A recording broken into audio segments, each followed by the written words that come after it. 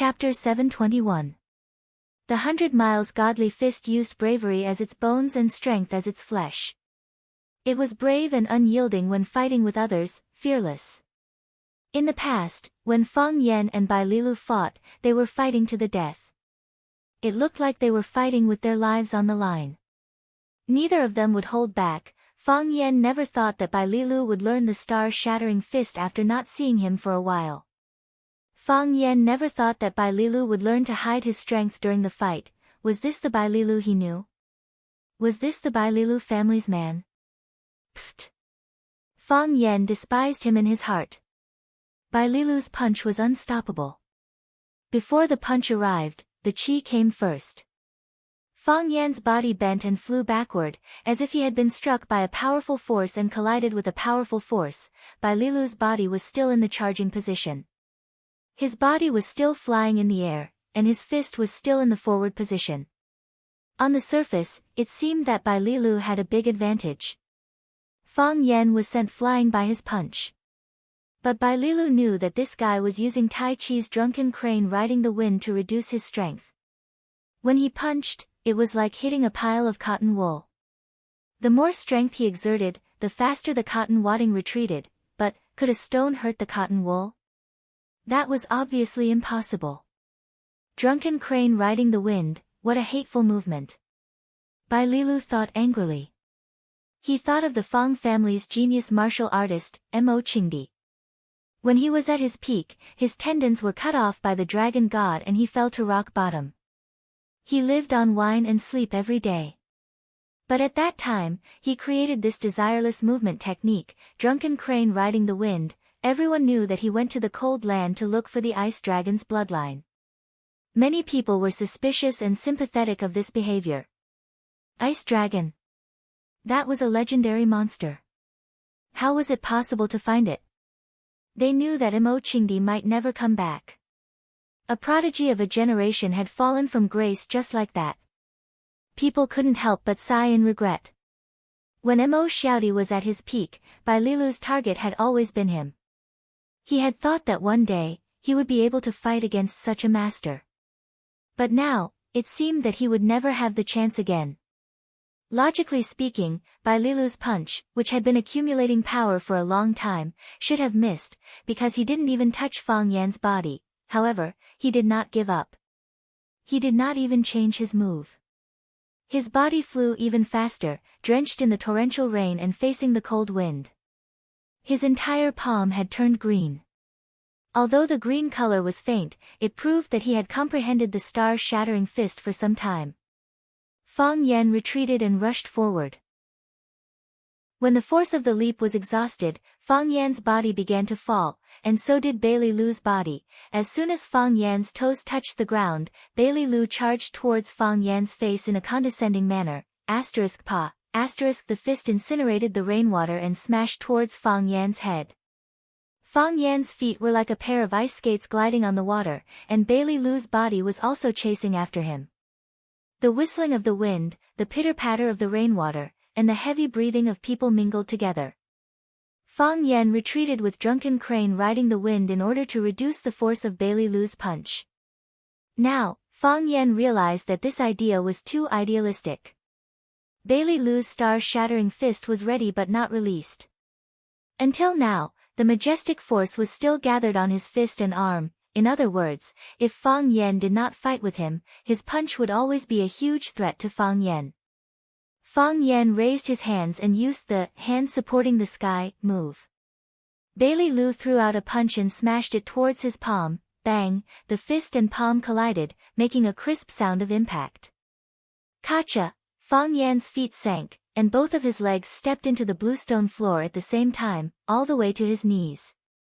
The cracks on the stone floor were still extending outwards, and the sound of stones cracking could be heard in the surroundings. Kacha! Kacha! Bai Lilu punched, but he did not stop there. With the help of the rebound force, his body leaped into the air, and then he landed again. Once again, he clenched his fist and punched towards Fang Yan's head. Fang Yan raised his hand again to block. Bang! The fist and palm collided again. Kacha! Fang Yan's legs continued to sink.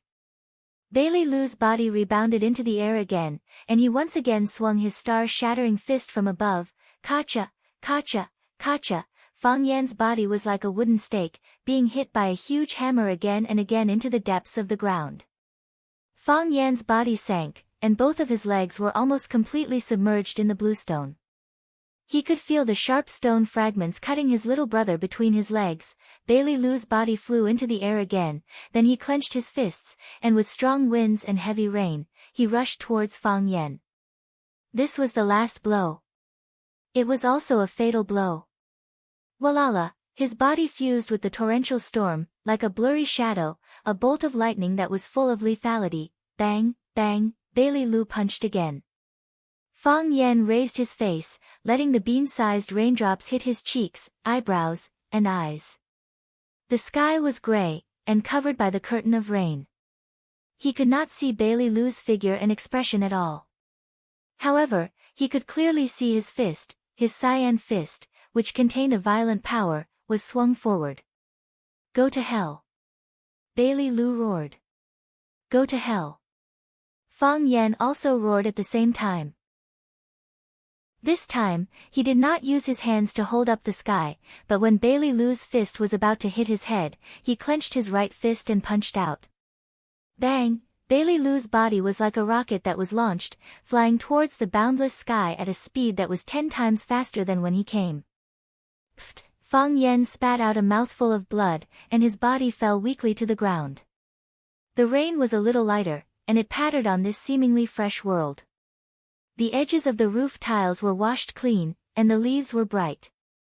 The dozen or so large vats in the courtyard had already been filled with rainwater.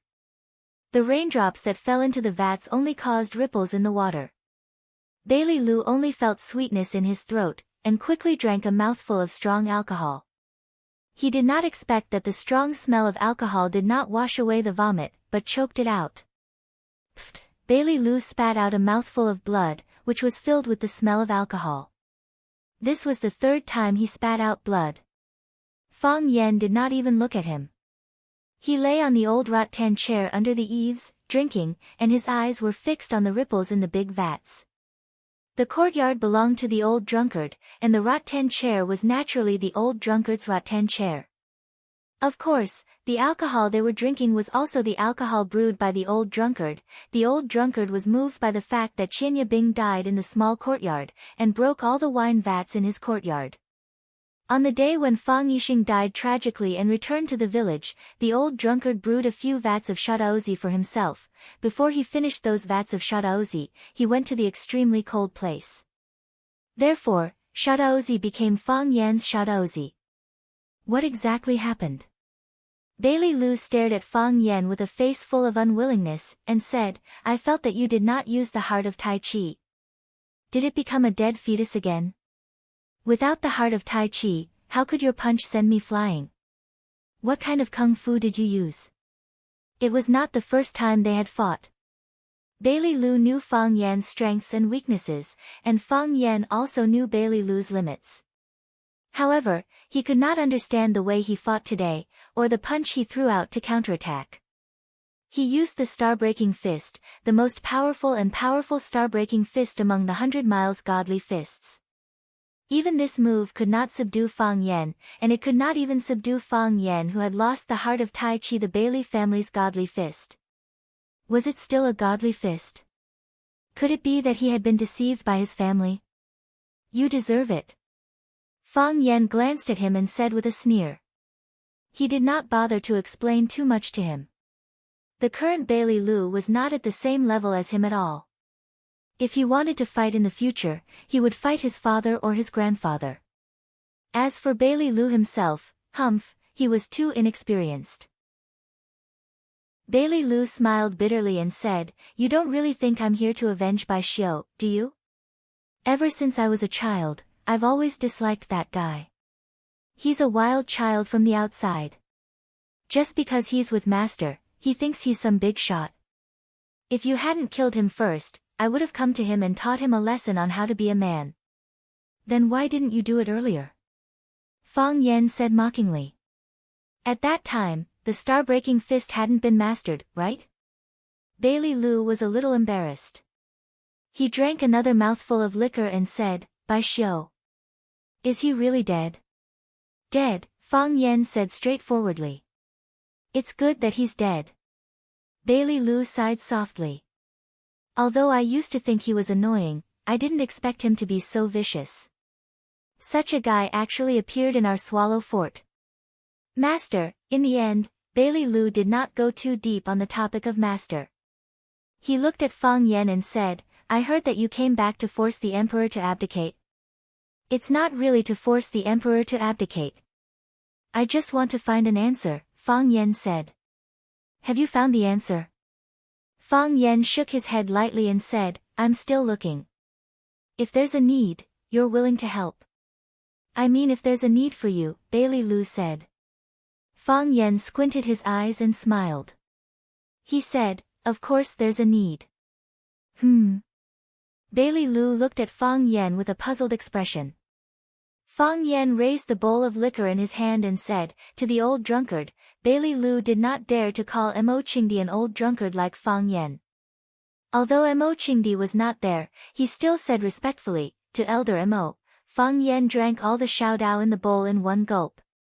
Gasping for breath, he said, "Why did you come back this time?" "To marry Yi Rou," Bailey Lu said. Chapter 722. "And then?" Fang Yan asked.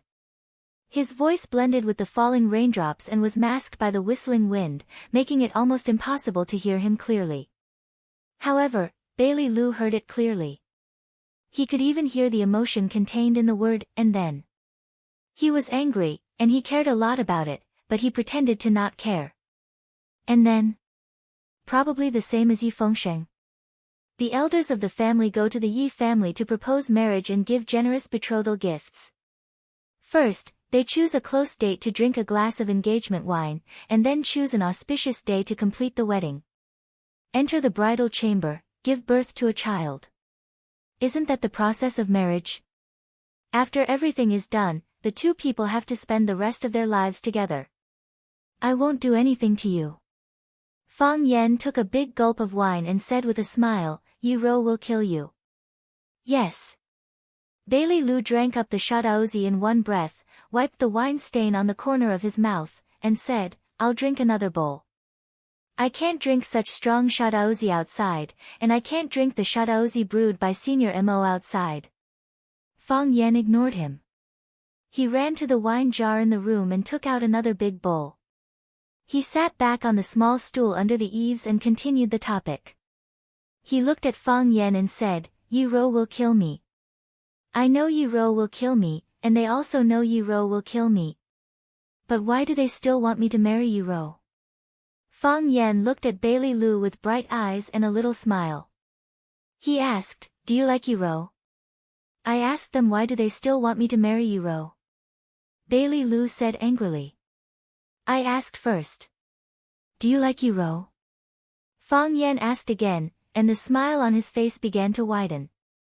Bailey Lu thought for a moment and said, "If you have to find a marriage partner, there is nothing wrong with Yi Rou." "Well, I admit that I like Yi Rou. You also know that among our group of friends, there aren't many who don't like her. At that time, we were a group of men hunting birds in the mountains and fishing in the water, but Yi Rou never played with us. Although we said she was unsociable and didn't like to play with such a girl, we actually hoped that she could be with us. If she inadvertently glanced at us, everyone's heart would pound violently, and their voices would become much louder, just like a group of little roosters that had been injected with hormones." Bai Lilu picked up the wine bowl and took a sip. He felt the strong aroma of the wine, but his eyes were fixed on the water droplets that continuously dripped from the eaves into the pool. The water droplets were like a thick transparent thread, creating small ripples in the small pool. If the water droplets were alive, would they merge with each other or be swallowed by the pool? Were their hearts filled with joy? At that time, we were all very envious and jealous of you. We wanted to play with Yi Rou, but we didn't know what reason to get close to her. You are different. Because of the competition every year, you two were born to be enemies. When a group of us stands together, when she looks over, her gaze will most likely be on you, although her gaze might not be kind. You can also go up and provoke her or even insult her, and then wait for her to retaliate. In fact, we are all envious of you. Fang Yan nodded, looked at Bai Lilu, and said, so, you like Yi Rou, so you won't object to this marriage. Even if you object, you won't object so fiercely. Yi Rou has extraordinary skills, and she may become the youngest elite in the Tao of Heaven in Swallow Fort. The Yi family is now like the sun in the sky. If you two get married, the Bailey family will also benefit a lot. Not only the Bailey family, as long as the Yi family spreads the news that Yi Rou is looking for a man, the other families in Swallow Dock will probably rush to marry her. As you said, if you want to find a woman to marry, who doesn't want to marry Yi Rou? After a pause, Fang Yan said, of course, it won't be easy for you to take advantage of this. The Yi family will never let Yi Rou go. So, did they ask you to be their son-in-law? Bailey Lu grinned and said, we can do this, but you can't. I have an elder brother and a younger brother. I have 4 or 5 cousins, and more than a dozen brothers and sisters. Even if I, Bailey Lu, sacrifice for my family or for my beauty, it's not a big deal. For example, Li Xiaotian has an elder brother, Li Xiaolong. Li Xiaolong is so powerful that he can support the Li family. It's not a bad thing for Li Xiaotian to marry into the Yi family and be the peace ambassador between the two families. You don't consider my and Yi Rou's opinions. This business is really good. Fang Yan sighed and said. What business? You put it so bluntly. This is true love. Although Yi Rou doesn't necessarily love us, we love Yi Rou. Then, let's go back to my first question, Fang Yan said with a smile. Aren't you afraid that Yi Rou will kill you? What about you? Bailey Lu looked at Fang Yan with a bowl of wine in his hand and said, like you said, you won't do anything. Yi Rou is responsible for killing people, and I'm responsible for digging holes. I can't bear to let Yi Rou bear such a heavy workload alone. Look, I know it's like this. If I only consider Yi Rou's opinion, I think I can give it a try. He thought, I'm not worse than you, Fang Yan. If I make love to you, Yi Rou may fall in love with me in the future. But if I only consider your opinion, we're brothers. I've helped you. My family forced me to do this.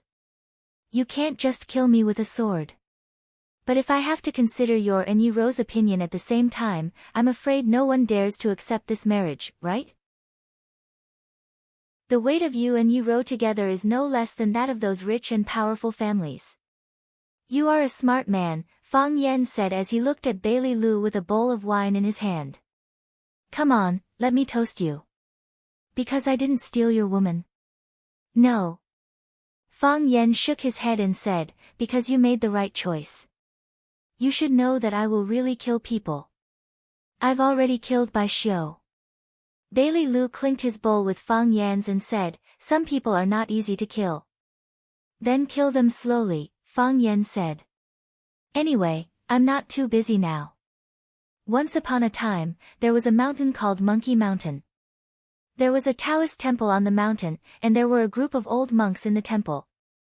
The Taoist temple was located on the mountainside of Monkey Mountain, built against the cliff. Half of the Taoist temple was suspended in the air. From a distance, it looked like it was flying in the clouds. Because of the rain, the mountain was blurred and the fog was rolling. The entire Taoist temple was shrouded by the rain and the fog. The Taoist priests in the temple were doing their evening classes in the One Mind Temple. There were also a few old Taoist priests in the kitchen, preparing dinner for the Taoist temple. Such a tranquil and comfortable scene, every day passed in this manner. In the past few decades, it was rarely broken by anything. However, today was not an ordinary day. On the cliff of the Taoist temple, a black figure was climbing along the cliff. His posture was calm and his speed was fast. He looked as if he was walking on flat ground. From the bottom to the top, he was like an agile old monkey or a soaring eagle. His body was almost flying toward the outer wall of the Taoist temple. The tips of his feet lightly touched the protruding but precipitous rocks, and then he stepped on a large rock even higher up. When his body reached the top of the void suspension temple, his body paused for a moment. He lowered his voice and looked around. Then his body jumped down like a bat and quietly entered the window of the void suspension temple. There was no one in the room, nor was there any sound. He could not even hear a person's breathing or pulse. This was something he had already inquired about when he came in. He did not stop and continued to climb until he reached the door of a locked room on the top floor. He pressed his palm on the golden lock, and his inner strength burst forth. With a slight ding, the copper lock automatically bounced open. He held the lock in his hand, pushed open the door, and entered. The room was dark, but it was not a problem for the black-clothed man. He didn't even need a flashlight to walk around the house freely. For martial artists of their level, night vision was not a very impressive skill. There were rows of bookshelves in front of him, and there were all kinds of books and ancient books on them. The room was filled with a strong scholarly atmosphere, but there was no smell of decay. Instead, there was a faint fragrance. The black-clothed man reached out and quickly searched through the books, looking for a place where the treasure could be hidden. In a very inconspicuous small house in the Taoist temple, a young Taoist was sitting on a chair, drowsily sleeping. Perhaps he was startled by the thunder outside, but he suddenly opened his eyes and wiped the saliva from the corner of his mouth. Looking at the surveillance image on the TV screen in front of him and the figure busy in the dark room, the young Taoist became excited and ran towards the one-hearted sect view next door. Lowering his voice, he shouted, "Master, Master! Grand Master, someone's here to steal the Tai Chi painting again! Someone's here to steal the Tai Chi painting again!" Chapter 723. The sky was dark and misty, and the rain was hazy. The old parasol tree in the courtyard was washed clean by the rain, and the large leaves of the parasol tree showed the green color of their youth, like green jadeite leaves that had just bloomed. There was an open vat under the Chinese parasol tree. The water in the broken vat was already full, and the new water flowed out, flowing into the stream next to the courtyard. Tiny ripples appeared on the surface of the water because of the newly fallen raindrops. Occasionally, large ripples would appear, stirring up the water in the vat, as if there was an invisible monster hiding at the bottom of the vat. However, it didn't show its head, and there was no way to see its true appearance. Splash! A big red fish emerged from the water, opening its mouth and spitting out bubbles, catching the rootless water falling from the sky. It seemed as if something had bitten its tail, and then it suddenly dove into the bottom of the pond.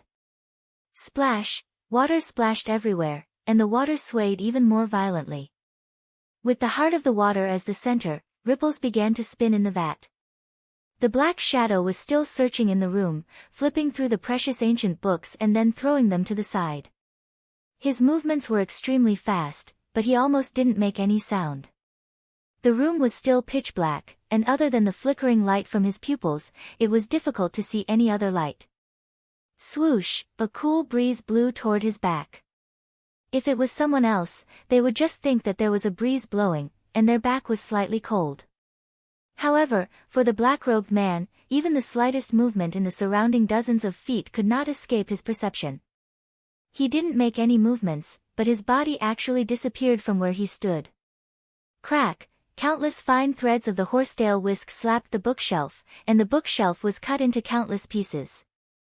That wasn't a natural wind, but a breeze caused by the attack of the horsetail whisk.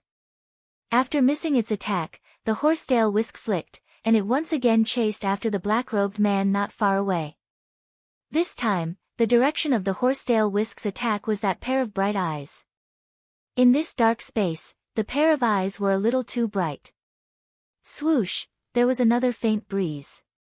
The person holding the horsetail whisk leaped up, and his Taoist robe opened, but there was no sound. His appearance, his attack, and his attack, all of them had not made a single sound. He didn't even speak. Even his breathing was so soft that it couldn't be heard.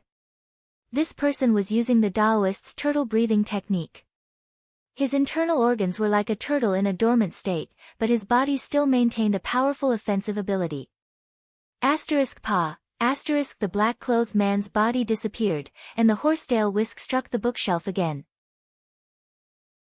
The bookshelf could not withstand such gravity, and with a crack, a wooden board fell off. Then, the entire bookshelf began to collapse, making a crashing sound. What was different was that this time, the direction in which the man in black disappeared was not to dodge or retreat. Instead, he took the initiative to greet the horsetail whisk. Evil creature, you're courting death. The middle-aged Taoist priest was infuriated by the black-clothed man's arrogant and conceited behavior. He bellowed and suddenly withdrew his horsetail whisk. Then, he swung it towards the black-clothed man's chest. This time, the horsetail whisks were no longer gathered together. Instead, they were scattered and flew towards the man in black like countless flying needles. The fine threads on the horsetail whisk actually broke free from the handle and became a dense mass of deadly hidden weapons that covered all the important acupuncture points on the man's chest and face. Ignorant child, don't scold me. The black-clothed man scolded, and at the same time, he swung his palm out. If there were bystanders, they would definitely be amused by this scene. The black-clothed man came to steal someone's treasure, but after being caught red-handed, he did not want to let others scold him. This was truly tyrannical. What was even funnier was that he called a middle-aged Taoist priest a ignorant child. Whose child would grow up so quickly? This humble Taoist is Fragrant Flower Pavilion's book reader, Qing Xian. Who are you? The Taoist sect had a saying, 3 secrets and 7 mysteries. The 3 secrets were the 3 top experts of the Ji generation, while the 7 mysteries were the heroes of the Xian generation. The 3 secrets and 7 mysteries each had their own strengths, and they were the backbone of the Taoist sect. 3 secrets and 7 mysteries. Let's see if you're fishing for fame. As the black-clothed man spoke, the wind from his large palm swept away the sword-like hard needles. Dong dong dong, the needles pierced into the wall or bookshelf, making dull sounds. Qing Xian was shocked. It was very common to use the strength of one's palm to deflect hidden weapons. However, what he swung out were countless hairs of the horsetail whisk, and he used the powerful technique of sweeping away an army of 1,000. Receiving 1 hidden weapon was not considered a skill, and receiving 3 to 5 hidden weapons was understandable. However, how much strength did one need to slap out thousands of hairs at the same time? Who was this person? How did he have such strength? While Qing Xian was shocked, he already held the horsetail whisk and moved towards the black-clothed man. After the black-clothed man swatted away the hairs, his momentum did not decrease. He ignored the sharp handle in Qing Xian's hand, and his palm landed on Qing Xian's chest. Puff! Qing Xian immediately spat out a mouthful of blood, and his body flew backwards. Clang! His body smashed heavily onto a row of bookshelves, causing them to topple over. This triggered a domino effect, and the bookshelves were also smashed down. Dust flew everywhere in the room, and books fell to the ground, making a hissing sound. Puff! After Qing Xian's body fell to the ground, he spat out another mouthful of blood. He held his chest and asked, "Who are you?" Actually, when he asked this question, the answer was already very clear. Because in the entire Huaxia, there were very few people who could send him flying with 1 palm, the black-clothed man did not answer Qing Xian's question. Instead, he walked towards Qing Xian step by step, and asked in a low voice, "Where is the Tai Chi painting?" The black-clothed man's theft had been discovered, and he had caused such a huge commotion. Not only did he not escape immediately, but he also continued to ask about the treasure. "You are also here for the Tai Chi painting. Who are you? Where is the Tai Chi painting?" The black-clothed man had already walked in front of Qing Xian, and he looked down at him. "Don't waste time. If I attack again, you will already be dead. You should have been killed by me just now. How can Qing Xian? How can I be threatened by evil people?" Qing Xian held his chest and laughed coldly. He wanted to stand up, but his internal organs were seriously injured, and he could not move. "It's just death. I am a monk. Why would I care about this?" "Then you can go and die," the black-clothed man said expressionlessly. As he spoke, he lifted his foot and was about to step down. Immeasurable heavenly venerate. An old voice came through the window. The voice was loud and clear, like thunder. It was so loud that it made one's eardrums buzz. Mr. Black Dragon, you have the time to come to Immeasurable Temple as a guest. Why are you doing such a secretive thing? Why are you fighting with a junior? The black-clothed man glanced at Qing Xian and knew that he could not step down anymore. The leader of the group had stood up, but he still attacked an injured junior. It was really embarrassing. Old Taoist Tai Chong, you are not dead yet, the black-clothed man shouted outside. The moment he spoke, the buzzing in his ears immediately disappeared. Using sound to attack the enemy and using sound to subdue the enemy was the principle of imbuing strength into one's voice. For experts of their level, there was nothing in the world that could not injure or subdue the enemy. Who cares about life and death? The old voice said with a smile. Since Mr. Black Dragon is here, would you like to come out and meet me? Why not? The black-clothed man said aloud. He slapped the tightly locked window of the house with his palm. The window made of rosewood shattered into sawdust and scattered in all directions. The black-clothed man's feet did not move. He did not need any leverage, but he had already flown out of the window.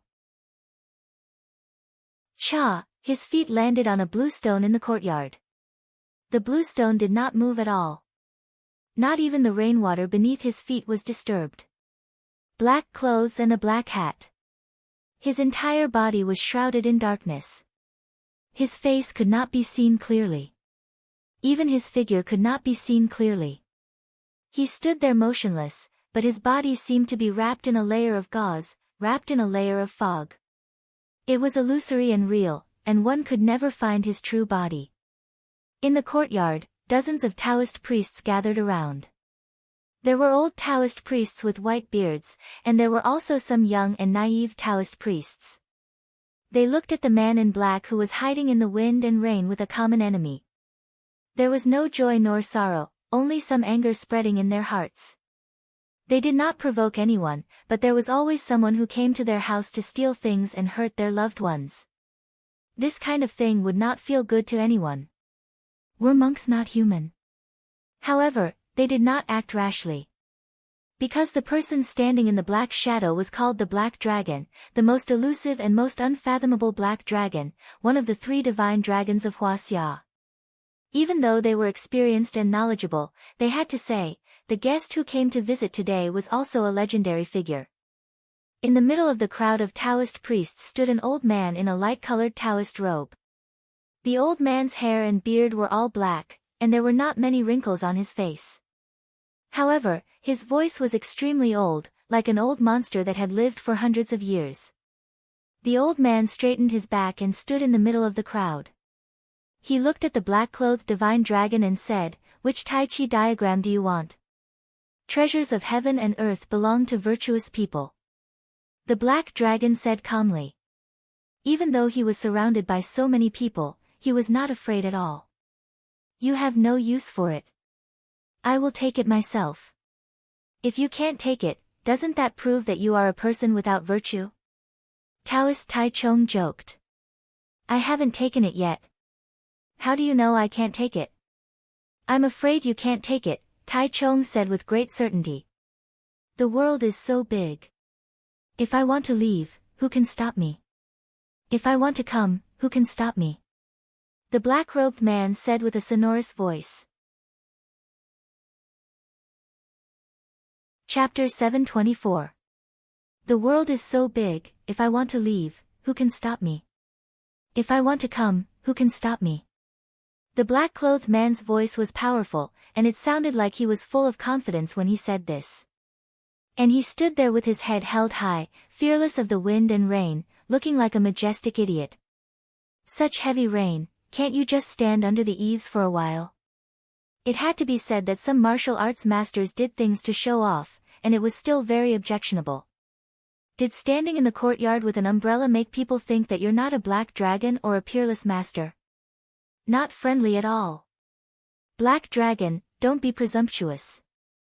My immeasurable temple is the orthodox Taoism. How dare you come here and behave atrociously? Are you trying to bully my immeasurable temple? Let me meet him. Immeasurable Temple had always been known as the orthodox Taoism, the foundation of Taoism, and the place where many strong masters came from. Sect Master Tai Chung, Junior Brother Tai Su, and Tai Ying, the three great celestial masters had already entered the heavenly Tao realm, and their martial arts had reached perfection. Because these people were old and had high status, they were dedicated to Taoism, and almost did not get involved in worldly affairs. Therefore, the outside world was familiar with the 3 secrets and 7 mysteries. Fang Yan's Taoist master Tian Jizi was one of the 3 secrets, and he was likely to take over the Taoism palm seal.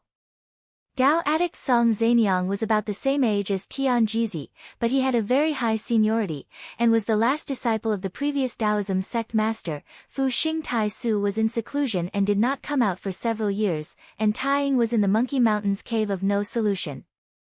Only Tai Chung could suppress the black dragon. Tai Chung did not say anything, but the descendants of Taoism around him had already started to retaliate.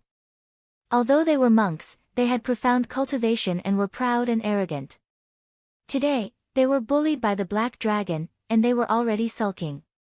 Now that they heard the black dragon's arrogant words, they naturally wanted to rush up and fight him for 300 rounds.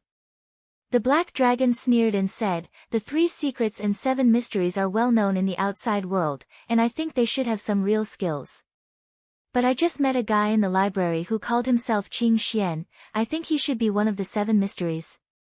In the end, he was slapped by me in 1 round. Although he has some backbone, what's the use? Didn't he still fall to the ground with a slap? Black Dragon, how dare you bully junior apprentice brother Qing Xian? I'm Yu Xian, I'll fight you.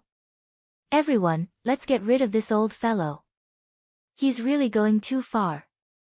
Mr. Black Dragon is a guest from afar. Everyone, don't be rude. Taoist Taichung said. The old Taoist priest Taichung's prestige was extremely high. As soon as he opened his mouth to speak, there was not the slightest bit of noise in the courtyard. Taoist Taichung looked at the black dragon and said, "If you are a friendly guest, we will naturally welcome you with tea, but if you are a malicious guest who wants to steal our treasures, our immeasurable monastery can only sweep you out. Does Mr. Black Dragon want to leave on your own, or do you want us to drive you away?" It had to be said that the black dragon did have the ability to act tough. If an ordinary person were to stand in the rain, they would have long been drenched. How could a drowned rat have any prestige to speak of? The black dragon was different. He had been standing in the rain for a long time, and the rain today was indeed very heavy. The rain was boundless, but not a single drop fell on Black Dragon's clothes. Even now, his body remained dry and clean. He did not move at all, but the black robe on his body fluttered, and a rain of arrows flew out in all directions of the courtyard. Whoosh whoosh whoosh. Countless raindrops turned into countless rain arrows, and countless rain arrows flew towards the surrounding Taoist priests. The young Taoist priests retreated nervously. The middle-aged Taoist priest and the old Taoist priest came forward and waved their sleeves. With a flick of their horsetail whisks, they sent the rain arrows flying. "This is to teach you a lesson for not being polite," the black dragon said in a gloomy voice. The black dragon did not intend to use this move to injure anyone. He only wanted to create some chaos in the crowd. Taichung and a few older Taoist priests stood there expressionlessly. When the rain arrows flew in front of them, they automatically bounced off, as though they had encountered an invisible wall.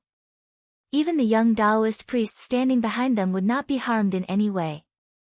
After the black dragon was done teaching the young one a lesson, his gaze shifted to the old one. He looked at the old Taoist priest Taichung and said, "Taichung, I'm here for the Taiji painting. Give me the Taiji painting and I will naturally leave. The Taiji painting already has a successor. It will be sent out on a chosen day." "Naturally, I can't give it to you," said the old Taoist priest Taichung indifferently. "Who can obtain this Taiji painting?" asked the black dragon in surprise. "Naturally, it's a fated person." "A fated person?" The black dragon sneered. You monks and Taoist priests just like to play tricks. What do you mean by fated people? Those who have a close relationship with you are fated people. It's fine if those vulgar people in the outside world like to play tricks behind the scenes, but even you monks and Taoist priests like to play such tricks. Don't you have any shame? You keep saying that you believe in gods, but if there really is a god, the first thing they will punish would be believers like you who are duplicitous and use their name to cheat. Heavenly Lord of the Immeasurable, Taichung chanted and said, it looks like this old Taoist will have to do something today. To be able to fight with old Taoist Taichung, it's not a wasted trip. As the black dragon spoke, his body vanished into thin air. When he appeared again, he had already leaped in front of the old Taoist priest Taichung, appearing and disappearing like a ghost. It was not the black dragon's usual movements, but the ultimate technique that the black dragon was currently using. This ultimate technique was called appearing and disappearing like a ghost. Apart from a very small number of experts in the world, very few people could track his movements. Just like his nickname, Black Dragon, he was hidden in the darkness, and all one could see was nothingness. The black dragon was currently in a state of nothingness, and his body had turned into a blurry figure. It was just like the name of a very popular television series a few years ago, like fog, rain, and wind. He struck out with his palm, and the palm that he struck out also turned illusory. It was not a shadow, but a palm formation formed by countless palm shadows. With just a light palm strike, the black dragon locked onto the old Taoist priest Taichung's chi activity. Like an invisible electric net, it trapped his hands, his feet, and every part of his body that could attack. When experts exchanged blows, the first thing they competed on was chi activity. The black dragon's chi activity was powerful, and he had struck first. It looked like he had already gained the upper hand. Just as the illusory palm prints were about to strike the old Taoist priest Taichung's chest, the old Taoist priest's body disappeared. No, he did not disappear. He just suddenly disappeared right under people's noses, and then reappeared even more suddenly. It was as if he had used the invisibility technique once, and then instantly lost its effect. Then, Black Dragon's charging body was sent flying backwards. Whoosh! His black robe fluttered in the wind. Crack! The Black Dragon's feet stood on the large vat in the courtyard, and he broke a small corner of the vat. Then, he looked in Taichung's direction in surprise. Final radiance of the setting sun, rebirth after death. The Black Dragon chuckled. Interesting. In the large vat behind him, two big fish, one black and one white, poked their heads out. The wedding date for Yi Fengsheng and Bailey Qingzhu had been roughly set. Because they already had a child in their wombs, many things had to be simplified and done quickly. They had to get married within a month. After all, they could not let the girl's belly grow big, or the news spread before they got married.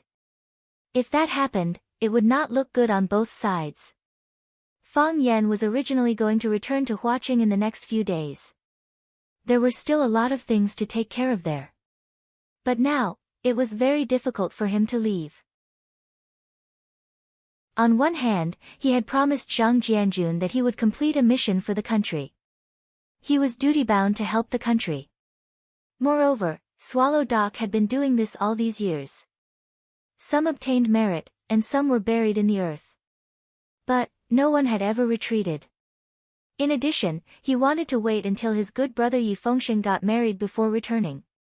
Yi Fengsheng was the first to get married among his group of brothers, and he might be the first to become a father. Of course, he could not rule out the possibility that some of these fellows had illegitimate children that could already be used as soy sauce. Yi Fengsheng spread the news that Zhu Zaidan, who was far away in the North Sea, was also said to be coming back.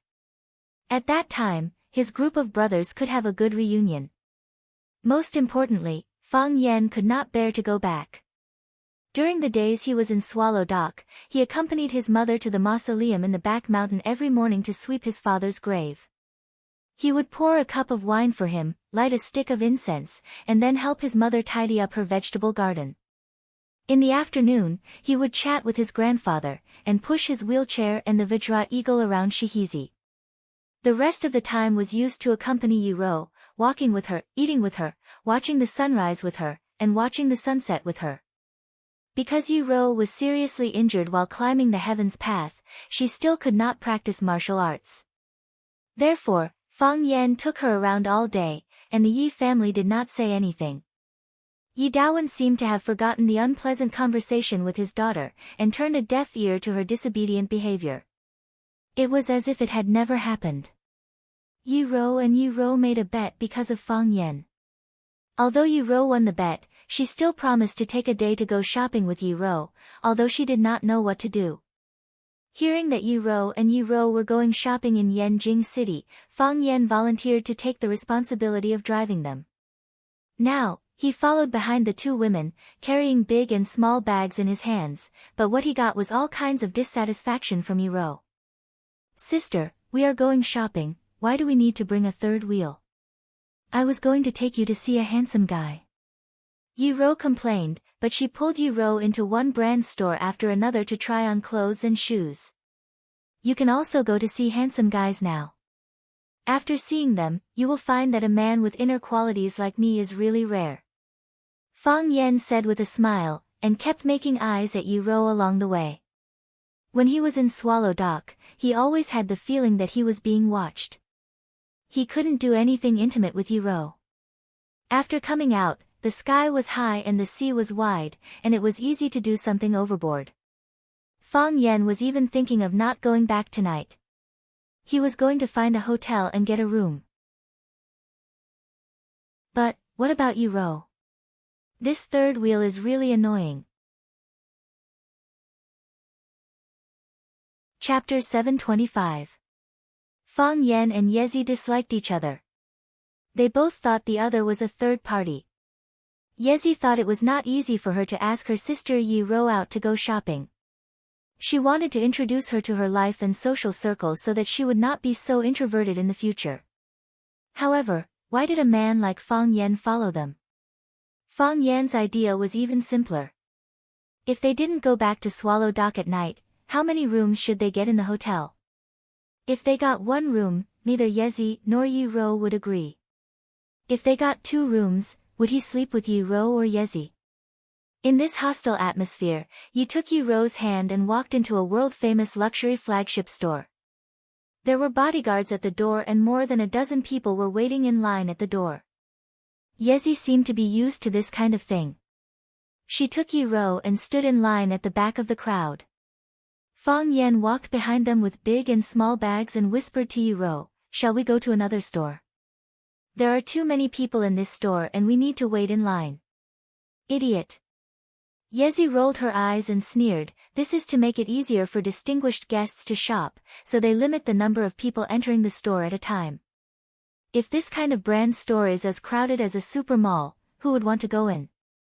This is hunger marketing." Fang Yan said with a smile, "You should have learned this knowledge in college, right?" They let a group of people stand in line at the door to tell others to come quickly.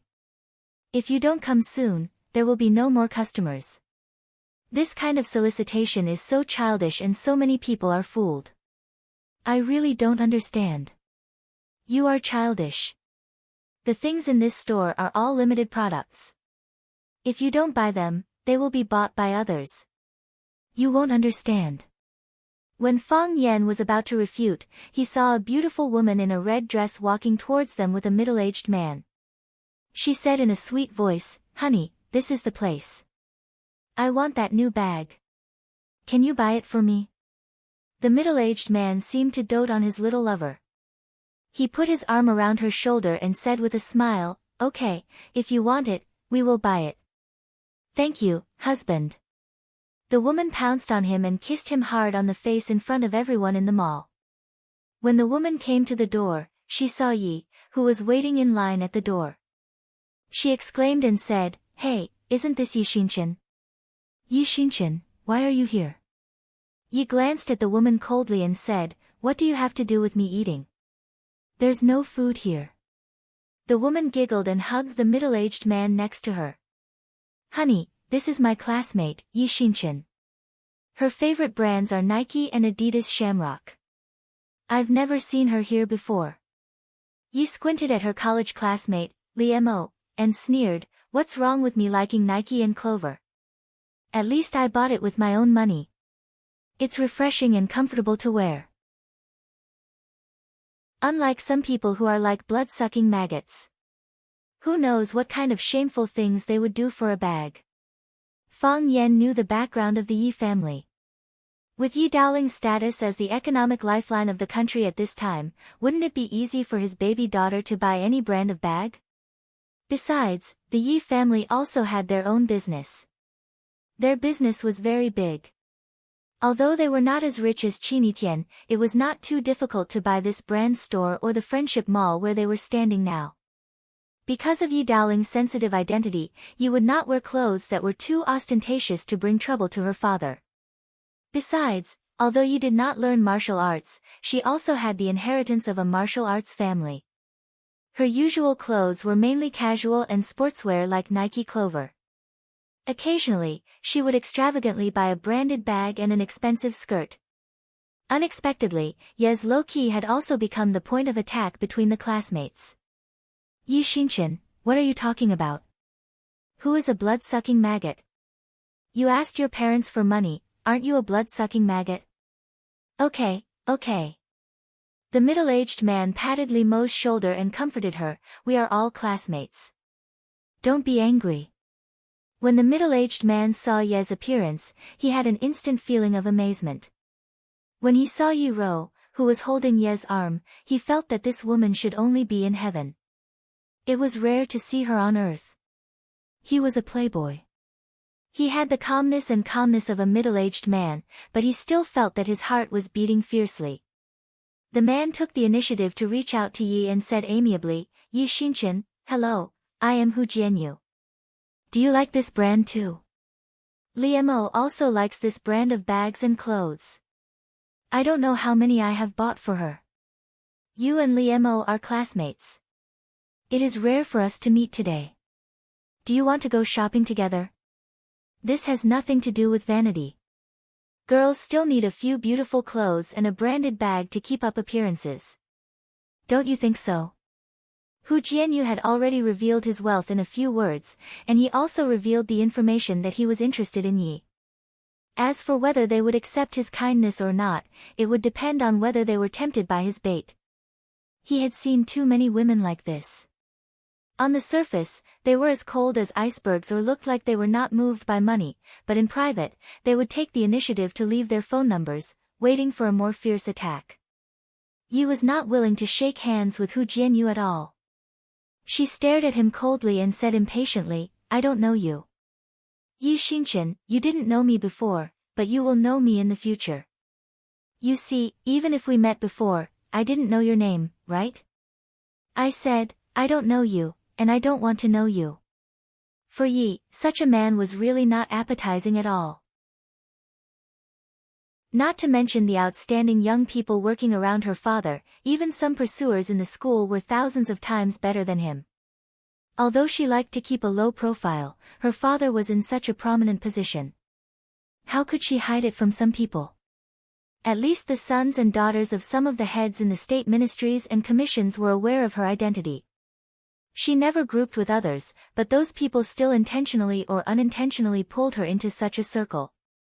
"If you can, don't disturb my sister and me anymore. Okay?" Hu Jianyu's face became gloomy, and he said sarcastically, "Little girl, you have quite a character. I hope you can always have such a character." Li Mo originally wanted to show off that she had a rich godfather, but she felt a sense of crisis from Hu Jianyu's attitude towards Yi Xinchen. Only then did she realize what a stupid thing she had done. She hugged Hu Jianyu's shoulder tighter, smiled sweetly, and said, "Honey, my classmate is not very good at talking. Don't lower yourself to her level. Let's go. Don't let these small people affect our mood. Let's go in and see the bags. Let them continue to line up." Li Mo showed her VIP card, and the bodyguard at the door immediately pulled the rope and let her go. This made some people who were still lining up at the door a little dissatisfied, but they soon calmed down. Such behavior was most acceptable to the rich. They didn't think it was a privilege, but they regretted that their wealth hadn't reached such a level. She's sick. Yezi cursed in a low voice. This woman usually has princess syndrome. She commands people and scolds them all day long. Seeing that I have a good relationship with my classmates, she dislikes me everywhere. Several times she said in front of everyone that I am simple. I just like simple. What's wrong with that? Who wants to dress like a lady like her? Fang Yan tried to hold back his laughter. He didn't expect that Yezi would also be bullied. Fang Yan was very satisfied to see such a good show while waiting in line. Anyway, the person they bullied wasn't Yi Ro. Of course, no one dared to bully Yi Ro. Yi Ro held her hand and said, "If you kill a fly, will you keep that fly in your heart?" Of course not, Yezi said proudly. I don't care about her. Anyway, I'm very angry. After all the people in front of them had gone in, it was Yezi's turn with Yi Ro and Fang Yan. Yezi had paid attention to the new models of this brand, so she went straight to the front counter. Li Mo was choosing bags. Seeing Yezi coming, she said to the salesgirl next to her, "Give me that red one, that yellow one, and that white one. If you don't have the black one, forget it. Give me all the new models in this series." "Okay, please wait a moment," the salesgirl said respectfully. In the face of their VIP card users, this kind of request must be met. Even if ordinary users had such requirements, they had to meet them. Yezi ran to the counter, pointed to a yellow bag, and said, "Give me that one." The salesgirl smiled apologetically and said, "Miss, please wait a moment. This yellow bag has been chosen by that lady. Then take out the other samples for me to see. Miss, you know that this is a limited edition. How about you look at other styles first? When this lady finishes choosing, I'll bring them to you." Limo giggled and said to the salesgirl, "You don't have to work for her. This bag is worth more than 100,000 yuan. How can she afford it? I just wanted to come and take a look to clear my name." Hu Jianyu looked at this scene with a smile on his face. He felt very happy in his heart. Chapter 726. Yezi glared at Li Mo angrily, but she didn't want to be entangled with her in such a crowded place. It would be the two of them who would lose face. She snorted, turned around and walked to other places. Yi Ro finally looked up at Li Mo.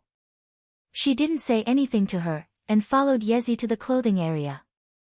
Yezi took Yi Ro's hand and said with a smile, "Sister, you shouldn't always wear the training clothes.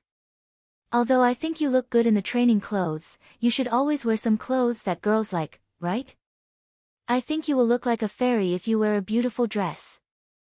I think the dresses in this shop are very suitable for you. You can choose whatever you like. I'll pay the bill today. I've been saving up my lucky money and annual dividends." Yi Ro looked at the dazzling clothes on the clothes rack, shook her head, and said, "I already have clothes to wear." "Oh, how long have you been wearing those clothes? I think you should throw them away. Also, those dresses of yours were made by the old tailor at home. It's not that she's bad, but when you think about how your clothes were designed by the same designer as your ancestors' clothes, just thinking about it gives you goosebumps, right? You're not an old woman."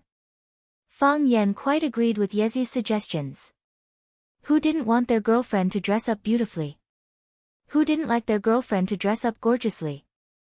Always wearing white or black training clothes looked simple and elegant, but it was necessary to change the style, right? And the police uniform, the stewardess uniform, the nurse uniform, and the female prisoner uniform. Life was short, and every kind of life should be experienced. Otherwise, she would have come to this world in vain. Fang Yan thought it was time for Yi Ro to make some changes. So, Fang Yan stood beside him and echoed, "I think Yezi is right. Your clothes are either black or white, and most of them are the same style of training clothes made by the old tailor in your family. How many clothes have you bought? You're still a young girl. How can you share the same designer with an old lady? It's rare for you to come out today. You should buy more clothes for yourself. Didn't Yezi say so? She paid for it. Yizi was furious. She stared at Fang Yan with her big round eyes and said, Fang Yan, do you have any shame? How could you say something like that? You also know that my sister's clothes are either black or white. You also know that she doesn't have many bright clothes. Since you knew, why didn't you think of buying her clothes? Are you a good boyfriend? No wonder eldest uncle and the others don't agree to the marriage between you and my sister. If it were me, I wouldn't agree either. I'm worried that my sister will have to suffer if she marries into the Fang family. I do want to buy one, but your sister has to give me a chance first, Fang Yan said with a wronged expression. A few days ago, I said that I wanted to bring her to Beijing for a walk, but she refused. If she doesn't come with me, how am I going to choose clothes for her? You can't buy these clothes in Swallow Dock. Yi sneered and said, that's because my sister knows you're up to no good. What you said is too much. What kind of person do you think I, Fang Yan, am?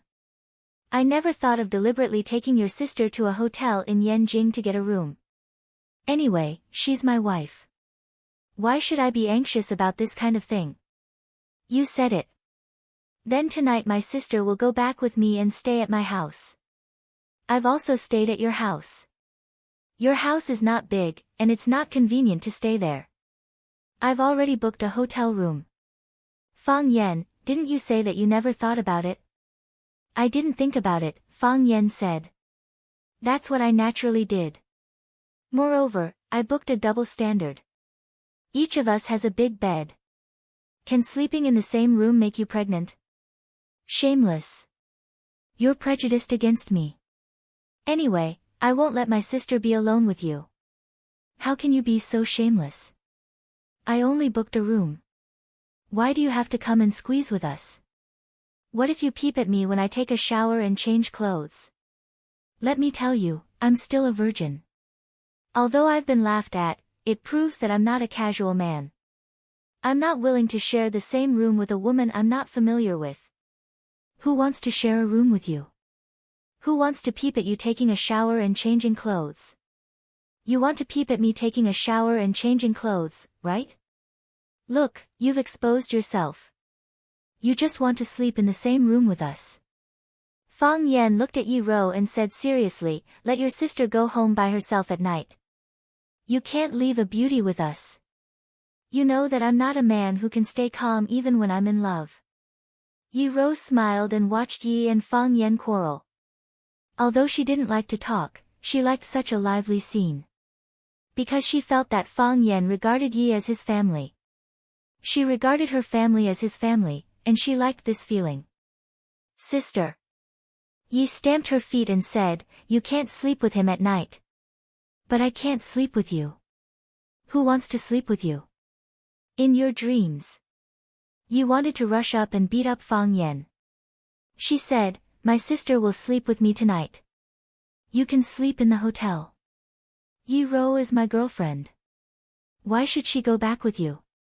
She's also my sister. Yi sneered. If she doesn't go back with me, I'll call my uncle. I'm not a troublemaker, but I can't stand this kind of thing. Fang Yan said to Yi Ro angrily, she dared to threaten you. If I were you, I wouldn't go back tonight. I'd like to see what they can do to you. Yi Ro smiled, put her arm around Ye's shoulder and said, I'll go back with you. Fang Yan felt that his head was going to explode. All his hopes were shattered.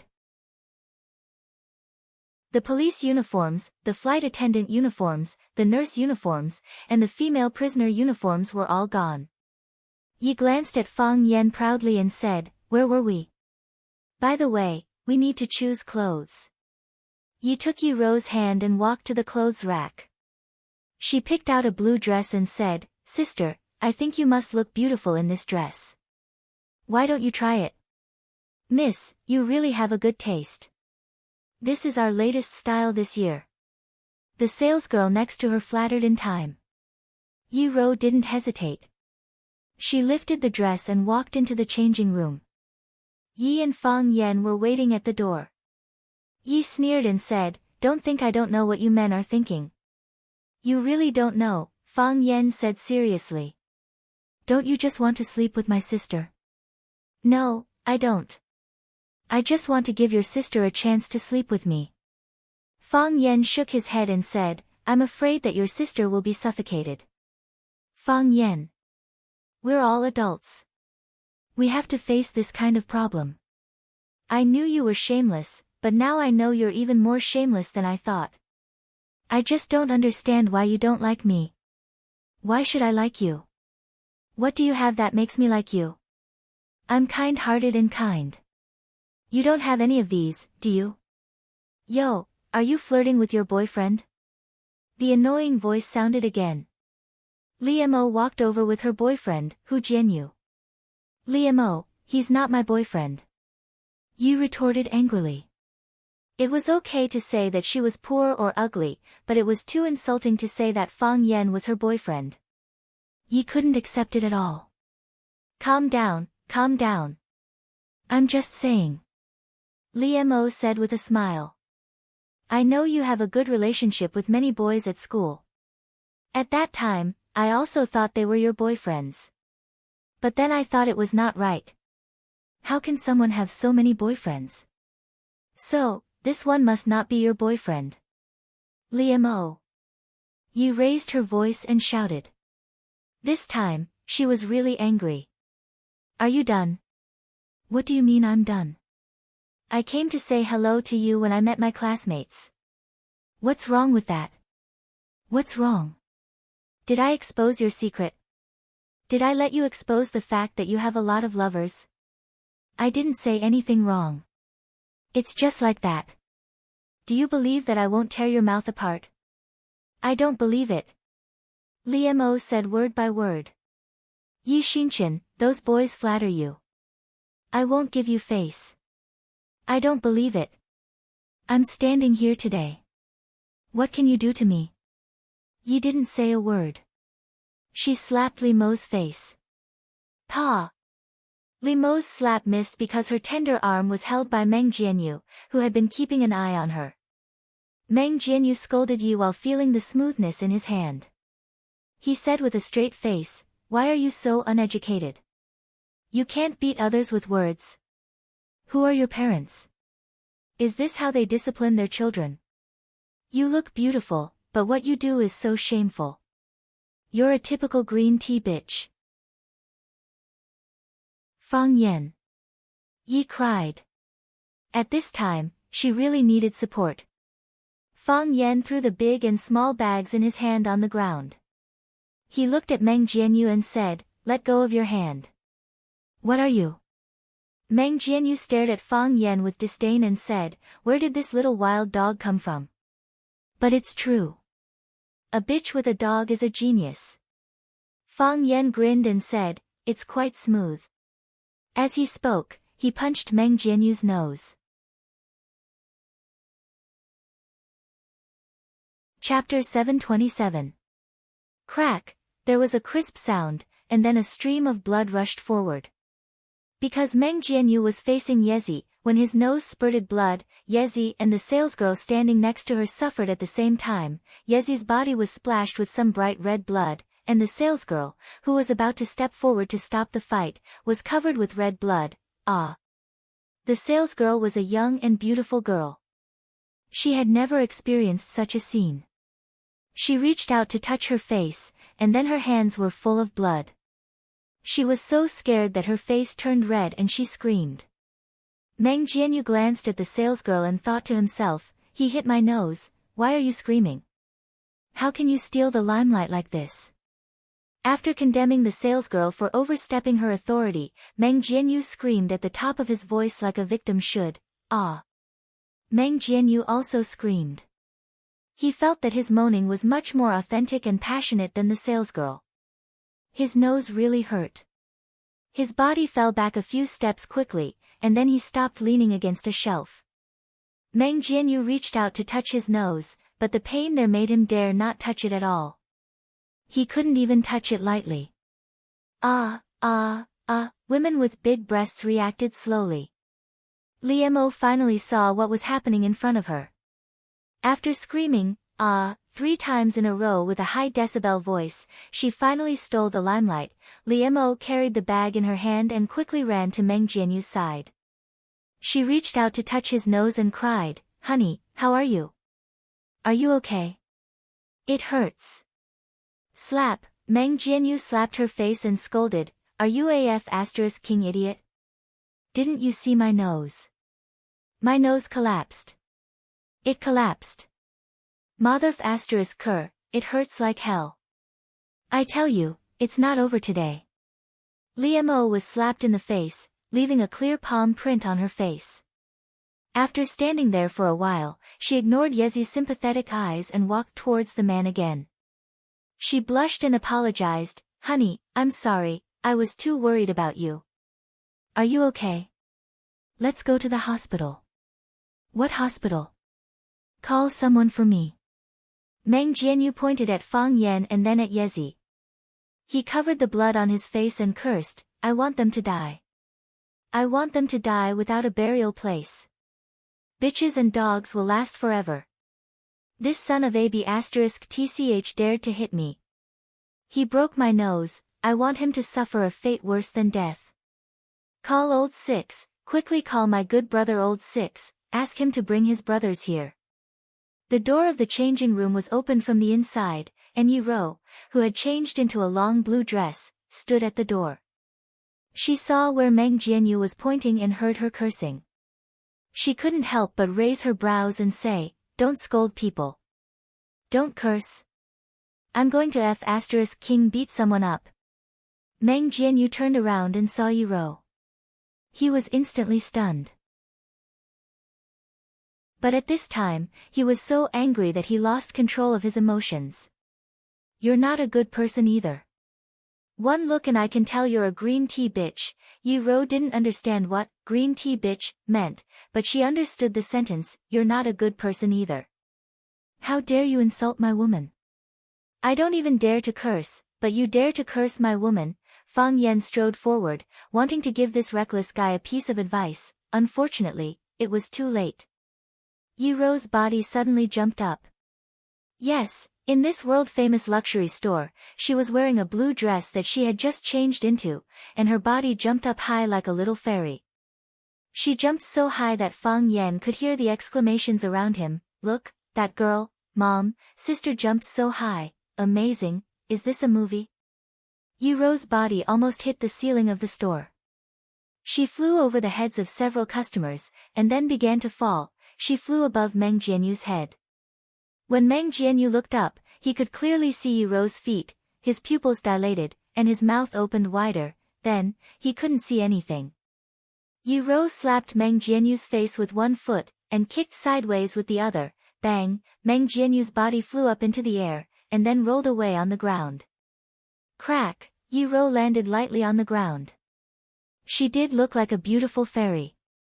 Liemo rushed over like a shrew, reaching out to tear Yi-ro's face, and cursed, "You slut, I'll tear your face off." Pa, without the slightest hesitation, Yi-ro sent out another kick. So, Liemo's body also rolled away. When Fang Yan rushed to Yi-ro's side, Meng Jianyu and Liemo were both flying. "What do you want to say?" Yi-ro stared at Fang Yan and asked. Looking at the blue dress on Yi-ro, Fang Yan said happily, "Ha ha ha, I told you. You look good in a blue dress, and you didn't hurt him, did you?" "He cursed you," Yi-ro said angrily. Meng Jianyu raised his head with difficulty, and shouted at the security guards who rushed over, "Call the police. Call the police. I want them dead, I want them to live a life worse than death. Call the police." When they walked out of the police station, it was already a little dark. Wan Qian sent away the police chief who personally saw him off, and looked at Fang Yan and Yezi. Yi-ro laughed and said, "I often see you fight, but this is the first time I see you in the police station, is it funny?" Yi-ro looked at Wan Qian and asked expressionlessly. Wan Qian was shocked, and quickly stopped laughing. He waved his hand and said, it's not funny at all." because of the relationship between Fang Yan and Yi Rou, the relationship between them and Yi Rou had improved. But Yi Rou was notorious, and if Yi Rou got angry, they would still be a little afraid. Seeing Wan Qian's fierce reaction, Yi Rou slightly raised the corner of her mouth and said, "It's quite funny." Ha ha ha ha. Wan Qian laughed while observing Yi Rou's expression. As long as the situation was slightly wrong, he would immediately change his style. He felt that his life was really too hard. He didn't know how Fang Yan could bear such a violent woman. Fang Yan and Yezi also laughed out loud. They didn't expect Yi Rou to have such an adorable behavior. Wan Qian also didn't want to live under Yi Rou's oppression. After laughing a few times, he looked at Yezi and said, "Boss asked me to pick you up. He asked you to go home for dinner tonight." "No need, no need." Fang Yan quickly waved his hand and said, "We're going to eat something outside." "I'm afraid not." Wan Qian insisted. "Boss said that we must have dinner at home tonight. He still has some things to deal with in the ministry, and he will go home after finishing them." Fang Yan hooked his arm around Wan Qian's neck and said in a low voice, "Brat, are you deliberately trying to ruin my plan?" "I have no choice." Wan Qian glanced at Yezi and said in a low voice, "Boss personally gave the order. I'm now begging for food under him, and I have to listen to him." Then, he raised his voice and put on an incorruptible look, "Make an exception." "How can I make an exception for this kind of thing? As his secretary, I can only unconditionally execute the order given by our big boss. Besides, why do you need to make an exception for this kind of thing? Our big boss is inviting you home for dinner. This is the glory that many people want. How can you not appreciate it? Then you help me think of a way. I don't want to see that old fox, Yi Daoling, and I don't want my girlfriend to see him. What can I think of? You also saw that the boss's daughter is watching from the side. If I don't convey his meaning, he will talk to his father when I go back. Won't I be in trouble?" He raised his voice and said loudly, "Besides, it's rare for our boss to have time to go home for dinner. If the invited guest doesn't go, isn't it not giving our boss face? I advise you to go back with me. If our boss is angry, the consequences will be very serious." Yezi glanced at the scene in front of him and muttered, "These two idiots." Then he said loudly to Wan Qian, "Wan Qian, go back and tell my dad that I have an appointment with my classmates for dinner tonight, so I won't go back for dinner. My sister will accompany me." "What about Fang Yan?" Wan Qian asked. "Fang Yan? We haven't seen Fang Yan before," Yezi said. Wan Qian secretly gave a thumbs up to Fang Yan and said loudly, "Okay, miss, I will go back and report to the big boss." Yezi took the blame for herself, and Wan Qian naturally had no opinion. The big boss loved Yezi's daughter the most, so he probably wouldn't be too angry. After Wan Qian said goodbye to Fang Yan and Yi Rou, she drove away happily. They were very happy that Fang Yan and Yi Rou could be together.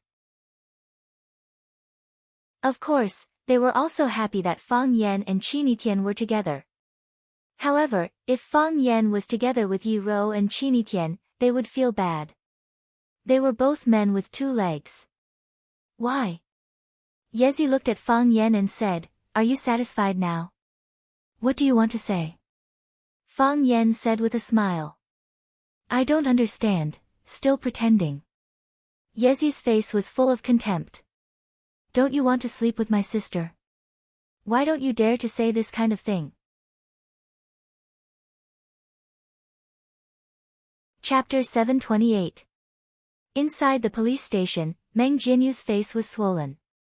He sat there looking like a volcano that was about to erupt. Li Mo's cheeks were red and swollen. She stood behind him, not daring to say a word. Today's matter, in the end, was caused by her. If it wasn't because she wanted to show off in front of her classmate, Yi Xinchen, that she had a rich husband, how could so many things happen later? She knew that Meng Jianyu had a belly full of anger that couldn't be vented, so it was best not to provoke him now. Li Mo really couldn't understand how things developed to this point. Wasn't it just a greeting between classmates?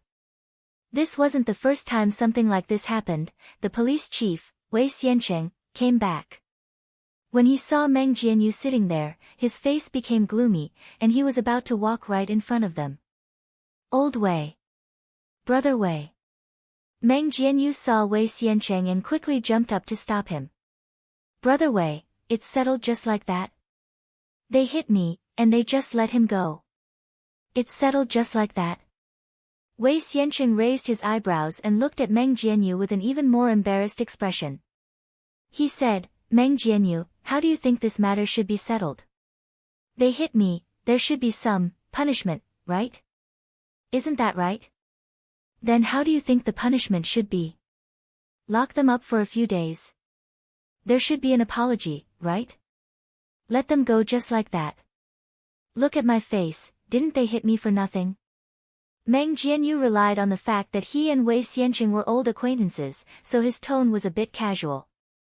Lock them up for a few days. Let them apologize to you. Wei Xiancheng's eyebrows jumped, and he said with a sneer, Meng Jianyu, you don't want to King live, don't drag me down with you. I know better than you what kind of person you are. How many cases have you left with me? How many times have I cleaned up your ass? But you can offend anyone, but you offended these big shots. Do you know that King kicked an iron plate today? Not to mention that I can't protect you, even myself. As long as they don't let this matter go, one word and I will be kicked out of my current position. Do you know who you have offended? Do you know how much trouble you've caused? That's impossible, Li Mo said with a look of surprise. Yi Xinchen, she's very ordinary. I've never heard of her family having any connections, and it's easy for her to get along with her classmates. Are you retarded? Who said that it's related to me to dress up like a hostess like you? Besides, do you think people of your level have the right to know about the relationship between their families? Brother Wei, who's your brother? Meng Jianyu, if you don't want to harm me, then don't call me brother. I can't take it. Chief Wei. Chief Wei. What kind of background does his family have? Can we finish him off? What kind of background? Wei Xiancheng sneered and said, you better not know. I'm just afraid that your small back won't be able to take it. They're still outside and haven't left. If I were you, I'd quickly run out and apologize to them, and try my best to smooth this matter over. When they take revenge, I'm afraid you won't even know how you died. Don't you just want to sleep with my sister? Why can't you say it out loud? Fang Yan's face changed and said, how can you think of me like that?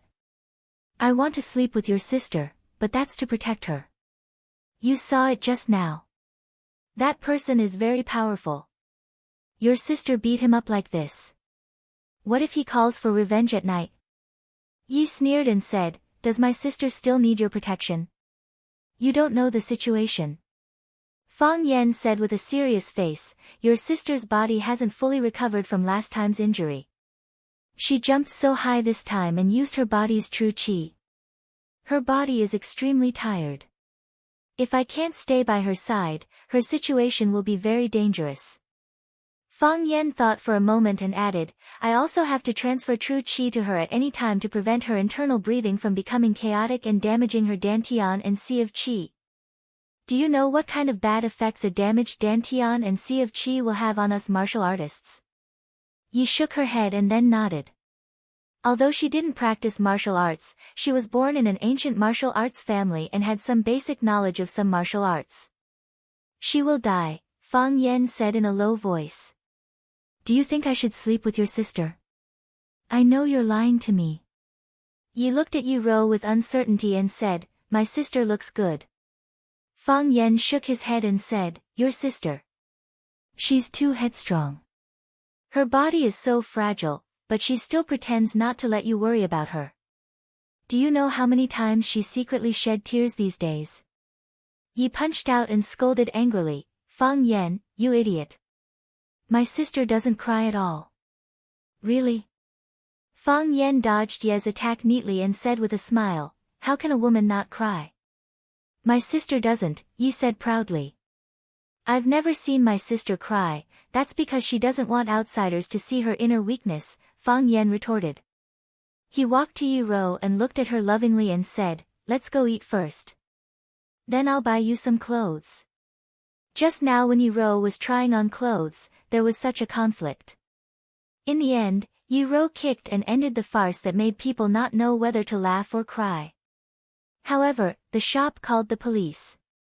Fang Yan, Yi Ro, and Yi Ro were taken to the police station for interrogation.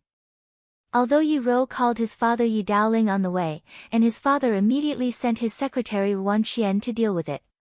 However, time was still delayed, and Yi Ro couldn't buy a suitable dress. Yi Ro nodded and said, okay. When the three were about to stop a car and leave, Meng Jianyu and Li Mo ran out of the police station. Meng Jianyu quickly ran to Fang Yan and shouted, Mr. Fang. Mr. Fang. Fang Yan looked coldly at the culprit who delayed their time and affected their mood and said, what? You want revenge now? If you want revenge, bring people here tonight. Bring more people. Yi Ro looked at Fang Yan as if she was looking at an idiot. She thought that this guy would really do anything to sleep with his cousin. No, Mr. Fang, you misunderstood. Meng Jianyu waved his hand and said, Mr. Fang, I didn't mean that. I didn't think about revenge. After Director Wei's education, I deeply realized my mistake. I'm here to apologize to you. I drank some wine today and did some stupid things. I'm regretting it now.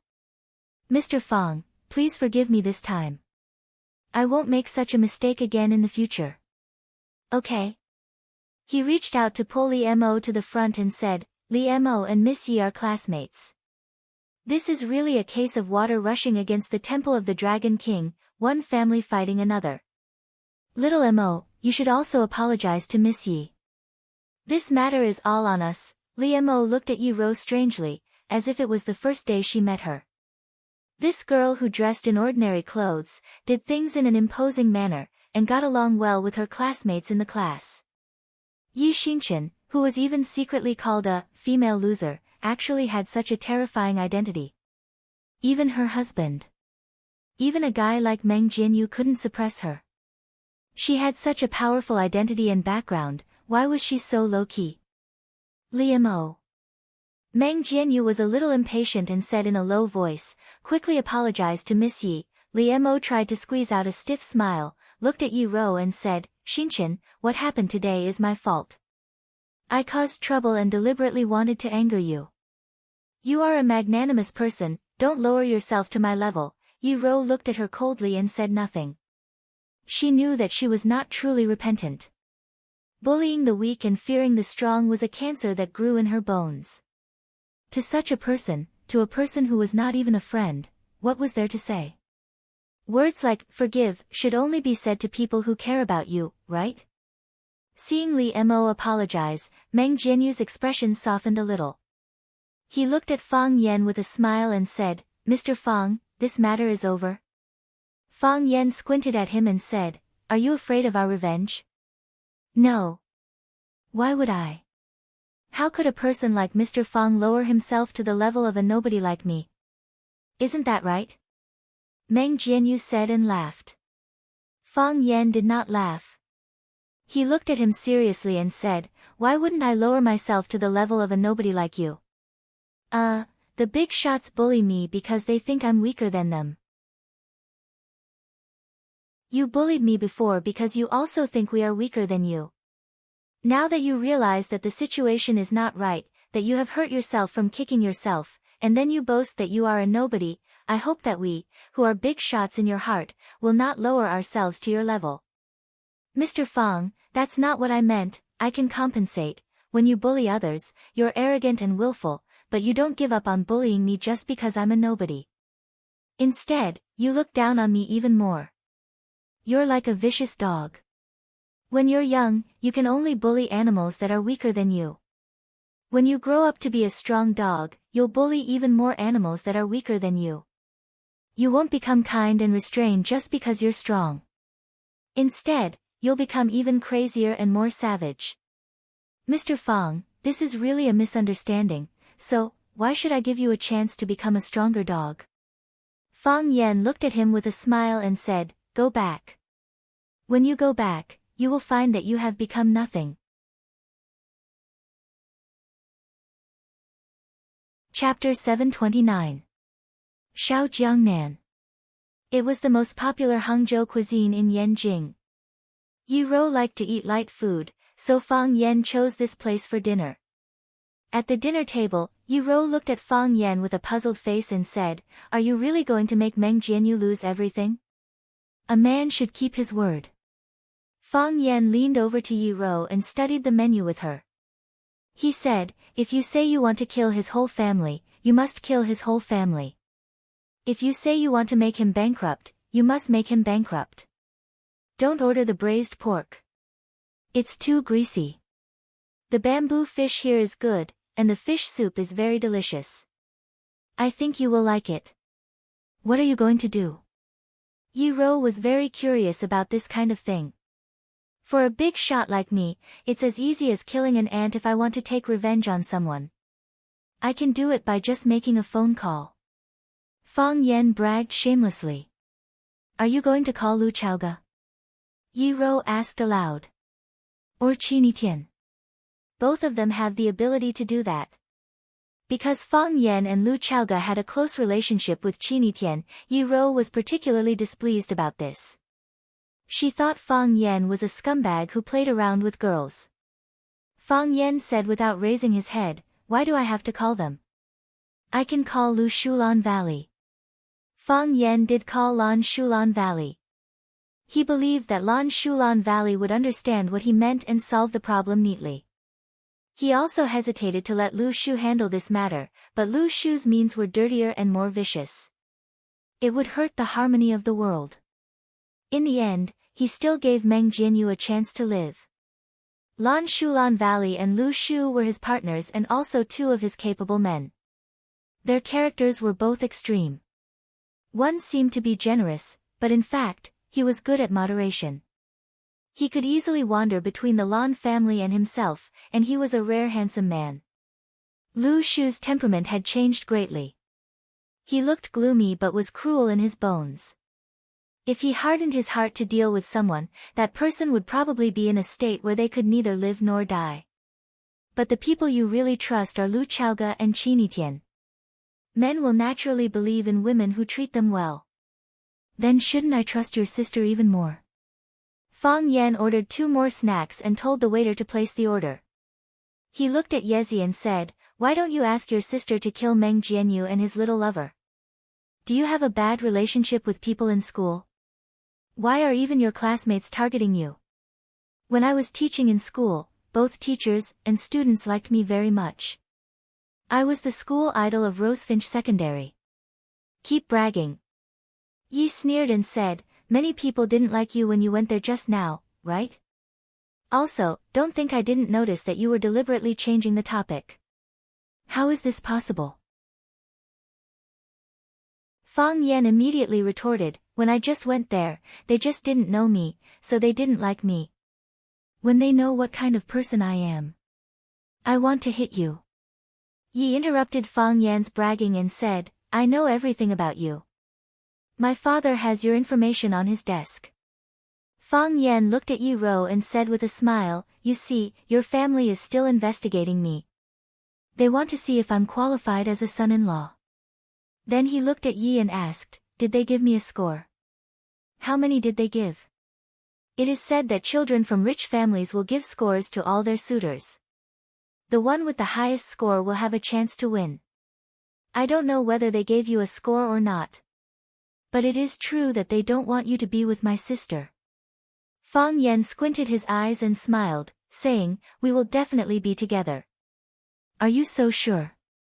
Yi Rou also turned to look at Fang Yan and stared at his eyes with her big shining eyes without blinking. She meant to ask, how can you be so sure? Because the mountains are no longer as sharp as the sky and earth. That's why I dare to say goodbye to you. They didn't drink in the evening. After dinner, Fang Yan took the 2 girls shopping for clothes. Because of the unpleasant things that happened in the afternoon, the three of them were too embarrassed to go to that brand store again. Instead, they went to another shopping mall, to another world-famous brand store. Yi-Ro didn't have many styles of clothes, and most of them were plain. Encouraged by Fang Yan and Yi-Ro chose several brightly colored clothes. It had to be said that Yi-Ro's temperament was out of this world. No matter what she wore, she had a different kind of beauty. Fang Yan was happy to see some changes made by his girlfriend. Fang Yan saw a sexy black pajamas in the underwear area.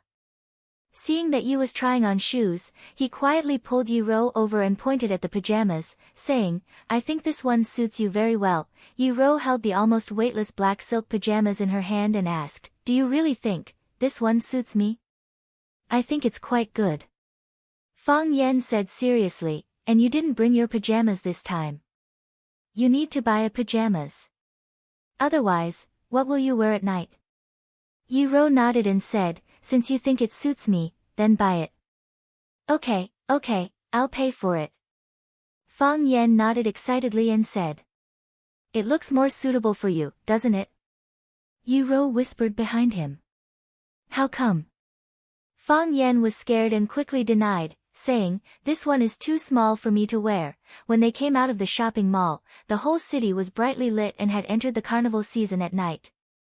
Yi-Ro held Yi-Ro's hand and refused to let go, saying that she would take her to meet her friends. Fang Yan held Yi-Ro's hand again and refused to let go, saying that he would go wherever Yi-Ro went. So, the three of them took a car together to a club called Elegant Gentlemen. Yi-Ro was obviously a regular here. When they arrived at the door, someone greeted them. The receptionist in a red Han costume seemed to be familiar with Yi-Ro. She said with a smile, "Miss Yi, Child Chen and others are waiting for you at the Butterfly Loves Flower House." Yi-Ro nodded and explained to Yi-Ro beside her, "Chen Feng is a guy from our academy. His father works in the Ministry of Finance." Yi-Ro nodded, as if she remembered Chen Feng's identity and didn't care about these things at all. This elegant gentleman's club was built in the classical Huaxia style. It was mainly made of wood and decorated with halls, terraces, pavilions, rockeries, and stones. The waiters inside all wore long robes with wide sleeves, looking like a relic of the Wei and Jin dynasties. The fragrance of tea permeated the air and the music was pleasant. It looked like a very elegant place indeed. Nowadays, people in the city were interested in novelty. Some places that were nostalgic or full of primitive and wild flavor were popular and sought after. For example, the beast hunting garden and here. The waitress did not take Fang Yan and others to the box first. Instead, she took them to a very secluded place to change clothes. Fang Yan looked at Yi-Ro with a puzzled face. Yi-Ro said, "Just listen to her arrangement." Fang Yan was taken to a separate locker room. The beautiful waitress said with a smile, "Sir, do you need to take a bath first?" "No need." Fang Yan stared at her vigilantly and said, "What do you mean?" "I tell you, don't have any bad ideas about me. I came with my girlfriend. The one in black just now is my girlfriend. She is good at fighting." "Sir, you misunderstood. This is a formal place." The waitress explained with a smile, "The reason I asked you to take a bath first is that you can better feel the smell of incense later." "Incense?" "Sir, aren't you here to eat?" "Eat?" Fang Yan thought about it and said, "Okay. I'll listen to your arrangement. I'll take a bath first." Fang Yan went into the bathroom to take a bath. When he came out, the waitress had prepared a white Han costume for him. Fang Yan felt a little strange in this dress, but he was not unfamiliar with this style. Because Swallow Dock was originally a special place with a strong traditional style. Fang Yan put on his clothes and the waitress helped him tie his belt. She said, "Sir, please come with me." Led by the waitress, they walked toward the small buildings in the backyard. At the door of a small building with a butterfly falling in love with flowers hanging on the door, the waitress knocked on the door, and there was laughter coming from inside. "It must be Yi-Ro." Yi-Ro said she would bring her sister over. Her sister is also a beautiful woman. Brothers, please give in. Creak. The wooden door was pushed open from the inside, and a man in a black Han costume stood at the door with a smile on his face. He opened his mouth to speak, but when he saw Fang Yan behind the waitress, the smile on his face instantly froze. He looked at Fang Yan and asked, "Who are you looking for?" Fang Yan looked at him with a smile and said, "Are you a friend of Yi Ro?" "Yes." "Who are you?" The man stared at Fang Yan more vigilantly. "I am Yi Ro's brother-in-law," Fang Yan said with a smile. "Her sister is my wife. They went to change clothes and haven't come back yet, right? Yi Ro asked me to come over first and get to know you." The man hesitated for a moment, moved aside and said, "Since you are Yi Ro's brother-in-law, please come in." "Thank you," Fang Yan said with a smile. He walked barefoot into the wooden house, where more than a dozen people were sitting on the ground. There were men and women among them, and they all looked very young. Tea was brewed on the tea table, and 2 sticks of incense were lit in a copper censer on the table. This kind of fragrance was elegant and fragrant, but not strong enough to make people dizzy. It smelled good spices. Outside, some invisible rich people liked to eat fragrance, and good spices were hard to find. There was even a saying that 1 ounce of agarwood was worth 100 ounces of gold.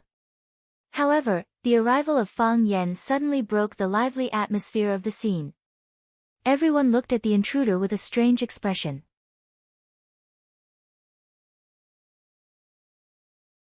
Chapter 730. You could never wake up a person who pretended to be asleep, and you could never defeat a thick-skinned person. After Fang Yan sat down, everyone's eyes were fixed on him. No one was familiar with him, and they didn't know what to say when they met him for the first time. They could only look at each other in awkward silence. Fang Yan looked indifferent. He picked up the teacup in front of him and carefully tasted the high-quality De Hong Pao tea. Anyway, he was just an accompanying guest, an inconspicuous but important green leaf beside Yi Wen and Yi Ro. This was his position in his heart. Chen Feng was Ye's pursuer and the organizer of this party. Although he didn't like Fang Yan, he also knew that since this person was brought here by Yi, he was naturally valued by Yi. If he had a close relationship with Yi, thinking that he might have a close relationship with Yi, Chen Feng didn't have a good impression of Fang Yan. Brother-in-law. Brother-in-law. So what? How did that sentence come about? Wasn't a sister-in-law the intimate little cotton-padded jacket of a brother-in-law? However, he still had to put on a good show. Chen Feng looked at Fang Yan and asked with a smile, "Sir, what's your name?" "Fang," Fang Yan said with a smile. "Oh. Mr. Fang, are you really Ye's brother-in-law?" "Yes." Fang Yan nodded with absolute certainty. Ye's sister was Yi Ro. If he wasn't her brother-in-law, who else could be her brother-in-law? "I've long heard from Yi that she has a beautiful sister who is as beautiful as a fairy, but we haven't had the chance to meet her. This time she said she would bring her sister to Yanjing for a trip, so we wanted to do our duty as hosts." Chen Feng had a square face and looked a little serious when he wasn't smiling. But when he smiled, he looked kind and honest. From his face, he didn't look like a treacherous person. He pointed to the 2 young men who were also wearing long robes sitting opposite him and said with a smile, "Zhang Quan and Li Weiguo wanted to perform well tonight, and maybe they would have a chance to win the beauty's heart, but they didn't expect that the beauty already has a boyfriend. Speaking of which, it really makes me sigh." Li Weiguo had a delicate face and looked gentle. He was drinking tea with a teacup in his hand. After hearing Chen Feng's words, he pretended to be angry and retorted, "Chen Feng, your words are biased. In this room, only Zhang Quan and I want to win the beauty's heart." Before Yi and the others came, who was the one who wanted to perform well? Chen Feng laughed and said, "Didn't you say you 2 were the loudest?" Chen Feng and said, "Are you?" Li Weiguo looked at Fang Yan and asked, "What do you do, Mr. Fang?" Fang Yan thought for a bit, then said, "I used to be a teacher, ha." Li Weiguo grinned and said, "So it's teacher." "It's a good job, the future of our country is in your hands," Li Weiguo said. This job is good, but the contempt in his eyes was not concealed. No matter how much they wanted their children to hide their strengths and bide their time, they would not let them become teachers. Those without talent could not do it, and those with talent would not want to be trapped in a 3-foot platform. Therefore, from Fang Yan's profession, it could be concluded that this guy had no background or money. Since Fang Yan's identity had been classified, the people at the scene talked freely and unscrupulously. "Mr. Fang, is this your first time here?" Zhang Quan asked with a smile. It was said that Fatso had a lot of tricks. Although Fatso smiled innocently, his hidden shrewdness could still be seen through his flickering eyes. "This is my first time." Fang Yan nodded frankly and said to the people present with a proud look, "If it wasn't for your invitation, I wouldn't have known there was such a good place in Yanjing. Most of the buildings here are in the style of the Wei and Jin dynasties. Although there are some changes, it doesn't affect the overall atmosphere here. This place is different from other clubs. We don't drink or sing, and we don't ask for hostesses. Everyone bathes in incense and gathers. There are also poetry gatherings where some eminent monks and famous scholars are invited to give lectures. Of course, this is only possible if you are lucky enough to meet them," Chen Feng explained with a smile. "There are exceptions," Zhang Quan said with a teacup in his hand. "If you are a member of the Elegant Club, you can receive an invitation in advance. Mr. Fang, do you want to apply for a membership card here? The price is not expensive. It only costs more than 300,000 yuan a year." Chen Feng and Mr. Zhong of the Elegant Club are old friends. "If he helps you to greet them, you can get a discount." Fang Yan waved his hand and said, "Thank you for your kindness. I rarely use incense. It's fine to feel it occasionally. You don't want to apply for a membership card? Of course, you don't have money. Feeling it occasionally is fine. That's shamelessly asking for incense." For parties like theirs, sometimes they bought the incense from the club, and sometimes they brought it for themselves. A freeloader like Fang Yan was looked down upon by others. Of course, because of the relationship between Fang Yan and Yi, they naturally wouldn't attack Fang Yan for being poor. How could they talk about money? If they talked about money, they would appear to have no quality and style, but they could attack Fang Yan for being uncultured. They wanted to use their profound knowledge to conquer Fang Yan. They wanted him to clearly understand the gap between them and himself. They wanted him to be ashamed of himself and to not show his face.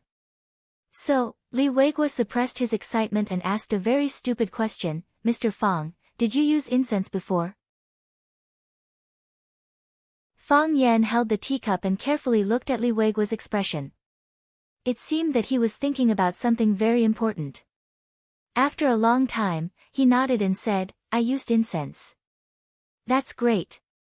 Li Weiguo applauded and laughed, saying, "I didn't expect to meet a kindred spirit today." Li Weiguo pointed to the copper incense burner in the middle of the table that was emitting pale white smoke and asked, "Mr. Fang, do you know what incense is burning in this burner?"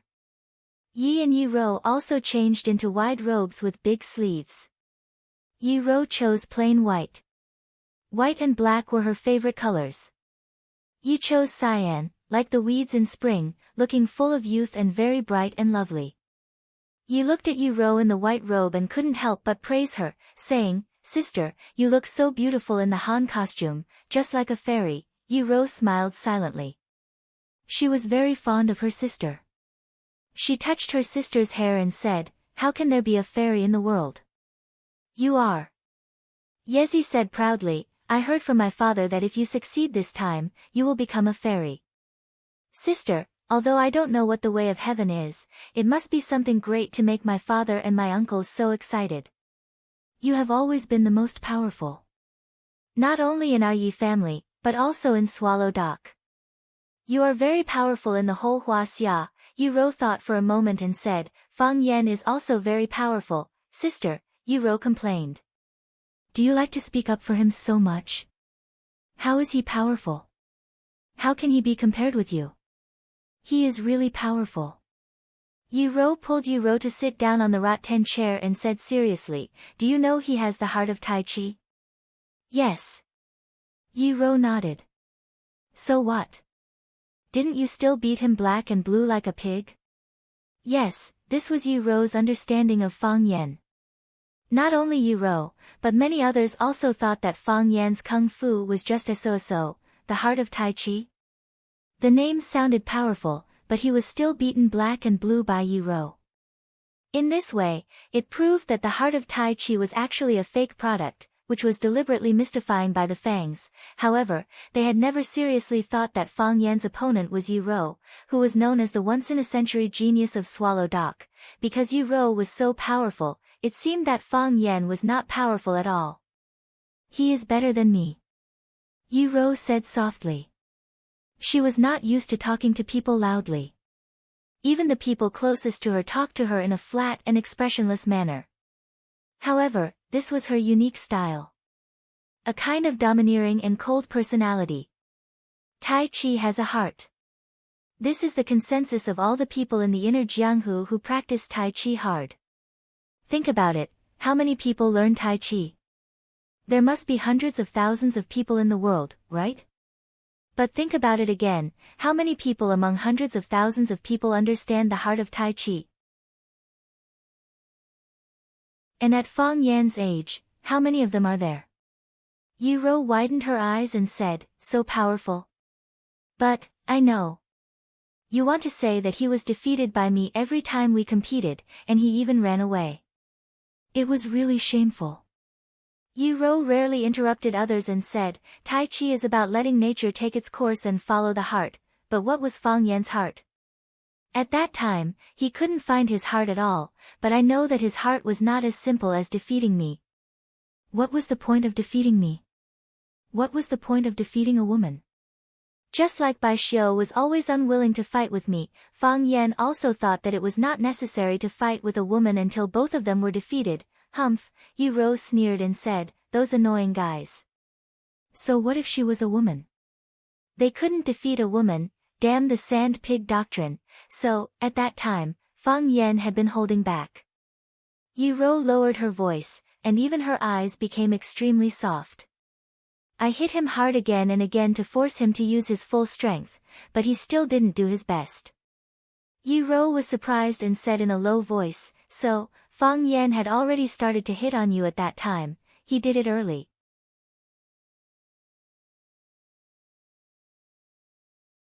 Chapter 731. This person is too scheming. Yu Rou drew such a conclusion from Yu Rou's story and said angrily, I couldn't see it before. I thought he always opposed you because he didn't like you. Now I know that everything he did was to attract your attention. Sister, why is this guy so scheming? How old was he at that time? He only knew how to pick up girls.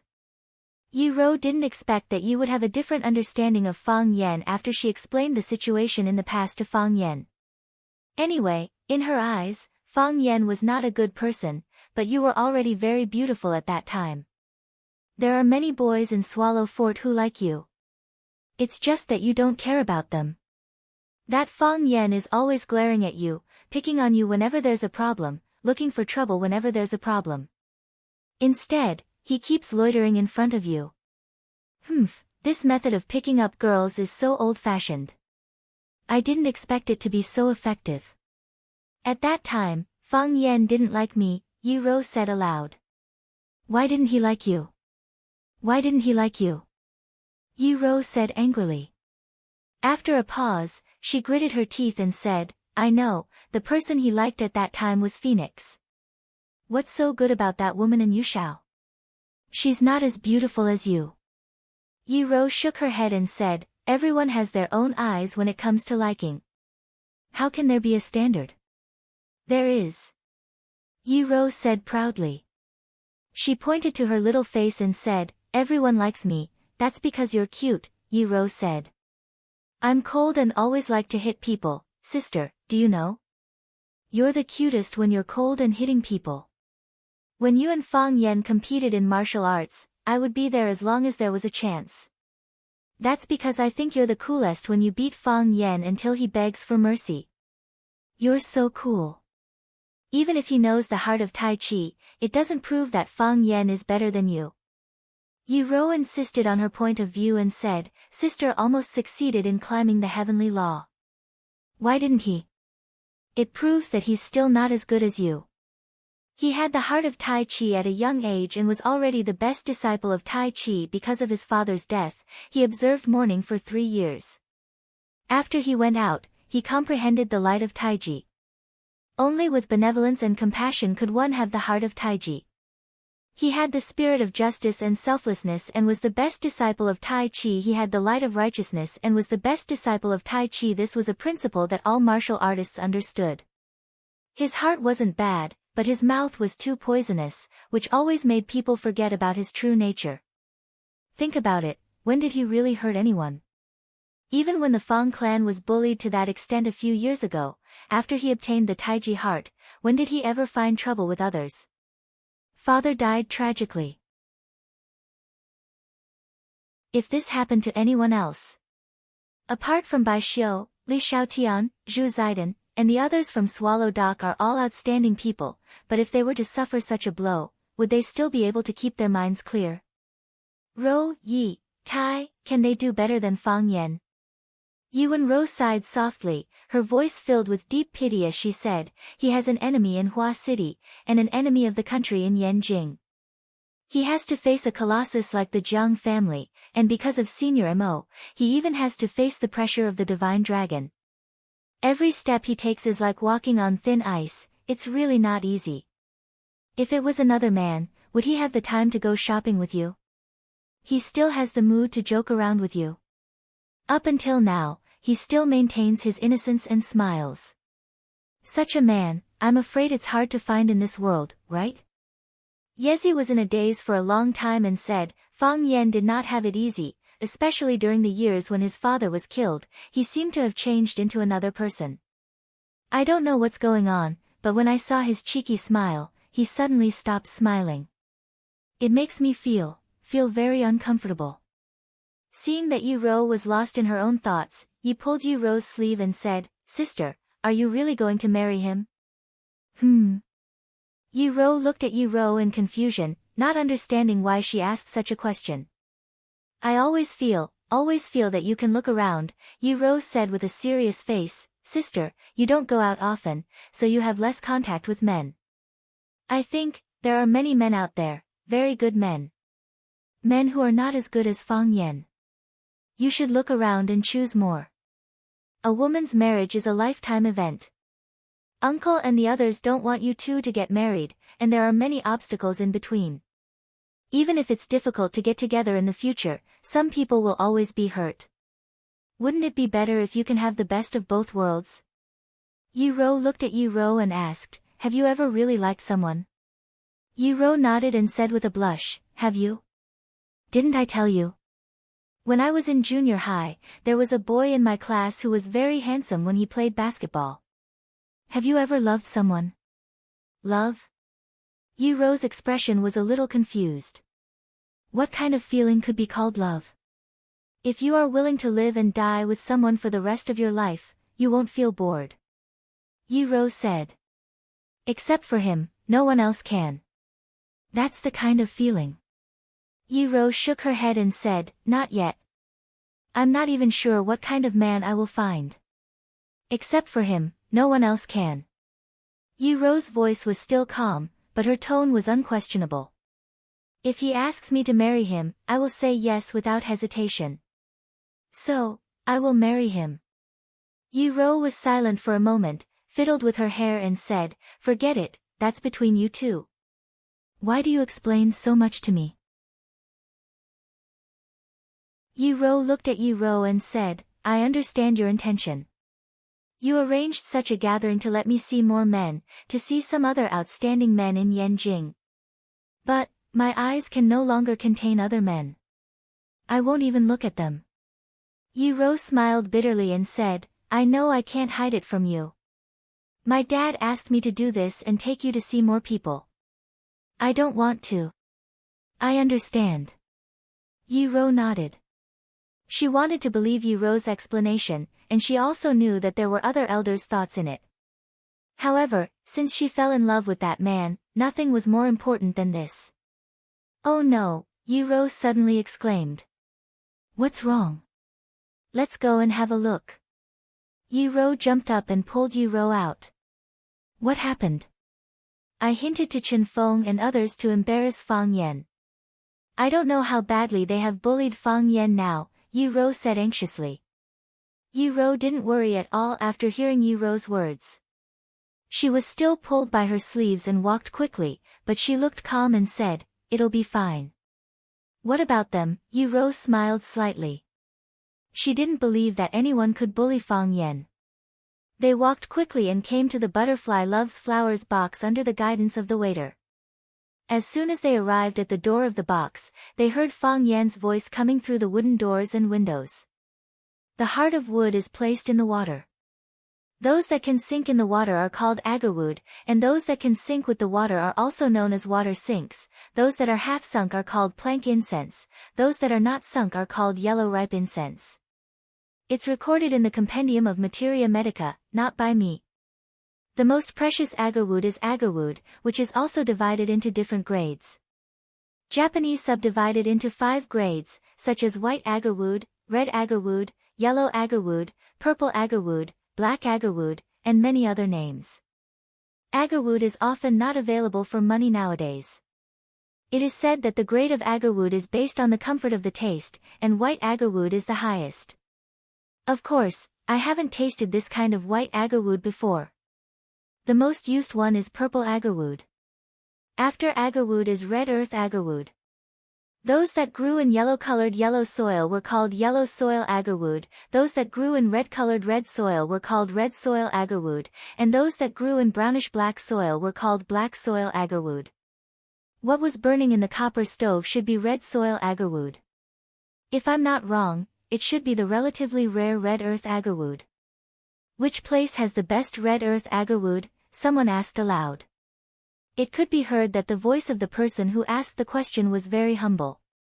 It seemed that he had accepted Fang Yan's identity as a fake expert. The red earth agarwood of Phu Son in Vietnam is the highest grade, just like the wine of the Bordeaux region.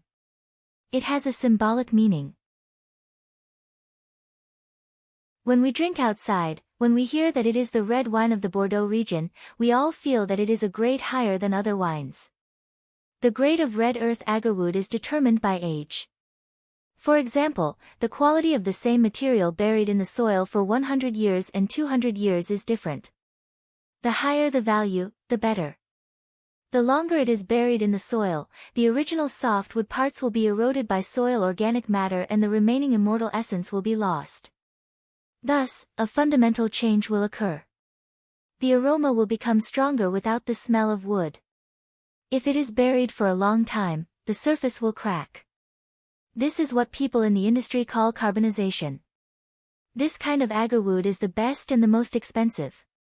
It is difficult for us small people to see it, but it is not a rare item for everyone here. After Fang Yan finished speaking, it was the peak of the people's questions. "Mr. Fang, what do you think of the soft silk agarwood? Mr. Fang, do you have any precious collections? Can you let us broaden our horizons?" Don't ask. Let Mr. Fang drink some water to moisten his throat. What happened?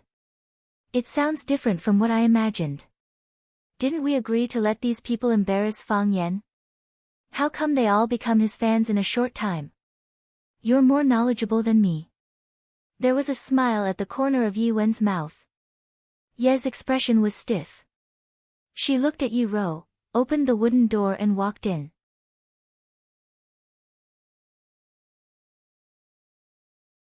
Chapter 732. One was dressed in snow-white clothes, elegant and charming, like a fairy from heaven. The other was young and charming, like a beautiful girl next door. Yi Rou and Yezi, the pair of sisters, walked in side by side and immediately attracted the attention of all the men in the room. A fair lady was a gentleman's match. Even if they couldn't wait for it, they could look at them for free. Even the eyes of the only 2 women in the room were bright and gloomy, as if they were ashamed of their inferiority. Staying in the same room with such women, how could any man notice their existence? Yezi looked at the people in the room with a sweet smile and said, "What are you talking about with Fang Yan? It seems that you are having a good chat." Fang Yan. Hearing this name, many people in the room were moved. They only regarded this young man as Yezi's brother-in-law and only knew that his surname was Fang. For the sake of Yezi, they also called him Mr. Fang. Later, they learned that he was knowledgeable and knew all kinds of spices that they were obsessed with. Even Li Weiguo, who was the most proficient in them, had to admit that he was inferior to him. However, in their eyes, this man was just a teacher, or a knowledgeable teacher who knew some techniques of agarwood and talked calmly and admiringly. No matter how excellent he was, no matter how extraordinary he was still a teacher. No matter how excellent a teacher was, what was he in the eyes of these people? If they valued you, it was because they were courteous and virtuous. If they looked down on you, it was because they were arrogant and disdainful. However, if the person sitting in front of them was Fang Yan, the weight would not be the same. Is he the famous Fang Yan who defeated Jiang Junling in Huacheng? Is he the Fang Yan who forced the Jiang family to expel Jiang Junling? Is he the Fang Yan who had an affair with Qi Nitian? Qi Nitian is the most beautiful woman in Yanjing. Zhang Quan, what are you talking about? It's true that Qi Nitian is beautiful, but there are two beauties standing in front of us. They are no less beautiful than Qi Nitian. Everyone asked questions one after another, and everyone's eyes shifted to Fang Yan. Previously, their gazes were also on Fang Yan, but the way they looked at him then was completely different from the way they looked at him now. Watch? Just like the singers on the stage, or the clowns on the stage of an acrobatic troupe, they would occasionally go to watch, and they would even be willing to drink with one or two of the big stars, but when it came to deep friendship, how was that possible? Paying attention to him was different. You had to pay attention to him, pay attention to his every word and action, and even think about how to respond to him. If Fang Yan was the Fang Yan they were talking about, then all the young masters and ladies in this room should give Fang Yan the appropriate treatment. He would be treated in a manner befitting of his reputation, abilities, and resources. This was class. Yi Rou looked indignant. Not only did they change his script without permission, but they all behaved like this after hearing his name. Are you still young masters who take a few lackeys to flirt with innocent women? Yi Rou looked calm and indifferent, but her eyes were fixed on Fang Yan's face from beginning to end. Even if her eyes occasionally moved to other places, her mind was still on Fang Yan. As she said, since she fell in love with Fang Yan, she would not look at other men. She liked this state. She liked people to pay attention and respect to Fang Yan. It was not that she was vain. She just thought, if others treated Fang Yan like this, it would prove that her husband was excellent and powerful. Well, okay, she was still a little vain. She liked to see Fang Yan being looked at like that. She did not want the man she liked to be despised and looked down upon, which was even more unacceptable than being despised and looked down upon herself. In fact, with her current state of mind, she did not care about being despised and looked down upon. Fang Yan squinted his eyes and smiled. Looking at Chen Feng and the others in front of him, he cupped his hands and said, I'm Fang Yan, Fang, as in, square, Yan, as in, two fires. I do have some conflicts with Jiang Junling, and Qi Nitian can be considered as my old acquaintance. However, he is not as powerful as you said. He is just a poor man who was bullied by a woman and moved to Huacheng to be a teacher. Hearing Fang Yan's self-mockery, everyone present burst into laughter. Yi Rou blushed. Obviously, she did not expect that Fang Yan would make fun of her. However, she felt sweet in her heart. Because Fang Yan had closely connected her with him, she was the heroine of this incident, she really liked this feeling. Was this what it meant to be in love? Since there was no point of reference, she couldn't tell. However, she liked this feeling. She was very satisfied. Although everyone was smiling on the surface, waves were surging in their hearts. Indeed, this Fang Yan was the Fang Yan they were talking about. This Fang Yan had dealt with the 4 young masters of Huacheng, who were rather famous in Beijing. It was said that the Lanshan Valley, which was based in Beijing, had become his loyal supporter. The Huacheng's lover, Lu Shu, had become a mad dog beside him. The Jiang family was the most miserable. Not only had their family been destroyed, even Jiang Zhulu, the most famous of the four geniuses, had become a prisoner. Even if these people's status and background far surpassed the current Fang Yan, who would be willing to be enemies with such a guy with such a glorious battle record? Chen Feng was a free and easy person. Moreover, he wanted to show off in front of Yi Rou. Hence, he took the initiative to apologize to Fang Yan. Although they didn't make things difficult for Fang Yan earlier, there was indeed a layer of enmity between them. For smart people like them, this kind of thing could be seen with a single glance. It was better for them to resolve it.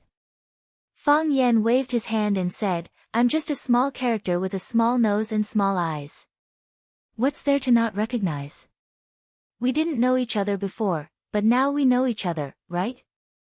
We're all friends from now on." Because they heard that Fang Yan was the first to snatch Yi Rou's sister, Li Weiguo and Zhang Quan were the most hostile toward Fang Yan. Earlier, they were also the first to make things difficult for Fang Yan. Now that Chen Feng, who was the hidden leader among them, had apologized to Fang Yan, the two of them immediately followed suit. Li Weiguo personally carried the teapot to Fang Yan and said with a smile, "Brother Fang, I'll use tea in place of wine to toast you. Thank you for your guidance earlier. If there's a chance in the future, I'll treat you again to thank you." Fang Yan held the teacup with both hands and said with a smile, "Thank you so much, Brother Li." Zhang Quan also looked at Fang Yan with a smile and said, "Brother Fang is a person who really understands incense. I still have a few boxes of good incense here. Although they're not as rare as agarwood, they're also the best red earth incense. You can take one box back to have a taste later. If you like it, I'll supply it all year round." The crowd shouted and asked why Fang Yan could supply it all year round, but they could only have one box each. Wasn't this too unfair? These young masters and ladies were all slick people. If they wanted to make friends with someone, they would naturally be happy and harmonious. Bathing and changing clothes, drinking tea and eating delicious food, chatting and then having a good sleep. Wouldn't that be great? Except for a few who had to go back, most people slept in this elegant club at night. Most of them were members of this elegant club. The club provided extremely comfortable and luxurious rooms for these members to rest in. Chen Feng walked to Yi and asked if they would stay at night. Yi hesitated, thinking that he would be nagged by his father if he went back. It was better to stay in this elegant club for one night than to get a room in a hotel. So he nodded and said, "We'll stay as well." Chen Feng asked someone to prepare 2 room cards and said, "These are the rooms prepared for you." Fang Yan took the room cards and gave one to Yi. He said, "You use one room. Your sister and I will share one room." Yi Rou's expression was slightly bitter, but she didn't say anything. Yi glared at Fang Yan fiercely, but she didn't expose the fact that Fang Yan and Yi Rou were just a couple in front of everyone. Other people wouldn't find anything wrong, because when Fang Yan entered the room, he introduced himself as, "I'm her brother-in-law." Everyone scattered to sleep. Fang Yan took Yi Rou's hand back to the room in front of everyone and said, "Let's go back to sleep." Yi Rou felt sweet in her heart when her little hand was held by Fang Yan. However, she also thought in her mind, men love their faces. Now I let him do whatever he wants. When everyone else is asleep, I will go to sleep with Yi. As the night grew darker, the backyard became quieter. After taking a bath, Yi sat alone in the pavilion in the yard and was lost in thought. Chen Feng, dressed in a white bathrobe, sat opposite the stone table with a bottle of red wine and 2 wine glasses in his hand. "Have a drink?" Chen Feng asked. "Let's have a drink," Yi answered. The red wine had already been opened. Chen Feng poured red wine into the 2 glasses and then handed one to Yi. He asked, "Is there something on your mind?" "Not really." Ye's eyes were empty. Obviously, she was still immersed in her own thoughts. Clang, Chen Feng touched Ye's glass with the one in his hand, took a mouthful of red wine, and said, "Isn't it too unethical of you to do this? You asked us to make trouble for him, but you didn't tell us his identity." Yi glanced at Chen Feng and said, "If I told you his identity in advance, would you still be willing to make trouble for him?" Chen Feng thought about it seriously and said, although we are not afraid of him, why should we provoke such an enemy with such a great threat? You also know that even a freak like the general's decree fell in his hands. Such a person can't be a close friend, so it's better to stay away from him. That's it. Yi shrugged indifferently. Chen Feng looked at Yi and said, what are you confused about?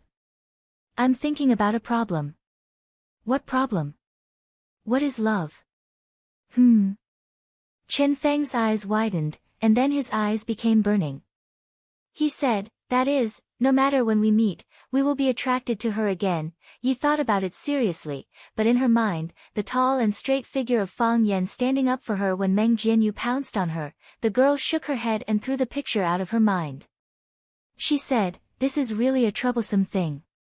I still don't know what love is. Chen Feng's face instantly became incomparably complicated. I'm sitting right in front of you. Can't you raise your eyes and take a good look at me?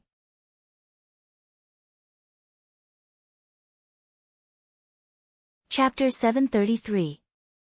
After entering the room, Fang Yan was at a loss of what to do. What should I do next? Push Yi Ro down. Isn't that too barbaric and reckless? I should take a shower first, right? But I have just taken a shower, and the fragrance on my body is quite nice. Besides, even if I push her down, what should I do next?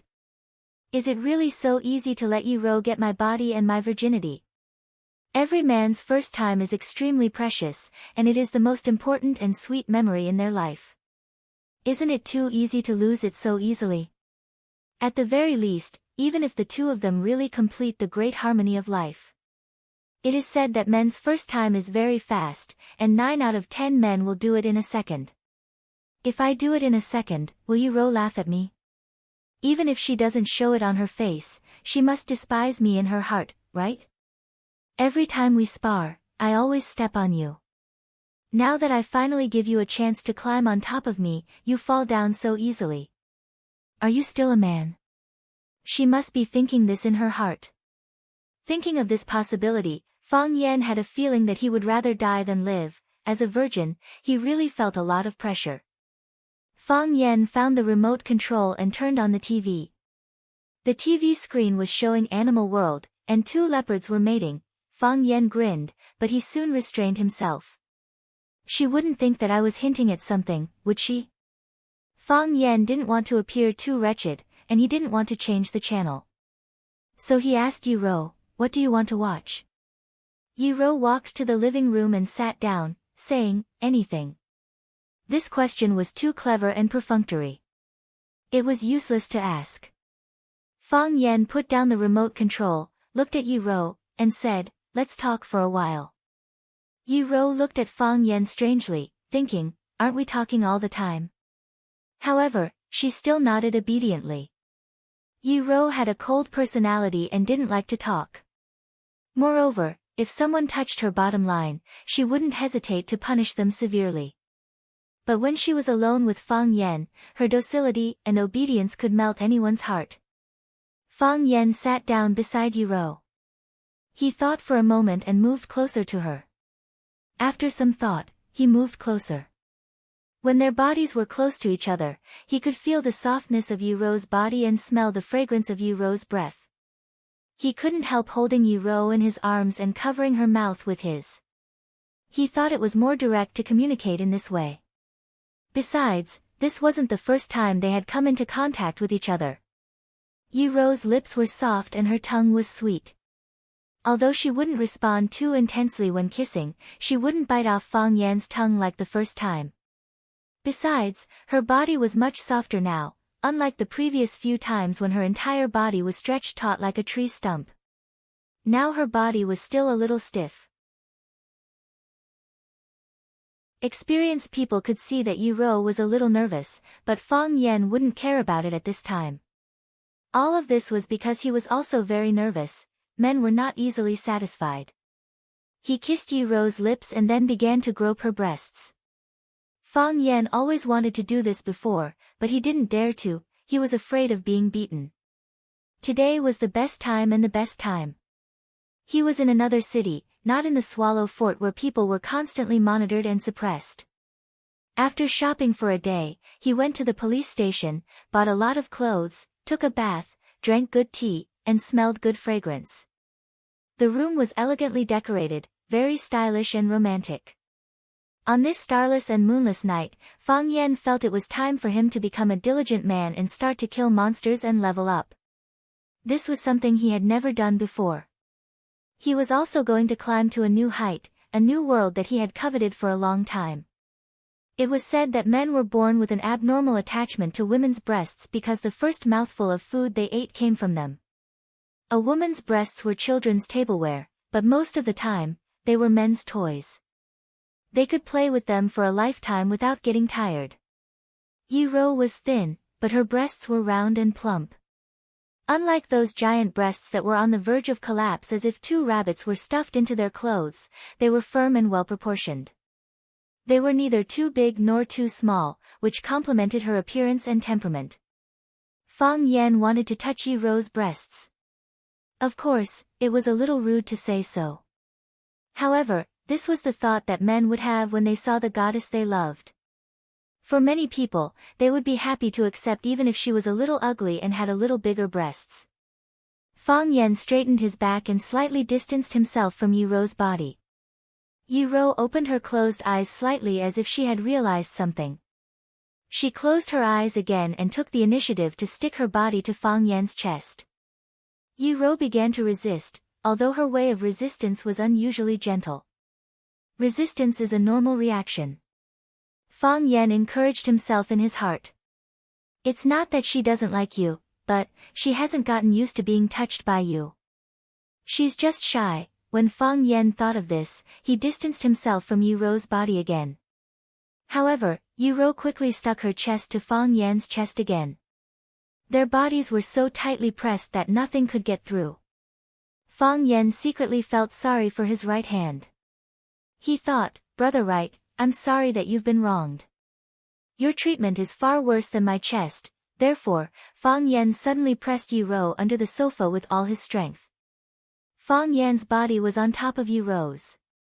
He greedily kissed her and reached out to catch the softness.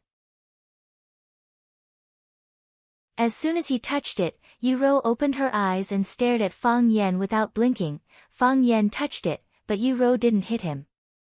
Fang Yan touched it again, but Yi Ro still didn't hit him. Fang Yan grabbed the softness and touched it several times, but Yi Ro still didn't hit him. Fang Yan thought for a while and discussed with Yi Ro in a low voice, "Can you close your eyes? Or, I'll cover your eyes with something.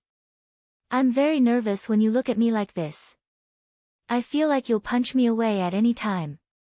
I want to take a shower first." Yi Ro bit her thin lips and said in an almost inaudible voice. "Oh my God." Fang Yan blushed after hearing that. His heart raced, his body went limp, and his arms became weak. He almost fell heavily on Yi Ro. "Did you guys hear what she said? She said she wanted to take a shower first. She actually said she wanted to take a shower first." Fang Yan was so excited that the muscles on his face twitched. What will happen after taking a shower? Although Fang Yan is still a virgin, he's not an idiot. Isn't that what we all know? Of course, Fang Yan had the demeanor of a general. He couldn't be too obvious, or women would think he was too lascivious. He also couldn't be too flustered, or women would think he was too frivolous. He had to be elegant and calm. He had to show that he often got a room with women and that he was familiar with this kind of thing. Oh, no, he couldn't show the last one. Fang Yan climbed up from Yi Ro's body and pulled Yi Ro up as well. He looked at her pretty face tenderly and said in a low and magnetic voice, "Wait a minute, I'll go get the water for you." Fang Yan thought it was best to take a couple's bath first. Because he suddenly remembered that he had never taken a couple's bath with someone, but he often took a bath with a man. When he was young, he would jump into the stone river with Zhu Zaidan and Li Xiaotian from time to time. Especially in the summer, he would soak in the stone river for a while almost every day. He also took a bath with Fang Yingying and Fang Haohan. Thinking of their figures, Fang Yan didn't want to think about it anymore. He was very satisfied with this point. He was not only a flirting man, but also king straight man. In this era where gay sex was the norm and men hooked up with men, it was really rare that the person he liked was a woman. Fang Yan stood up and walked toward the bathroom. He turned on the boiling hot water and carefully rinsed the bathtub twice. Then he drained the dirty water and began to put in warm water for a bath. He tested the temperature and poured the bottle of essential oil into the bathtub. "It's done," Fang Yan shouted. He walked toward the living room and said as he walked, "You can take a bath now." There was no one in the living room. Yi Rou was nowhere to be found. Obviously, Yi Rou had sneaked away when Fang Yan was busy turning on the water in the bathtub. There was a note on the table with a few beautiful words written on it. "I said go back to your room to take a bath." Fang Yan stood there in a daze. He had the urge to slap himself. He hadn't completely recovered from the blow until he took off his clothes and soaked his whole body in the bathtub. He felt that he was too inexperienced. How could he run to turn on the water at such a critical moment? Why should I turn on the water to take a bath? He asked himself over and over again in his heart. I'm not dirty, and I won't dislike Yi Rou for being dirty. No wonder there are long scenes of women taking a bath after sex on TV and movies. It's because men won't let them take a bath before sex.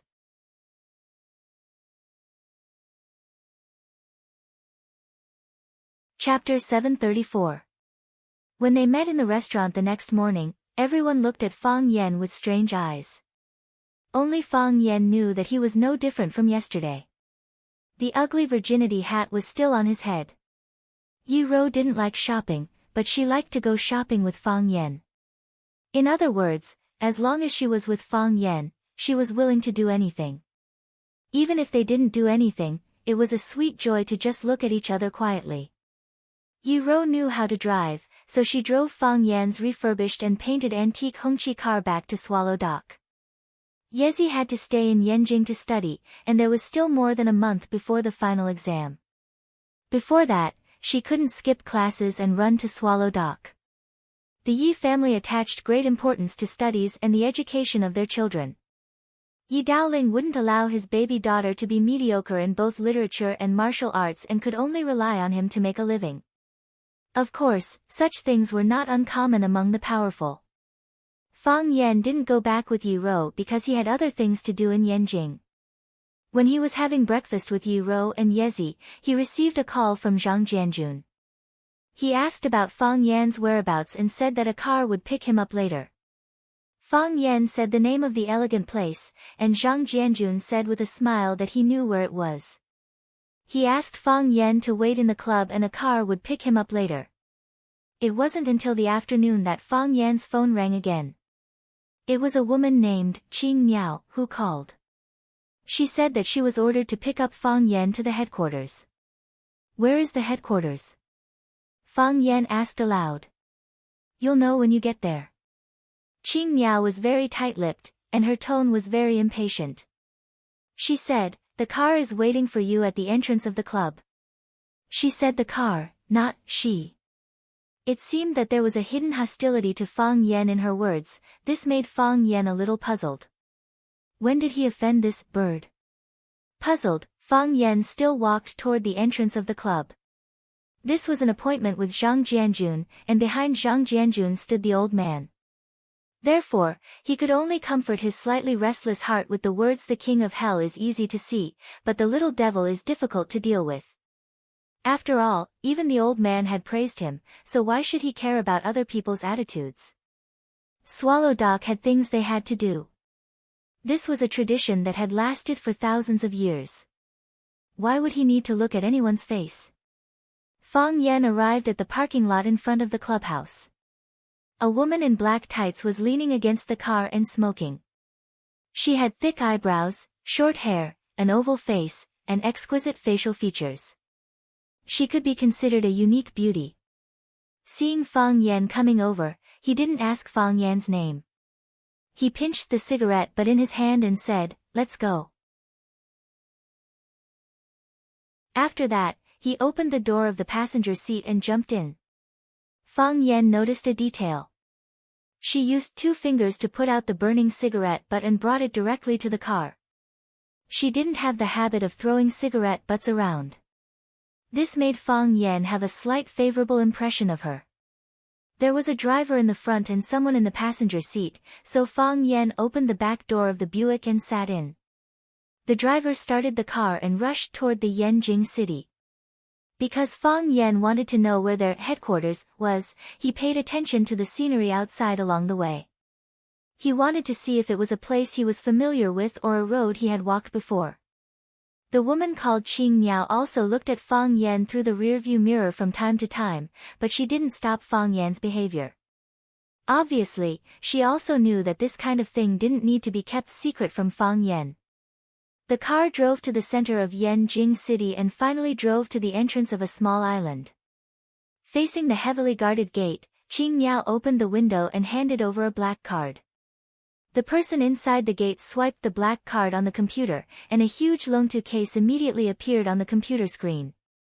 The guards immediately raised their hands to salute and respectfully returned the black card. They didn't even check the car to see if there were any suspicious people or suspicious items. Fang Yan sat quietly and didn't say a word, guessing the organization and identity of Qing Miao. The river bank and the central island were connected by a bridge. The car quickly rushed across the bridge, but it didn't enter the main gate. Instead, it went to a deeper area on the right.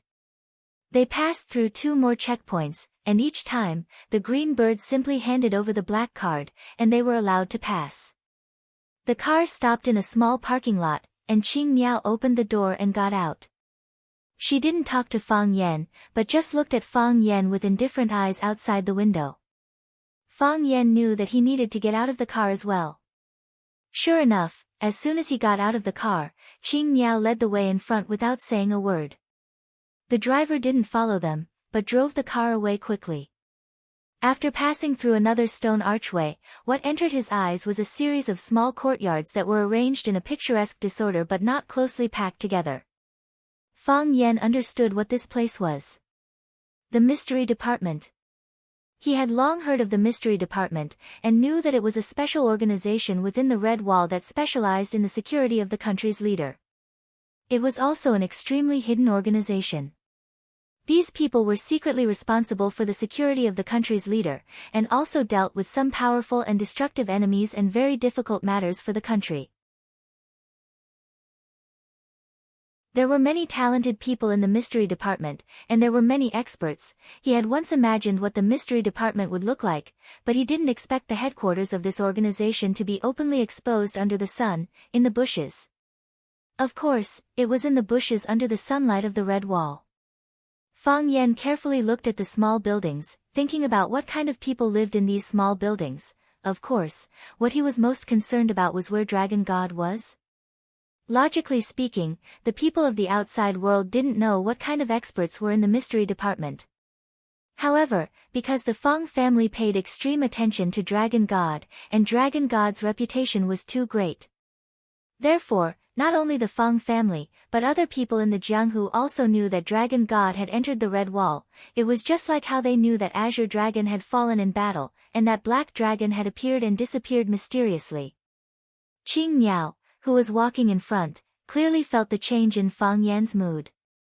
She turned around and looked at Fang Yan, and shouted, "Don't look around." Fang Yan grinned and said, "I want to see, what can you do?" Despicable person. Qing Miao's eyes were filled with killing intent as she said coldly, "What's your relationship with Bai Xiu?" Fang Yan asked with a smile. "You." Surprise flashed in Qing Miao's eyes. She didn't know where she had exposed a flaw that would actually make this guy connect her with Bai Xiu. "Let me guess." Fang Yan's mouth had a hint of ridicule as he said, "Bai Xiu has entered the Red Wall before, and may even have carried out some difficult missions for the Mystery Department as an assessment. Perhaps you are Bai Xiu's partner in a mission. You, a woman, have not seen much of the world, and have not come into contact with truly outstanding men. Naturally, you will be deceived by Bai Xiu, a pretty boy who is good at scheming. You like him, and even love him. But, this is the Mystery Department. You can only temporarily suppress your feelings in the bottom of your heart, thinking that one day you and Bai Xiu will have the chance to be together. As long as you can have more opportunities to be together, as long as he can obtain the position that he once could. Unexpectedly, Bai Xiu was killed by my sword. So, you hate me. Is that so? Qing Niao took a deep breath. Her eyes were cold, and her face was gloomy. She said in a low voice, "You think too much. I know Bai Xiu, but he is only my comrade." Is that really so? Fang Yan sneered, and said, "I can feel the frequency of your heartbeat. I can even hear the change of your qi when you take a deep breath. Bai Xiu is your Achilles heel, right? I don't know what you're talking about. You should already know what Bai Xiu has done. Even the people above won't tolerate him." Fang Yan looked at Qing Niao with a smile, and suddenly raised his voice, and said, "If you don't want your feelings to be known by everyone, then you better respect me a little. You're slandering me, you don't have any evidence. What evidence do I need?" Fang Yan said disdainfully. "Gong Sun Qi and I are friends of life and death. If I tell him that you like Bai Xiu, do you think he will tell everyone?" Qing Niao's expression changed dramatically. She did not expect Fang Yan to be so despicable and shameless, and be able to use any means. She did not expect that Fang Yan actually knew Gong Sun Qi, and that the two of them were friends of life and death. No. Qing Niao's thoughts instantly became clear. Because Fang Yan suddenly mentioned Bai Xiu and guessed her love for Bai Xiu, she was caught off guard. However, she was a member of the mystery department after all, and had the experience of carrying out many missions. Whether it was IQ or experience, she was not bad, and her mental reaction was also much stronger than ordinary people. It was just a moment of confusion, and then she returned to her normal level. She looked at Fang Yan with gritted teeth, and was almost deceived by this disgusting hooligan. "Fang Yan, don't try to trick me. Don't underestimate the Azure Dragon. You were injured by Mr. Dragon God, and your Fang family and the Dragon God bloodline have a death feud. Gong Sun Qi is Mr. Dragon God's beloved disciple. How could he be your life and death brother?" Fang Yan shrugged indifferently, and said, "You're right, Gong Sun Qi apologized to me and wanted my forgiveness, but I rejected him. It doesn't matter if he's not qualified to be my life and death brother. Your feelings for Bai Xiu are a fact, and you might even have some secret collusion. As long as I tell this to everyone I see, who do you think they will believe? I don't believe that when you two met back then, you were not noticed by someone with ulterior motives." Qing Niao's expression changed many times, and after a long time, she suppressed the hostility in her heart and asked, "What do you want? Answer me a question." "What question?" "Which courtyard does the Dragon God live in?"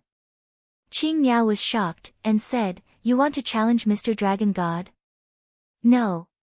Fang Yan looked at Qing Niao as if she was an idiot, and said, "We'll take a detour to avoid him."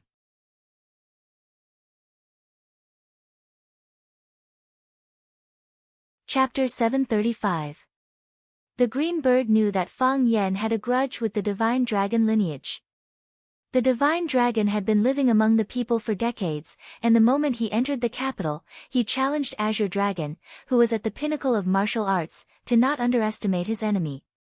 He won in one battle, and during the battle, he severed Azure Dragon's tendons, causing his cultivation to be ruined. He became a cripple who treated alcohol as his life. With Azure Dragon's demise, the Fang family fell into dire straits. From the green bird's point of view, Fang Yan had 100,000 reasons to hate the divine dragon, but he also had 1,000,000 reasons to challenge the divine dragon. The divine dragon entering the Red Wall to become a consecrator of the mystic division was not a secret in the outside world. For Fang Yan to take the initiative to ask about the divine dragon yard's whereabouts, he naturally wanted to take the opportunity to challenge the divine dragon to avenge Azure Dragon and his family's humiliation. If not, how would he have the chance to meet the divine dragon himself? In Fang Yan's eyes, the green bird's question was really idiotic and ridiculous. "Please, do you think my intelligence is on the same level as yours? Ignoring the responsibility and consequences of challenging a high-ranking consecrator within the Red Wall, just the risk of fighting the divine dragon alone was not something he could bear. It would be fine if he won, but if he lost, it was a question of whether he could survive. Even the old drunkard who had entered the heavenly Tao realm was not the divine dragon's match. His tendons had been severed by that perverted old thing. From this, it could be seen that the divine dragon was ruthless. He showed no mercy when it came to killing in battle. As the old saying went, it's never too late for a gentleman to take revenge. Fang Yan was a gentleman. Fang Yan was in no hurry. 50 years later, when he mastered his divine powers and entered the pinnacle of the heavenly Tao realm, he would definitely trample that old bastard into mush. If 50 years wasn't enough, then 60 years. If 60 years wasn't enough, then 70 years. Fang Yan was younger than the divine dragon, and there would be a day when the divine dragon would be reduced to mush. He firmly believed in this. Upon hearing Fang Yan's answer, the green bird looked at Fang Yan with even more contempt. She said, I thought you were going to avenge your family in a fit of rage, but I never expected you to be a coward who only knows how to avoid and take detours. Fang Yan didn't care at all. He looked at the green bird indifferently and asked, Can you defeat the divine dragon? Mr. Dragon God has long entered the heavenly axiom realm, and his skills are profound. How could I possibly be Mr. Dragon God's opponent? Qing Miao was extremely respectful when she mentioned the Dragon God's name. On one hand, it was because of the Dragon God's ability. He held a high position in the Xian division and was indeed highly respected. In addition, because of the hatred between the Dragon God and Fang Yan's enemies were naturally her friends. Then why don't you challenge the Dragon God? The day you defeat the Dragon God will be the day you become famous. Green Bird sneered and said, You still want to fight when you can't win? Do you think I'm an idiot? Fang Yan nodded his head seriously, but repeated Qing Miao's words and said, You still want to fight when you can't win. Do you think I'm an idiot? You. Qing Miao was furious and said, I have no enmity with Mr. Dragon God, so I'm not in a hurry to challenge him. You have a deep hatred with the Dragon God. The elders in your family were hurt by the Dragon God. Now that you've met him, not only do you not seek revenge, but you're also afraid to move forward. For a man like you to exist in the Fang family, you deserve to fall. Fang Yan looked at Qing Miao with a smile and said, You really want to see me challenge the Dragon God? That's your personal matter, what does it have to do with me? It's just that as a martial artist, I can't stand cowards. Fang Yan picked up a stone from the ground and threw it at Qing Miao. He said, Do we have enmity now? Why don't you take revenge on me? Do you think I don't dare to kill you? Qing Miao clenched her fists and her eyes were filled with murderous intent.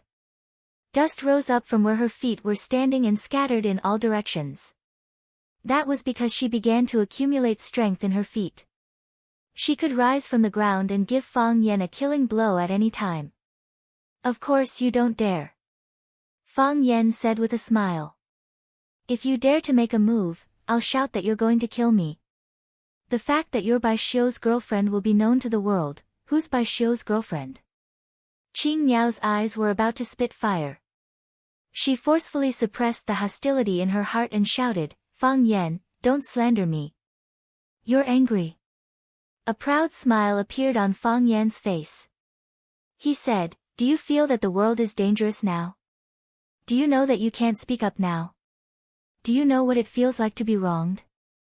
Fang Yan's expression froze and he shouted angrily, Bai Xiu killed my father and repeatedly set up traps to kill me. In the end, I used all my strength to kill him. How did I offend you? Is it because when he wants to kill me, I just lie there and let him kill me? Is that the only way to satisfy you? On what basis? It's all your words. Who would believe it? Who can testify? Fang Yan was so angry that he laughed at this woman who had fallen in love. He said, What does it have to do with me whether you believe it or not? Anyway, I've already killed Bai Xiu. Also, why should I prove anything to you? Who do you think you are? Fang Yan, if you can't kill me, then don't cause trouble for yourself. Fang Yan stared at the woman disdainfully and said, do you know that whether it's a quarrel or a fight, you're no match for me? Who's no match for whom? A cold and arrogant voice suddenly came from the dense forest beside them. Fang Yan and Qing Niao looked toward the dense forest at the same time. A young man dressed in black with a delicate face and a strong oppressive aura strode over. The man's eyes were piercingly cold, and there was not a trace of emotion on his face. He gave people a feeling that he was arrogant and difficult to tolerate. Gong Sun Qi. Qing Niao whispered. Because of the divine dragon's illustrious reputation, almost no one in the Xian division dared to provoke him. The divine dragon's beloved disciple, the little divine dragon Gong Sun Qi, was arrogant and rude. He never put his colleagues in his eyes. It was obvious that she feared and disliked Gong Sun Qi. Fang Yan glanced at Qing Niao, then looked at Gong Sun Qi, who was walking over with a majestic gait, and said with a smile, Brother Gong Sun, I just told Qing Niao that we are life and death brothers. Gong Sun Qi's gaze fell on Fang Yan's head and said, who's life and death brothers with you? Are you worthy? Qing Niao also said so. He said that you're not worthy of being my life and death brother. But I told him that I only look at fate when I make friends, not status or ability. You're just a pile of shit. As long as I find you pleasing to the eye, you're my life and death brother. Fang Yan. Gong Sun Qi's gaze was like a knife. I didn't bring any money that day, so I couldn't kill you with my palm. Are you forcing me to make a move? You speak as if you can beat me. Fang Yan said with a smile. Besides.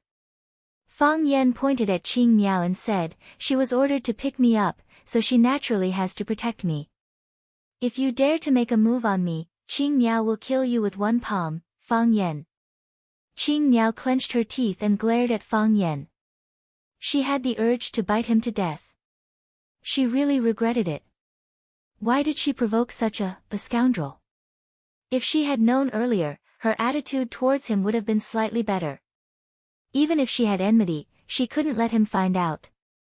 Why did she have to cause so much trouble for herself? What? Did I say something wrong? Fang Yan looked at Qing Niao and asked. You picked me up. If someone made a move on me and you didn't protect me, then it would be your dereliction of duty. I'm afraid it won't be easy to explain, right? Qing Niao knew that Fang Yan was difficult to deal with. She was far inferior to him in terms of eloquence, so she didn't want to waste any more time on the road. The young chief was still waiting for him at the Xian department. Thus, she looked at Gong Sun Qi and said, Gong Sun Qi, the young chief wants to see Fang Yan. I'll bring him over now. Gong Sun Qi stared at Fang Yan for a long time, and finally said, I'll let you live for now. After saying this, his body suddenly became shorter. Only then did the clothes on his body start to flutter gently with the breeze, and the long hair on his head also danced in the wind. When he walked out of the dense forest, he came with the force of thunder. He indeed had the idea of killing Fang Yan with his palm. At that time, he was like a sword that had been unsheathed. In the cool breeze, his long hair didn't fly, and his clothes didn't flutter. His entire body was surrounded by the energy around his body, forming a transparent vacuum. It was hard to see with the naked eye, but Fang Yan and Qing Niao could feel its existence. Now that it had given up on the decision to make a move, its body and clothes returned to their natural state. Look, you're also threatening me. Fang Yan sighed helplessly. Do you know that anyone who threatens me doesn't have a good ending? When I first came to Huacheng, the school's director threatened me. Then, his son was sent to a labor camp. Then, Jiang Zhulu, one of the 4 prodigies of Huacheng, threatened me, and now he's in prison. Jiang Junling also threatened me. He was chased out of the Jiang family and became a wandering ghost. Now, you're also threatening me. To be honest, I'm looking forward to your ending. Tell me, how do you want to die? Fang Yan. Gong Sun Qi's clothes straightened up again, and the hair on his head froze again. His palm glowed with a red light, and he could unleash a powerful palm knife at any time. He hated Fang Yan to the core. He hated Fang Yan's stinky mouth to the core. "I'm here," Fang Yan replied softly. "Are you blind?" Gong Sun Chi. Qing Niao hurriedly stood between the two of them.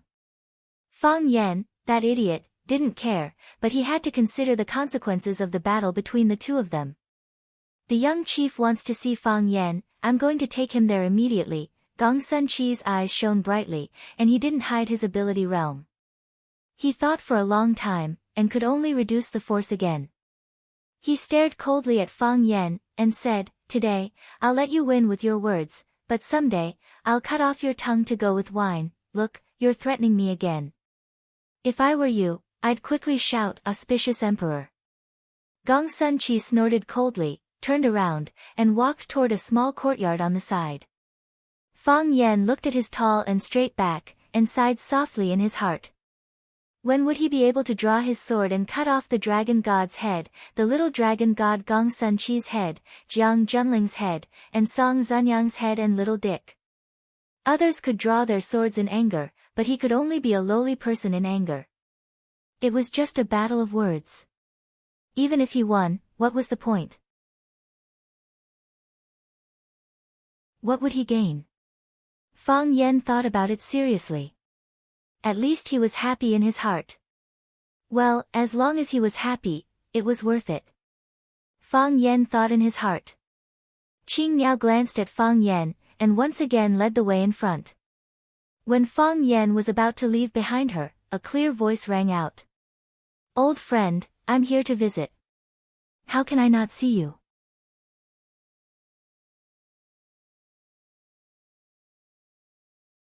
Chapter 736.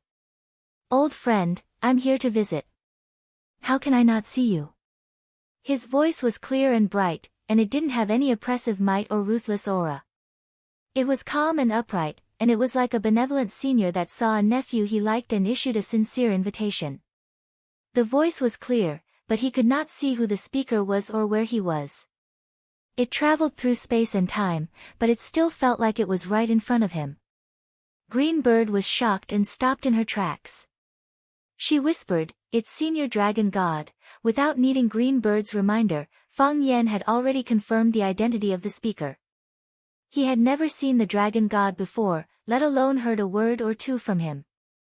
However, he was very sure that this person was the Dragon God. It was like an epiphany of telepathy, or a long-awaited godhood. Dragon God. The immortal Dragon God had a tough life. Fang Yan's mouth was full of bitterness. Had he alarmed this old monster? Did he want to cut off his path of progress? Could it be that he dared to cut him down in front of everyone? Hearing the Dragon God's voice, Green Bird looked at Fang Yan with a mocking gaze. She smiled and said, "Mr. Dragon God invited you to see him. Do you dare to see him?" "He didn't invite me," Fang Yan said. "I don't have any elders who are his old friends." After Fang Yan finished speaking, he strode forward. "Oh," he started running. "Coward." Green Bird sneered. The Dragon God suddenly spoke. Fang Yan and Green Bird were not the only ones who were shocked. Gong Sun Chi, who was walking towards the courtyard, also heard the voice. He turned to look at Fang Yan's distant back and shouted, "In this world, there are only a few people who can be called an old friend by Master. Green Dragon don't underestimate enemy is one of them. Fang Yan, the old friend junior that Master mentioned is you. I must not decline an elder's invitation. Green Dragon don't underestimate enemy and your Master have no relationship. I only have a deep-rooted hatred and the belief to defeat him." Fang Yan retorted as he ran. "You little brat." The Dragon God's voice came again. No matter how far Fang Yan walked, that voice would always follow him like a shadow, as if it was right beside his ear. "Azure Dragon, Mo underestimate is a heroic and outstanding genius. Even though you were defeated by me, you are still worthy of admiration. You don't even have the courage to see me, so how can you talk about revitalizing the Fang clan? How can you take revenge for Mo underestimate?" Screech. Fang Yen lifted his foot and gently put it down. He stood there thinking for a moment, then turned around and walked back step by step. He walked slowly, as if each step was difficult. However, his footsteps were smooth and did not slow down at all. Since he had already made his decision, there was nothing to regret. Not hesitating to fight. Not hesitating to die. Are you really going? This time, Green Bird couldn't understand Fang Yen. He had already run so far away, so why bother coming back? After all, the dragon god was not Gong Sun Chi. If Gong Sun Chi wanted to make a move on him, he could still stand in the middle and use the young chief to suppress him. However, if the dragon god made a move on him, who would dare to stop him? If he killed him with one slap, then even if the young chief had complaints, he probably wouldn't be able to say much, right? Fang Yen ignored Green Bird and walked straight to Gong Sun Chi, saying, "Lead the way." Gong Sun Chi looked at Fang Yen thoughtfully, thought for a moment, and said, "If I were you, I would pretend not to hear it." As he spoke, he turned and walked towards the small courtyard. Fang Yan's expression was solemn as he followed behind Gong Sun Chi. Gong Sun Chi stopped at the door of a small courtyard, reached out and knocked on the door, saying, "Master, Fang Yen is here. Come in." The dragon god said aloud. Creak. Gong Sun Chi pushed the door open and entered. Fang Yen also lifted his foot and stepped into the small courtyard. Under the eaves of the courtyard's corridor, there was a round stone table. Beside the table were two oval stone chairs, and on one of the stone chairs sat a man in a black robe. The man's face was thin, his eyes were long and narrow, and his skin was white and smooth. He looked somewhat feminine. However, the light in his eyes was restrained, and his hair was black and shiny. When he smiled, the wind blew, and when he did not smile, he exuded power. His eyes were slightly sunken, and his lips were thin and cold. One look and one would think that this person was a sinister and ruthless person. At least, that was what Fang Yen thought. In his hand was a teacup, and he was tasting the Wudang Mountain vanilla tea that he had just brewed. "Master." Gong Sun Chi walked to stand behind his master, and then did not say a word. Fang Yen stood in the middle of the courtyard, sizing up the middle-aged man who was drinking tea. This man was one of the three dragons of Hua Xia, the dragon god Tu Ming. He was the one who soared to the sky and knocked Mo Qingdi down from his pedestal. Even in the process of the battle, he did not hesitate to use a killing move and cut off the tendons of Mo Qingdi's hand, causing the azure dragon Mo Qingdi to become a cripple. In order to restore his pulse, he had no choice but to travel to the extremely cold lands to find the ice dragon. "Old drunkard." Fang Yen called softly in his heart. At this moment, he was not afraid of the dragon god sitting in front of him.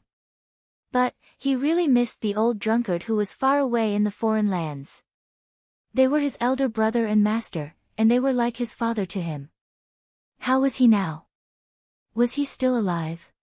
Fang Yen made up his mind. No matter what, he had to make a trip to the extremely cold lands. He had to bring the old drunkard back.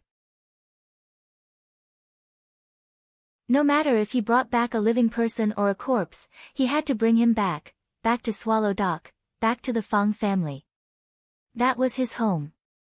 *T, return home in glory or be buried in the snow country. Such words could be said casually, who would actually take them seriously? Even if he did not find the ice dragon, even if he could not restore his pulse, Mo Qingdi was still the hero in Fang Yan's heart. The dragon god gently blew on the leaves in the teacup, blowing away the tea leaves, and then gently took a sip. He blew again, and then took another sip. After 3 consecutive sips, the cup of fragrant tea was finished, and he put down the teacup in his hand. The dragon god looked at Fang Yen, who was in a state of deep thought, and asked aloud, "You two must have a good relationship, right?" Only then did Fang Yen recover from his thoughts of Mo Qingdi.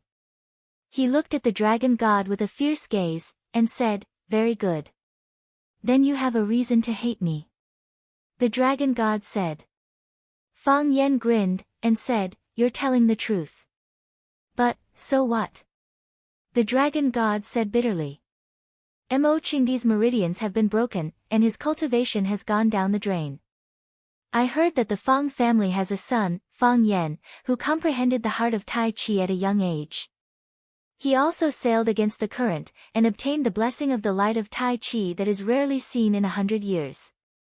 After a pause, the dragon god said bitterly, what a pity. The heart of Tai Chi has become a stillborn fetus. There is no wind, no force, and the martial art does not advance. Fang Yan, how are you going to take revenge? In order to save Yi Ro's life, Fang Yan used the mountain-moving technique to move the volcano into his body.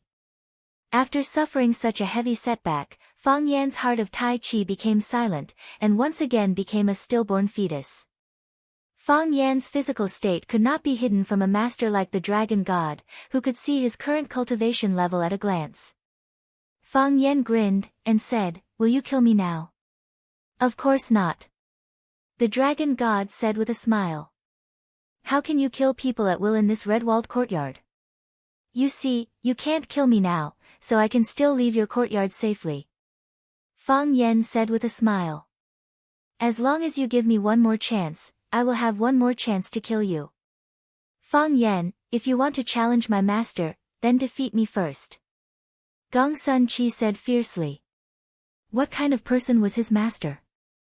Even a junior like Fang Yan dared to say that he would have one more chance to kill him. Did he think he was invisible? Fang Yan waved his hand, and said to Gong Sun Chi, my opponent is your master, you are not qualified. Fang Yan. Gong Sun Chi was furious, and he struck with his palm. Pa!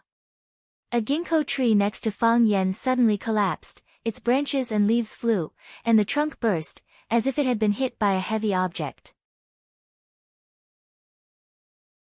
Fang Yan stood where he was without moving. He did not dodge, and he did not even show fear in his eyes. He looked at the dragon god with a calm expression, and said, you see, you still don't dare to kill me. As long as I am alive, there is still a chance. Fang Yan. Gong Sun Chi wanted to strike again. All right. The dragon god looked at his disciple with difficulty, and said with a smile, can you really kill him here?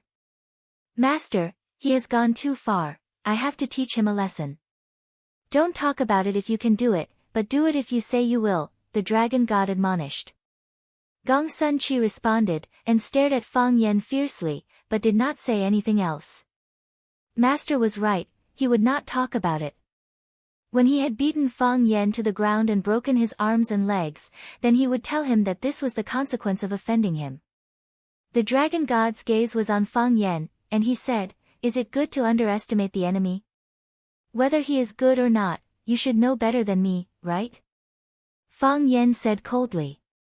This kind of person was really hateful. When he broke the tendons in your arms and made you a useless person, he asked you with concern, asking you how have you been recently. This was not concern, this was a stab in the back. When one is at the peak, he seeks defeat alone. It is hard to find a friend in life, and it is also hard to find an opponent.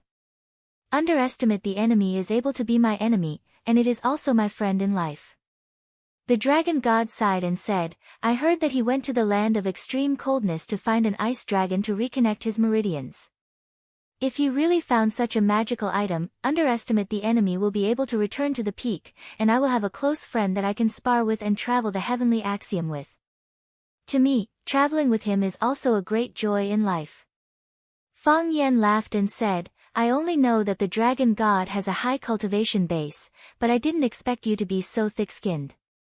We are both walking the same path, and as a junior, I really want to know, is your shamelessness innate, or is it self-taught? Can you teach us juniors some lessons? Impudent.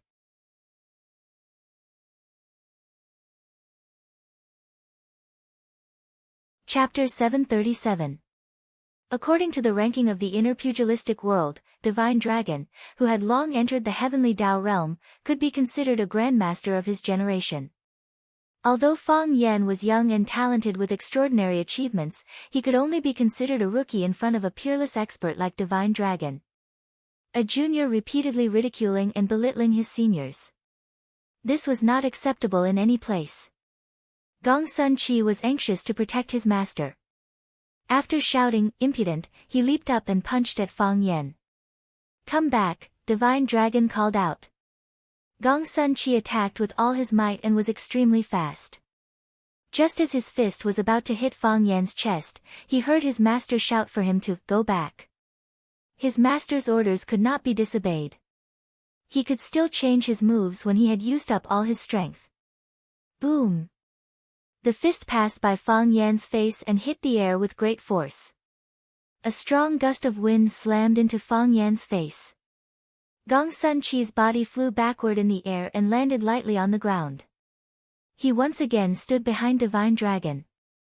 His face did not turn red nor did his heart skip a beat. It was as if nothing had happened. Fang Yan looked at him coldly, but he felt a tinge of regret. "Master, how can you let this kid be so arrogant in front of you?" Gong Sun Chi asked indignantly.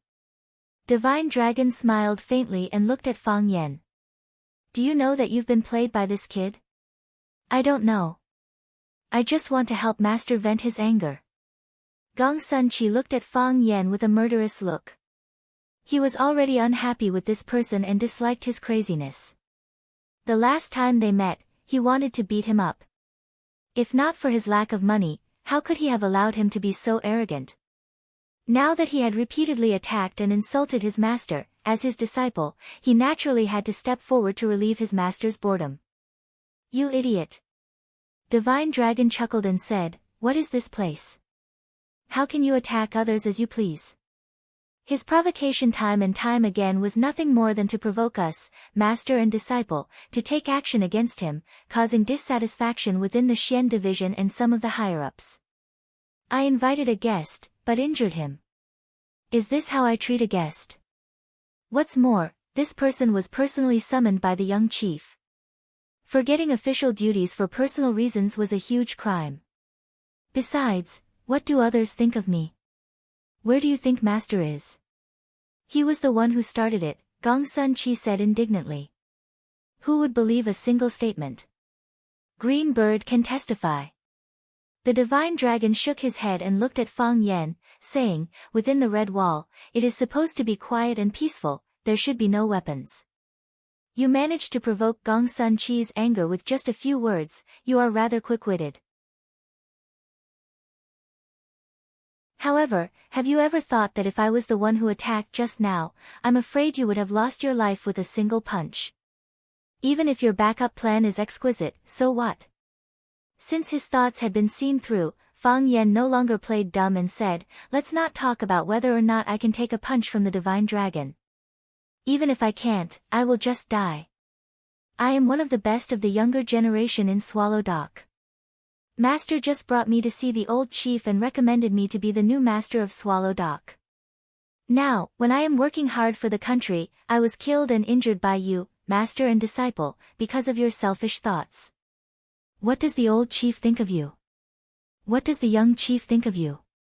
Also, although Swallow Dock doesn't have any heavenly path masters for the time being, they have many heroes.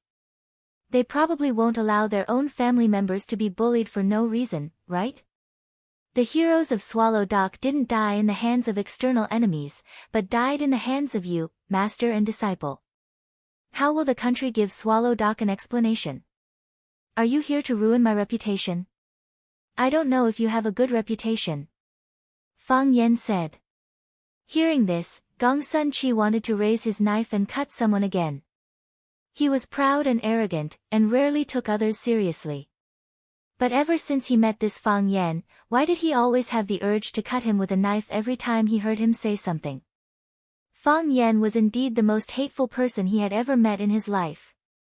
Fang Yan ignored Gong Sun Chi's existence. He couldn't be bothered to argue with a brat.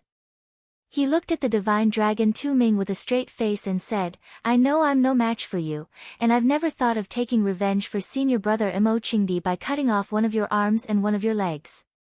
However, I dare not forget this hatred. If senior brother Mo comes back, he will come and take your hands and feet. If senior brother Mo doesn't come back, I will come and take your hands and feet.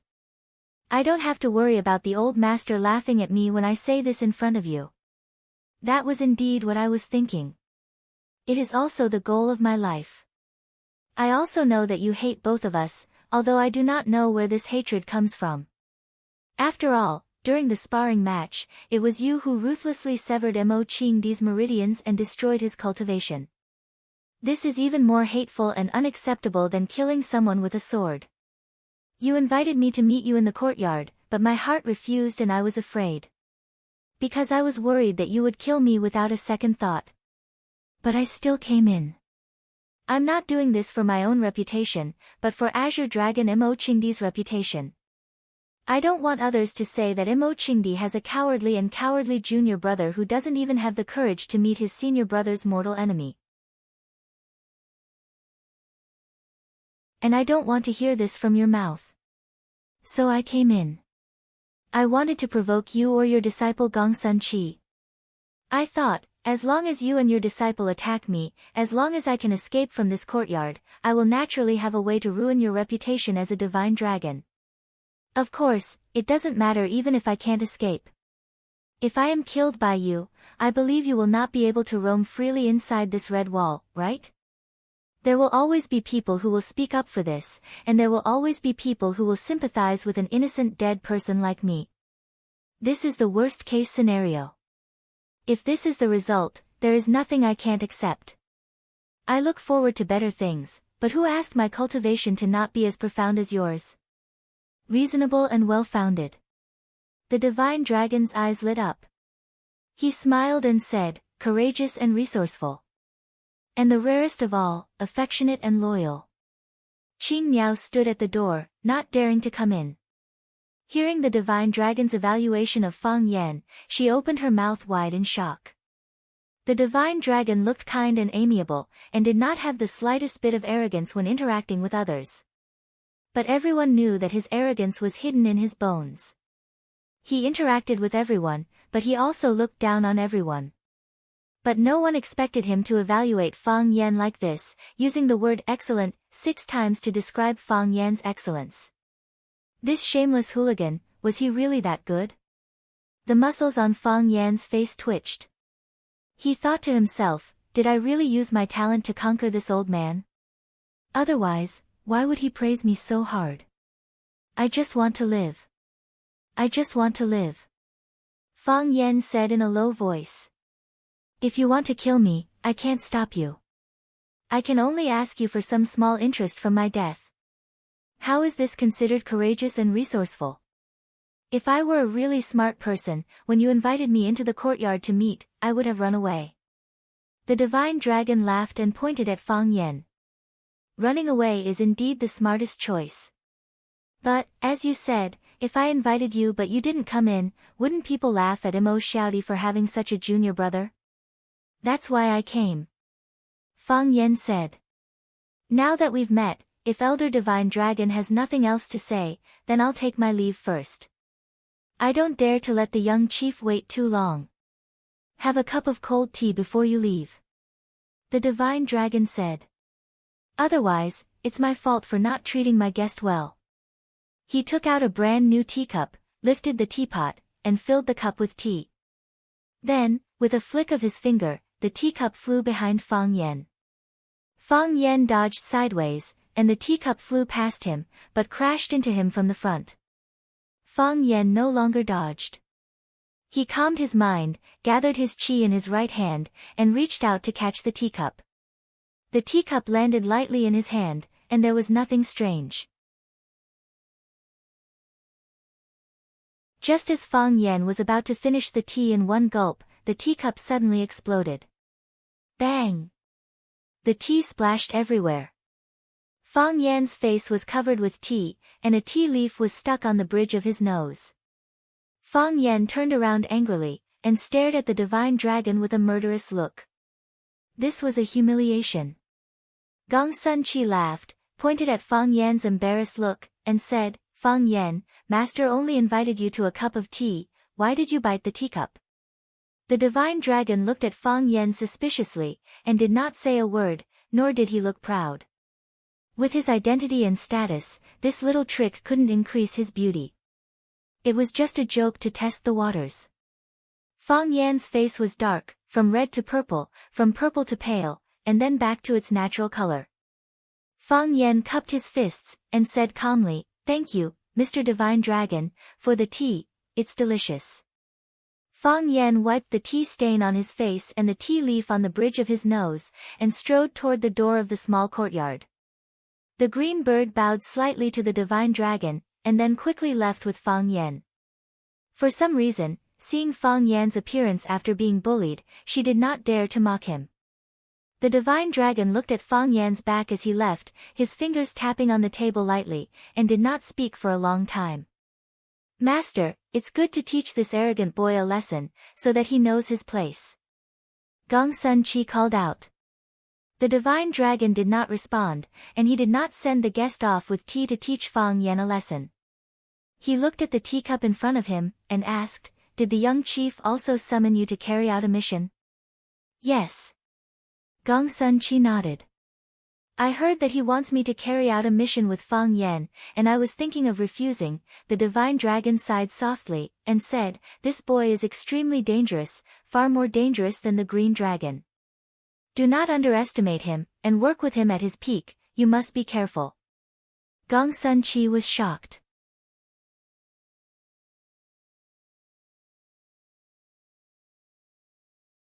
Chapter 738.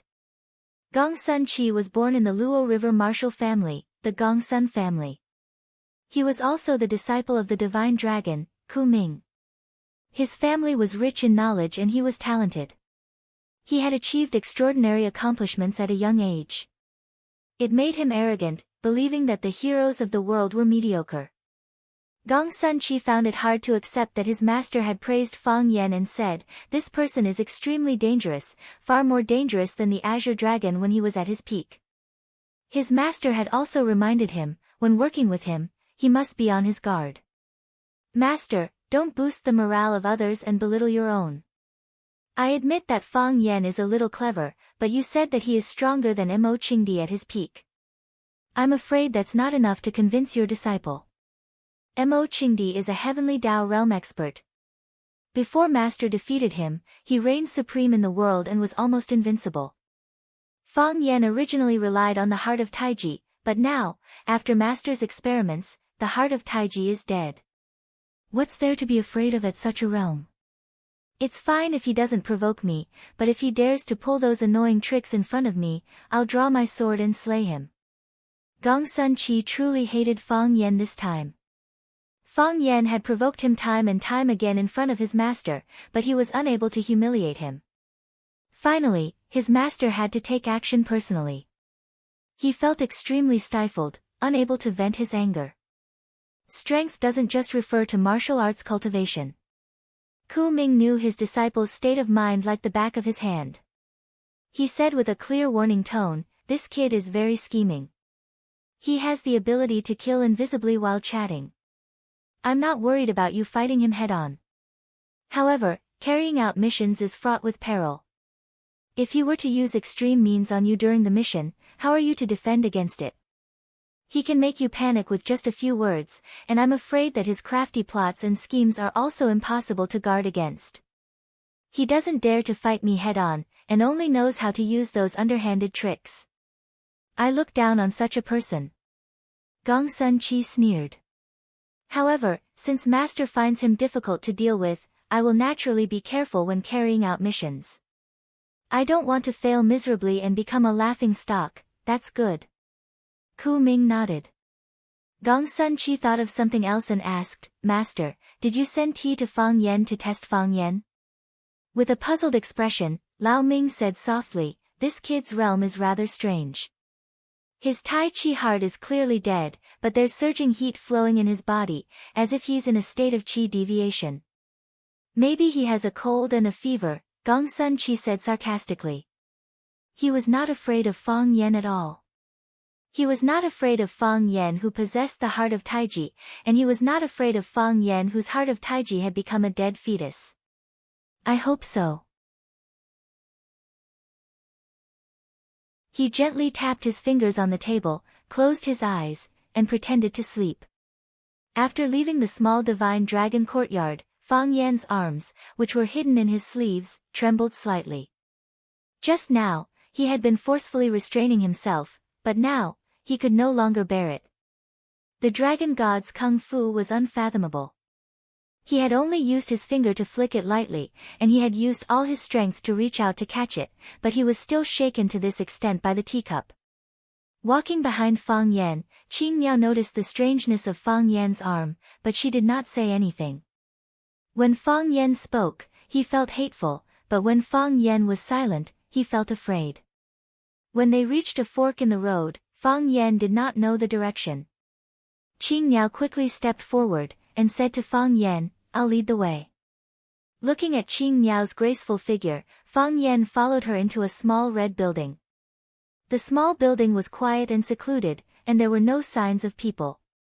Qing Miao swiped the black card at the door of the small building, and the glass door immediately shrank to both sides. Walking forward, there was another glass door. She swiped the card again, and the glass door opened up. There was no trace of its existence. Qing Miao stopped at the door of the elevator. There were no buttons on the elevator. Qing Miao swiped the card on a red dot, and then a silver hole appeared on the wall. Qing Miao moved her eyes over to do a retinal scan, and then the elevator door opened with a ding sound. Qing Miao walked into the elevator, and Fang Yan followed closely behind. The elevator whooshed downwards, and after a few seconds, it stopped. Dang! The elevator door opened, and in front of them was a wide hall. There were many people practicing with equipment in the hall, and there were two men fighting fiercely in the ring. Fang Yan glanced over there, and just happened to see a man with pigtails twisting the arm of a bald strong man. Qing Miao did not take Fang Yan to the hall, but took him to a remote passage. At the door of a silver steel office, Qing Miao glanced at Fang Yan, and said, "Wait a moment." Qing Miao knocked on the glass door, and the glass door opened. Qing Miao stood at the door and made a standard military salute, and said, "Chief, I've brought Fang Yan." "Invite Fang Yan in." A calm man's voice sounded. Qing Miao moved to the side, and Fang Yan walked past her. The room was wide, but the decoration was extremely simple. There was a desk, an office chair, and a computer on the desk. Behind it was a row of bookshelves, with a few books on them. Other than that, there was nothing else in the room. Sitting on the office chair was a middle-aged man wearing glasses. He had a kind face, and when he smiled, it was like a spring breeze. Although it was the first time they met, Fang Yan was no stranger to this man. Because he often saw this familiar face on TV. The man sat on the chair and looked at Fang Yan with a smile. He did not greet Fang Yan, nor did he say anything about taking a seat. Of course, there were no extra chairs in the room. After a long time, the man finally said, "When I first met Underestimate, he was as young as you. He was graceful and arrogant. At that time, I joked that he was the most handsome man in our Xian division. Now that I see Fang Yan, I have the same feeling as when I met Underestimate. What an elegant and handsome young man." With the young chief praising him like this, Fang Yan could no longer remain silent. He respectfully bowed to the chief and said with a smile, "Thank you, chief. I'm not as good as senior. Each has his own merits." The young chief's gaze was always on Fang Yan's face, and he said, "But the two of you are indeed a little different. At least in terms of character, you're very different." When I praised him for underestimating the enemy, he gladly accepted it. "He's not as humble as you." Fang Yan smiled again and said, "That's why I'm not as good as senior." The young chief smiled and shook his head, saying, "Fang Yan, from the time you were born to the time you walked into this office, all your resume is in my computer. I've studied it for a long time, and I have a certain understanding of you, right?" If someone else had said this, Fang Yan would not have believed it. But when this young chief said this to him, Fang Yan knew that there was not the slightest bit of exaggeration. If he wanted a person's information, it was just a matter of saying a word. "I hope I didn't disappoint the chief," Fang Yan said in a low voice. This was not the time to make jokes. This was not the time to make jokes. I'm not disappointed, the young chief said with a smile. He pushed away the chair and stood up, striding over to Fang Yan, sizing up Fang Yan, who was a head taller than him at a close distance, and said, "And you're far more outstanding than I imagined. Even more outstanding than underestimate when he was young. Perhaps in the path of martial arts, underestimate is more outstanding than you. But that's only because underestimate is more diligent than you, and wholeheartedly devoted to the pursuit of martial arts. And you? Sometimes I'm really curious, what exactly is in your mind? The things you've experienced, the way you handle dangerous situations, it's really admirable." The young chief looked at Qing Niao and said, "You already know where this place is, right?" "I know," Fang Yan said with a nod. "Qing Niao has already introduced me to her on the way here. She's a very meticulous person. This is the Xian department. I've long heard of her great name, and my heart is still surging with excitement." Qing Niao looked at Fang Yan gratefully. When the young chief asked that question, Qing Niao's heart almost jumped out. She was in charge of receiving people, so she had the responsibility to introduce related matters to him. But because she was full of hostility towards Fang Yan, she had been delaying this responsibility. Later, after entering the Red Wall, she met the Dragon God and his disciple, and this matter was delayed even more. She thought that according to Fang Yan's character, he would definitely say something bad about her in front of the young chief. Unexpectedly, not only did he not do that, but he even said a few good words for her. This man was really a strange fellow. "Yes, this is the Xian department," the young chief said. "I've been in charge of the work of the Xian department all these years, including the matters related to Swallow Dock. But Swallow Dock is a rather special existence, and many times we still need Comrade Nian Yu to come forward and communicate. So, on behalf of the Xian department, I welcome you to join us."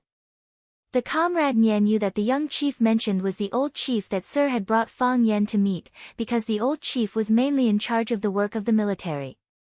In fact, the nature of the work overlapped with the young chief in some aspects. Swallow Dock did not belong to the Xian department, and more often than not, they worked closely with the military. And in some special matters, they had to work together with the Xian department. Swallow Dock was under the dual leadership of the old chief and the young chief. Of course, it was in parallel with the military and the Xian department, and was an independent entity. The affairs inside were complicated, and even the current Fang Yan could not figure them out. "It's my honor. I also have to thank the chief for your help before, and Swallow Dock will remember it," Fang Yan said gratefully. The young chief naturally knew what Fang Yan was talking about, and said, "Someone crossed the line, so of course we have to kick him back. But it's just a joke between kids, don't take it to heart." "Yes." Fang Yan agreed, and pondered the meaning of the young chief's words. The young chief glanced at the time on his watch, and asked in confusion, "Where's Gong Sun Chi? Didn't you inform him?" Gong Sun Chi had just had a conflict with him, so naturally, he was unwilling to immediately follow behind him to meet the young chief. Hearing the young chief's question, Fang Yan pretended to be casual and said, "When I came over, I was even invited by Mr. Dragon God and Brother Gong Sun to the courtyard for tea. Brother Gong Sun should be here soon, right?" Green Bird's heart sank, but she did not look at Fang Yan's eyes. This guy killed people without leaving a trace, he really was not a good person.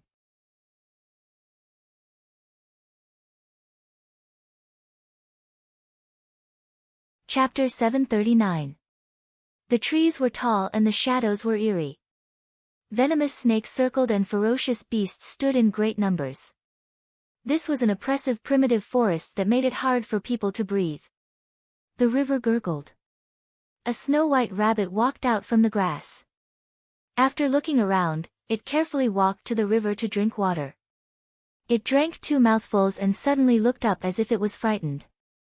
It looked around again and didn't find anything suspicious.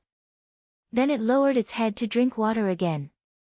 After drinking 2 mouthfuls, it raised its head again. The cycle repeated again and again. It looked extremely insecure. Whoosh, a snake as thick as a human leg came out of the river. It swallowed the white rabbit in one gulp. Walala, water splashed everywhere. Because it rushed too quickly, the snake's upper body was as tall as a person in the air. Paw, its strength was exhausted. The snake's head fell. Then it slammed heavily into the river. The snake sank to the bottom of the river and disappeared. Only countless ripples were left on the surface of the river. Because of this incident, the forest was in chaos. The birds in the forest flew away and the bats jumped around. Some small animals hiding around the river ran away, knocking down leaves and branches. The scene was chaotic, but soon it was quiet again. The strong preyed on the weak and deceived each other. This was the main theme of this primitive forest where law and morality couldn't cover. Tranquility. A deathly tranquility. The trees were tall and large, with lush leaves. They clustered together like an endless green umbrella, blocking the sun, moon, stars, and people's sight. Looking up, only a corner of the sky could be seen through the leaves. The sky was gray. It looked like it was about to rain. Whoosh whoosh whoosh, a group of black figures rushed over. Their footsteps were light and fast like lightning. The lake that was several meters wide was no problem for them.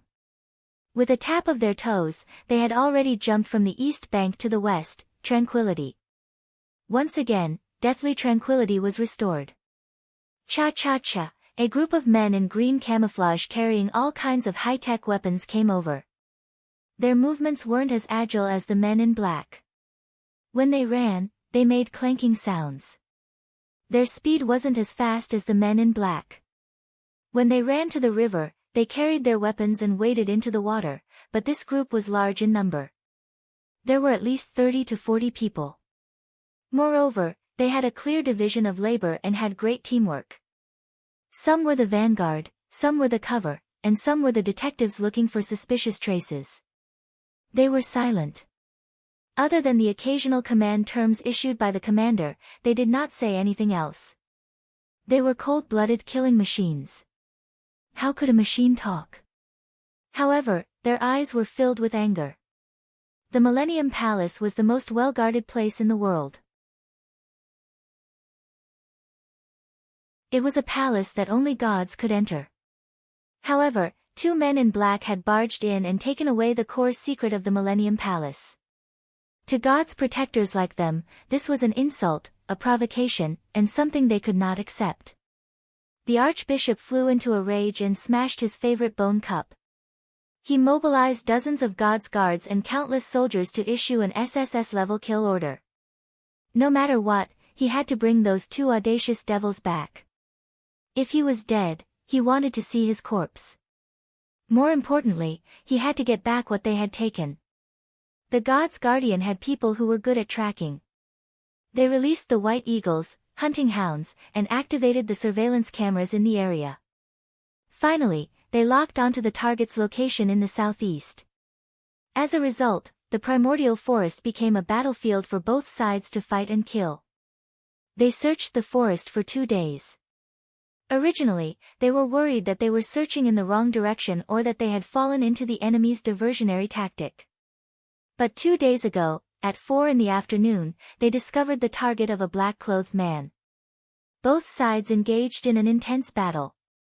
7 God's guardians surrounded and attacked a black-clothed man.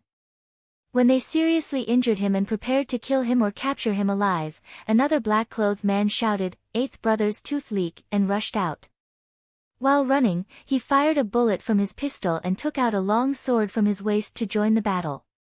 The masked black-clothed man attacked ferociously. After he joined the battle, the heavily injured black-clothed man was finally able to escape. The black-clothed man fought against the 7 God's guardians by himself. After chopping off the arm of a god general, he shouted a few words such as, "Cry and you will dig together," and "Damn it," before looking for an opportunity to escape and disappeared without a trace. These damned East Asians. The Millennium Palace had expended so much manpower and resources to intercept the 2 thieves, but not only did they fail to bring them back, but one of their divine generals was also injured. That was an incomparably noble divine general, an important figure who could drink afternoon tea with the archbishop. The archbishop smashed another human head cup that he liked and began to increase the reward and punishment system. Anyone who could kill one of the black-clothed men would be promoted to a god general, regardless of their previous identity. Thus, these people all went crazy. Their eyes were bloodshot. They gathered in groups and combed through the forest again and again. No matter what, they would not allow the two damned fellows to return to East Asia. Even if they did, they would kill them and kill them. This was the consequence of offending God. Despicable East Asians, they cursed in their hearts. Cha-cha-cha, another group of men in red robes jumped over the river.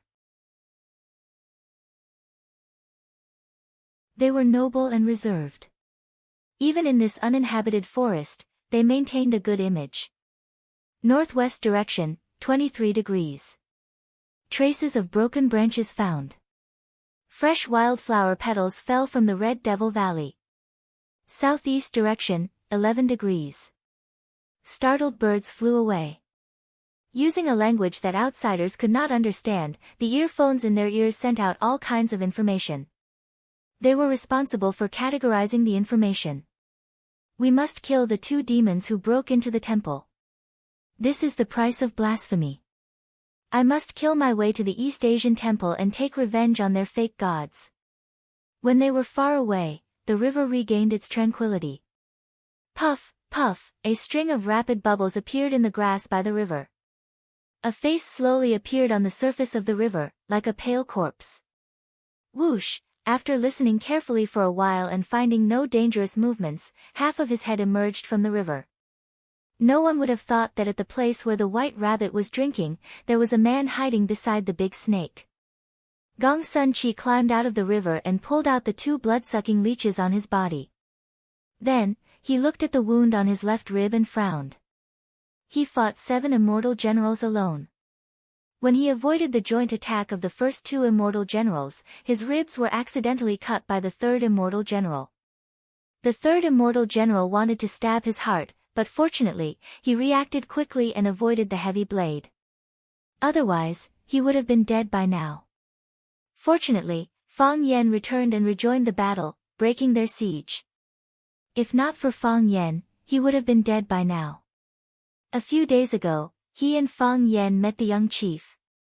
Then, they circled around the earth and hid their identities to reach the place where the gods had descended. With the help of a spy, the two of them passed through many checkpoints and arrived at the sacrificial temple of Millennium Palace. From there, they stole their target. If they wanted to take the treasure, they would trigger the alarm switch of Millennium Palace. If they did not want to trigger the alarm switch, they could only not touch the treasure. It was not in line with Fang Yen and Gong Sun Chi's character to enter a treasure mountain but not get the treasure. Thus, the two of them broke the protective wall and ran away with the treasure. After that, they began to encounter a difficult and dangerous escape. The strength of the enemy was beyond Gong Sun Chi's expectations.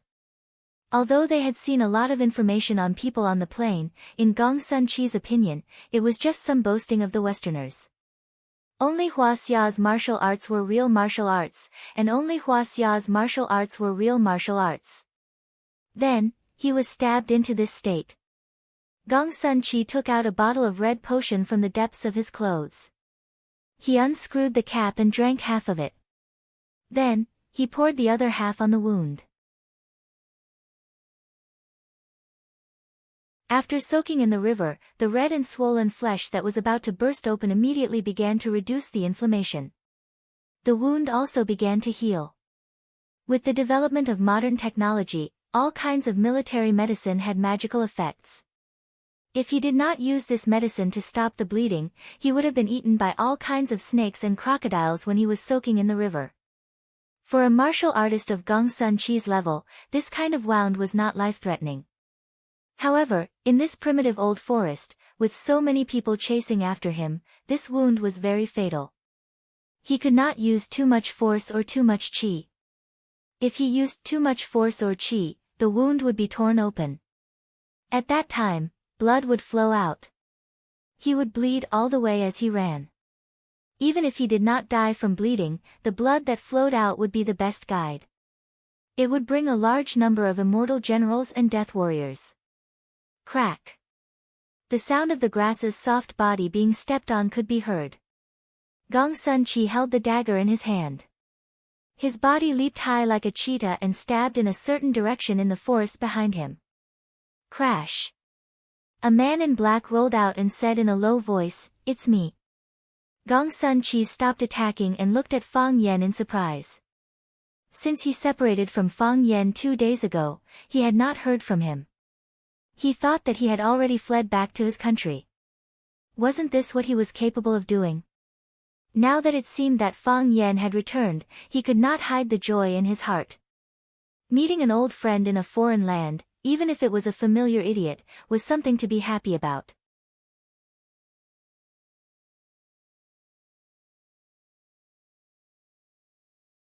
Chapter 740. In Gong Sun Chi's eyes, Fang Yen was indeed an idiot. You dared to challenge your own master with that small physique of yours. If I were my master, I would have slapped you to death with one palm. How could I allow you to humiliate me like this? Some people say that a brother is someone you can trust with your back on the battlefield. Gong Sun Chi and Fang Yen were not brothers, so he would not trust his back to the other. Fang Yen would take a knife for his brother, but Gong Sun Chi had 100% reason to believe that he would stab him a few times.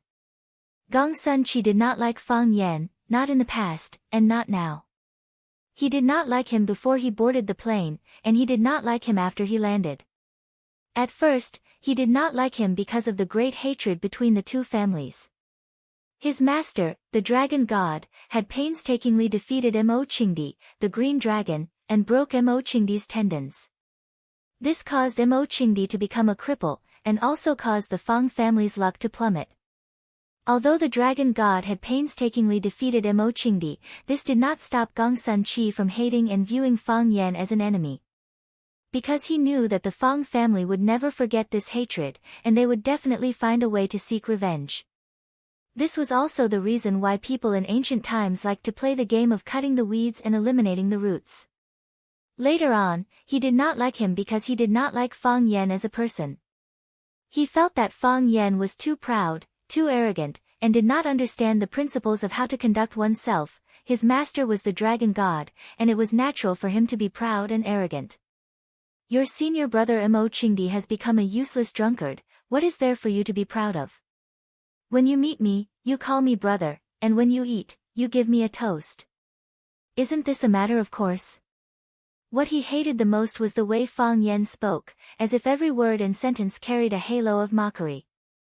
If you could listen to his complete sentence and still resist the urge to cut him in half, it proved that you were very good at keeping your composure.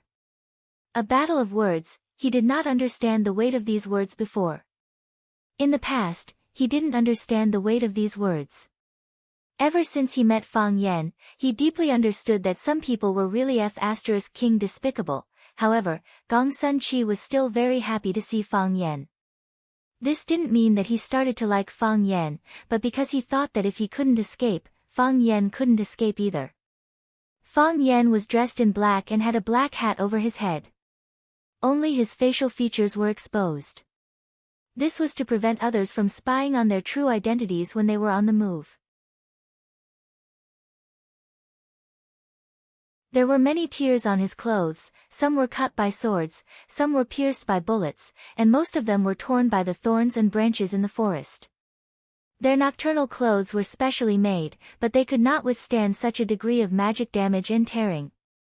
Phew! Fang Yen took a deep breath and pulled down the mask on his head. His face was painted black, and so were his lips and teeth. The Prince Charming of Swallow Dock looked more like a psycho than anything else. Because of the hot forest, Fang Yen was sweating profusely, and his hair was wet. It was as if he had just climbed out of the river like Gong Sun Chi. Fang Yen looked at the wound under Gong Sun Chi's ribs and asked with concern, "Are you okay?" "I won't die," Gong Sun Chi replied. "It's good that you won't die." Fang Yen said happily, "One more person means one more power. Even if you can't kill people, you can help me lure some people away. You use me as bait?" Gong Sun Chi said angrily. Don't be angry, don't be angry. Fang Yan waved his hand and said, how can I use you as bait? You are my comrade in arms, my brother. In this strange forest, the two of us can only go hand in hand and live and die together. Gong Sun Chi felt a little better. Although he didn't want to be a comrade in arms or a brother with Fang Yan, it was still in his interest to go hand in hand and live and die together. He was injured now, but he was injured. In fact, he was a burden. The fact that Fang Yan was willing to bring him along proved that this person's character wasn't so bad that it would make people's hair stand on end. Which direction did you come from? Gong Sun Chi asked the question that he was concerned about. From the northwest, Fang Yan said. I set up some traps there, then ran along the Red Devil Valley for a long time, then returned along the original path. Now they should be chasing towards the Red Devil Valley, thinking that we took that route. After all, that route is the easiest to walk to the border of Myanmar. As long as we pass the border, I don't think they would dare to bring so many people to look for us. Gong Sun Chi pointed to the small river beside him and said in a low voice, I was hiding under the tree roots by the river just now, and 3 groups of people passed by. There were god generals, god servants with heavy weapons on the periphery, and their priests, I know. Fang Yan nodded and said. I waited for them to pass by before coming back to find you. How did you know I was here? I didn't know before, but I followed their search route and came back. I just happened to see you climbing out of the river. Gong Sun Chi frowned and looked up at the thick clouds that were getting lower and lower in the sky. He said, what do we do now? It's very difficult. Fang Yan's expression was also quite serious. He said, we are now being attacked from both the front and the back. The first group of people who were chasing us ran ahead of us, and they may have already set up a trap at the edge of the forest. If we want to enter Myanmar from the border, we may fall into their ambush. There are still people coming from behind, and once they find out where we are, they will be able to surround us from all directions, constantly reducing the space we can move around. In the end, there will be less and less space for us to move around, and we will still be trapped by them. Gong Sun Chi snorted and said, I know all this. Let me ask you, what should we do now? Seeing the dissatisfaction on Gong Sun Chi's face, Fang Yan thought to himself, this guy really doesn't want to admit defeat, even now he is still arrogant. He smiled and said, you don't have to worry, no matter what, I will not leave you behind. Fang Yan's words irritated Gong Sun Chi's sensitive nerves, and a touch of deep red appeared on his pale face. He said angrily, what do you mean by you will not leave me behind no matter what? Do I need you? I can still go back without you, but you better pray for yourself. You and I don't see eye to eye, let's separate here and run for our lives. That won't do. Fang Yan said with a serious face, you are seriously injured, without my help, you will only die, my death is my own business, what does it have to do with you? In that case. Fang Yan smiled and said, you stay behind, I will go first. You, Fang Yan patted Gong Sun Chi on the shoulder and said, take care. Fang Yan glanced at Gong Sun Chi, and then quickly disappeared into the forest like a nimble rabbit. Gong Sun Chi was stunned for a long time, and the muscles on his face kept twitching. This bastard, he abandoned me just like that. Didn't we agree that we are comrades and brothers? Whoosh! Fang Yan slid down from a towering tree, covered the mouth of the divine servant at the back of the team, and used a sharp blade to cut his neck. Blood spurted out, but because Fang Yan's gloved hand covered the wound, it did not splatter everywhere. His body first stiffened, and then slowly became limp. His soul was taken away by the god of death, and all the strength in his body dissipated. His legs softened and he fell down. Fang Yan dragged his body and slowly put him down on the grass. The gun in his hand fell to the ground, but Fang Yan lightly kicked it with the tip of his foot, and the gun flew into the air again. He picked it up in one go to avoid making any noise. Screech! A grasshopper in the grass was startled and jumped toward the tree trunk. Someone in the team ahead turned around. Pa! A bullet flew past the side of Fang Yan's face. Fang Yan did not stop, and his body rolled toward a tree in front of him that was as thick as a person. Pa pa pa pa, rows of bullets swept over, hitting the place where Fang Yen was just standing. If Fang Yen was a little later, his body would have been smashed into a pulp by now. The target has appeared, the devil is here. Someone shouted. The soldiers immediately found cover and began to bombard the tree that Fang Yen was hiding in. The bark of the tree was smashed, the trunk was riddled with countless holes, and the weeds under the tree were charred black. However, there was no sound behind the tree, as if the target had been killed. The commander issued a ceasefire order, and all the divine servants in the bunkers immediately stopped firing. They waited quietly, waiting for news of Fang Yan's escape or his death. Unfortunately, after waiting for a long time, there was no movement behind the tree. There was a deathly silence.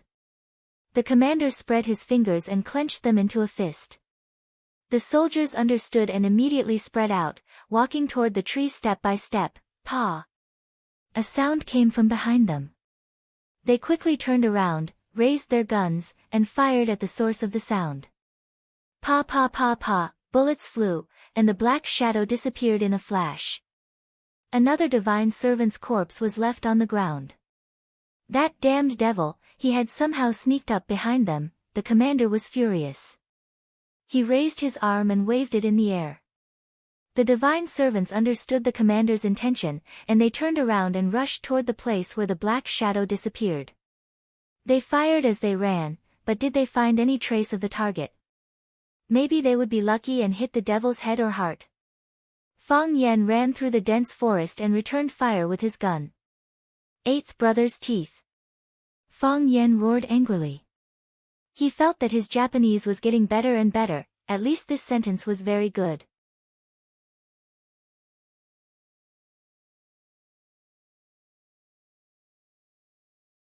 Chapter 741. Sweat and blood mixed together, turning into a pungent smell that even Fang Yen himself could not accept. This smell was strong for a long time, and it was difficult to hide from the hounds and the white eagles. All the disguises and traps that Fang Yen had set up previously were no longer effective, and the divine generals and priests who had received the request for reinforcements were gathering here on a large scale.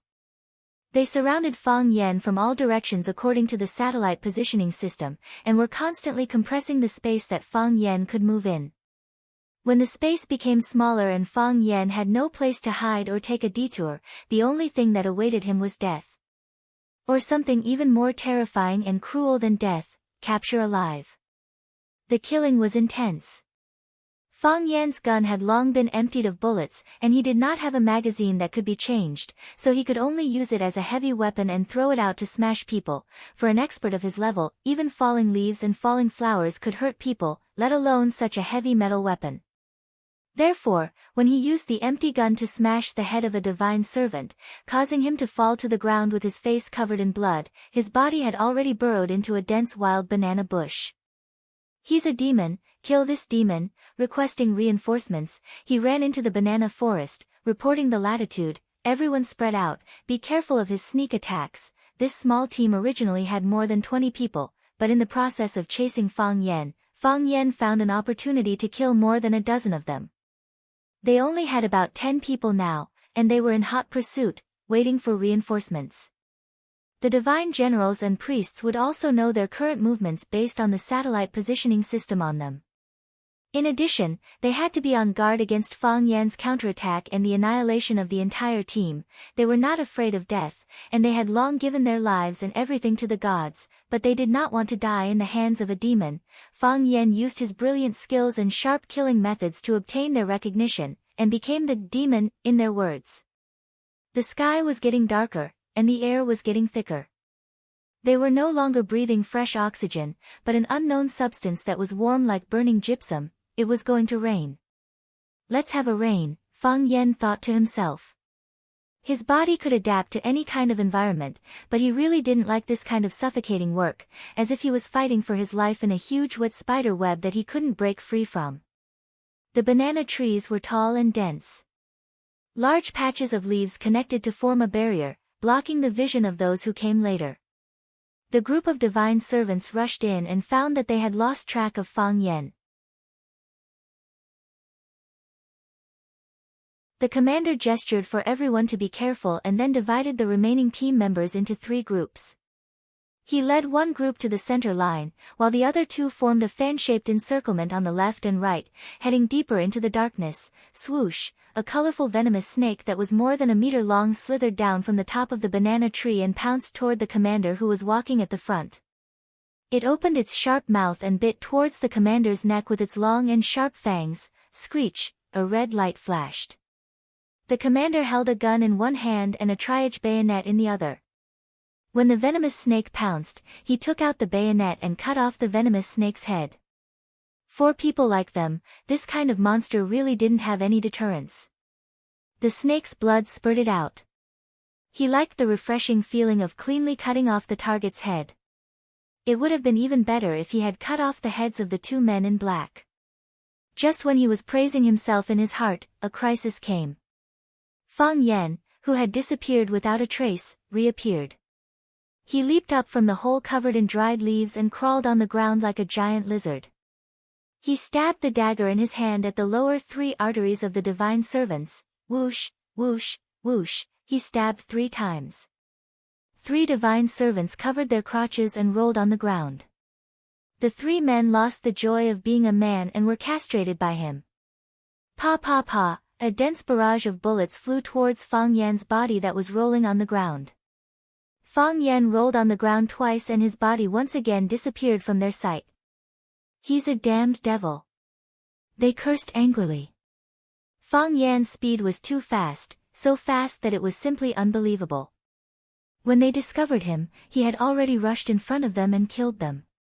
When they raised their guns to counterattack, he disappeared again. This was not an opponent of the same level at all. Before the arrival of the black-robed divine generals and red-robed high priests, these divine servants were just a group of pitiful cannon fodder used to restrain the enemy. Just when these divine servants shouted and wanted to chase after him, Fang Yan turned around and attacked again. Screech! He threw the dagger in his hand and stabbed it into the throat of a divine servant.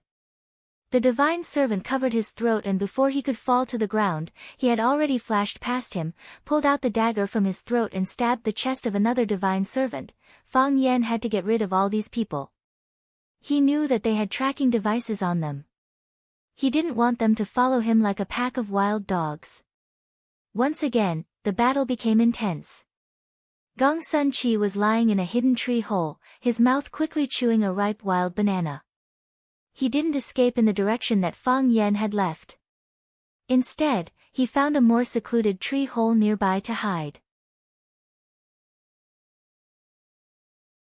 Now was the time when the divine servants and divine generals of the Millennium Palace were searching for him. His physical condition wasn't very optimistic. If he encountered a situation where there were 7 against 1 again, he wouldn't be able to hold on. Of course, even if he encountered 1 or 2 divine generals, his situation wouldn't be optimistic either. However, he wouldn't admit this point. The injury under his armpit was very serious. Not only was his flesh cut, but even his bones were injured. Although he had used an effective genetic agent to heal the wound, it was only on the surface. The internal injury still couldn't be healed, and it would take a long time to recover. He couldn't use force or chi, and there were strong enemies in front of him and pursuers behind him. In such a dangerous ancient forest, there weren't many options left for him. Am I going to die? Gong Sun Chi suddenly had this thought. Tui tui tui. Gong Sun Chi hurriedly chased this inauspicious thought out of his head. How could he die? He was the disciple of the dragon god. He was a genius, wise, and powerful. He hadn't reached the peak of his life yet. How could he die? Before coming out to carry out the mission, he never thought about the word death. Because he felt that such a thing was very far away from him. Who could kill him in this big world? But now, he had no choice but to face such a tragic and bitter problem. He could really be killed. In this strange ancient forest where there was only killing and no humanity, he had no one to rely on and was seriously injured. His only teammate. Thinking of Fang Yan, Gong Sun Chi gritted his teeth in hatred. That bastard, he abandoned his comrade just like that and ran away on his own. It's fine if I die in battle, but if I go back, I'll definitely report him. Gong Sun Chi made this decision in his heart. But soon, he overturned this thought. If he went back and reported that Fang Yan had heartlessly abandoned his comrade, wouldn't that be admitting to the higher-ups that he was inferior to Fang Yan and that he had to rely on Fang Yan's help during the mission to return? This wouldn't do. The proud Gong Sun Chi wouldn't accept the fact that he was inferior to Fang Yan.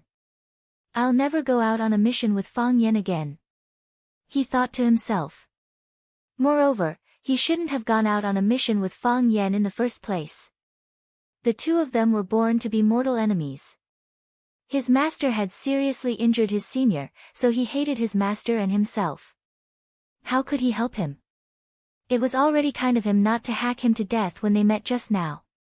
Could it be that he thought that he would definitely die in his current situation, so he didn't kill him? He thought that he couldn't break out of the encirclement. Since he had nothing to do here, Gong Sun Chi opened his brain and let his imagination run wild.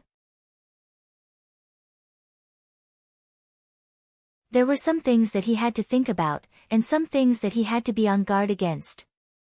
If Fang Yan really wanted to take this opportunity to silence him and avenge his senior, Gong Sun Chi really couldn't do anything to him. Fang Yan didn't need to do anything. He only needed to lure the godly generals to his hiding place. Thinking of this possibility, he quickly peeked outside the tree hole. With just a glance, he really did see two men in black robes walking towards him. They might have already discovered his whereabouts and were creeping towards him, trying to catch him off guard. Their black boots made no sound as they stepped on the grass. Even the most agile rabbit would make a louder sound than them. Gong Sun Chi threw away the banana peel in his hand and gripped the long sword at the side tightly.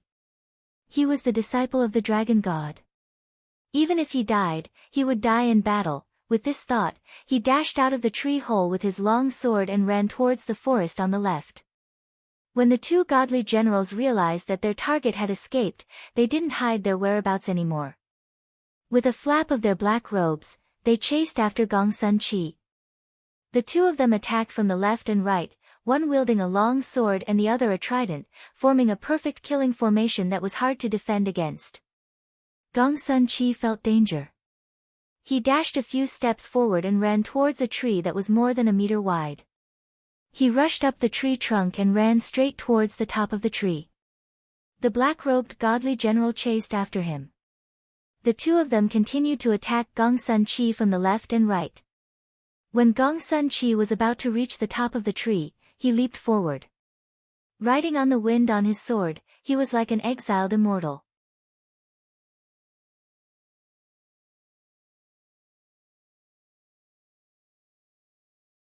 Chapter 742.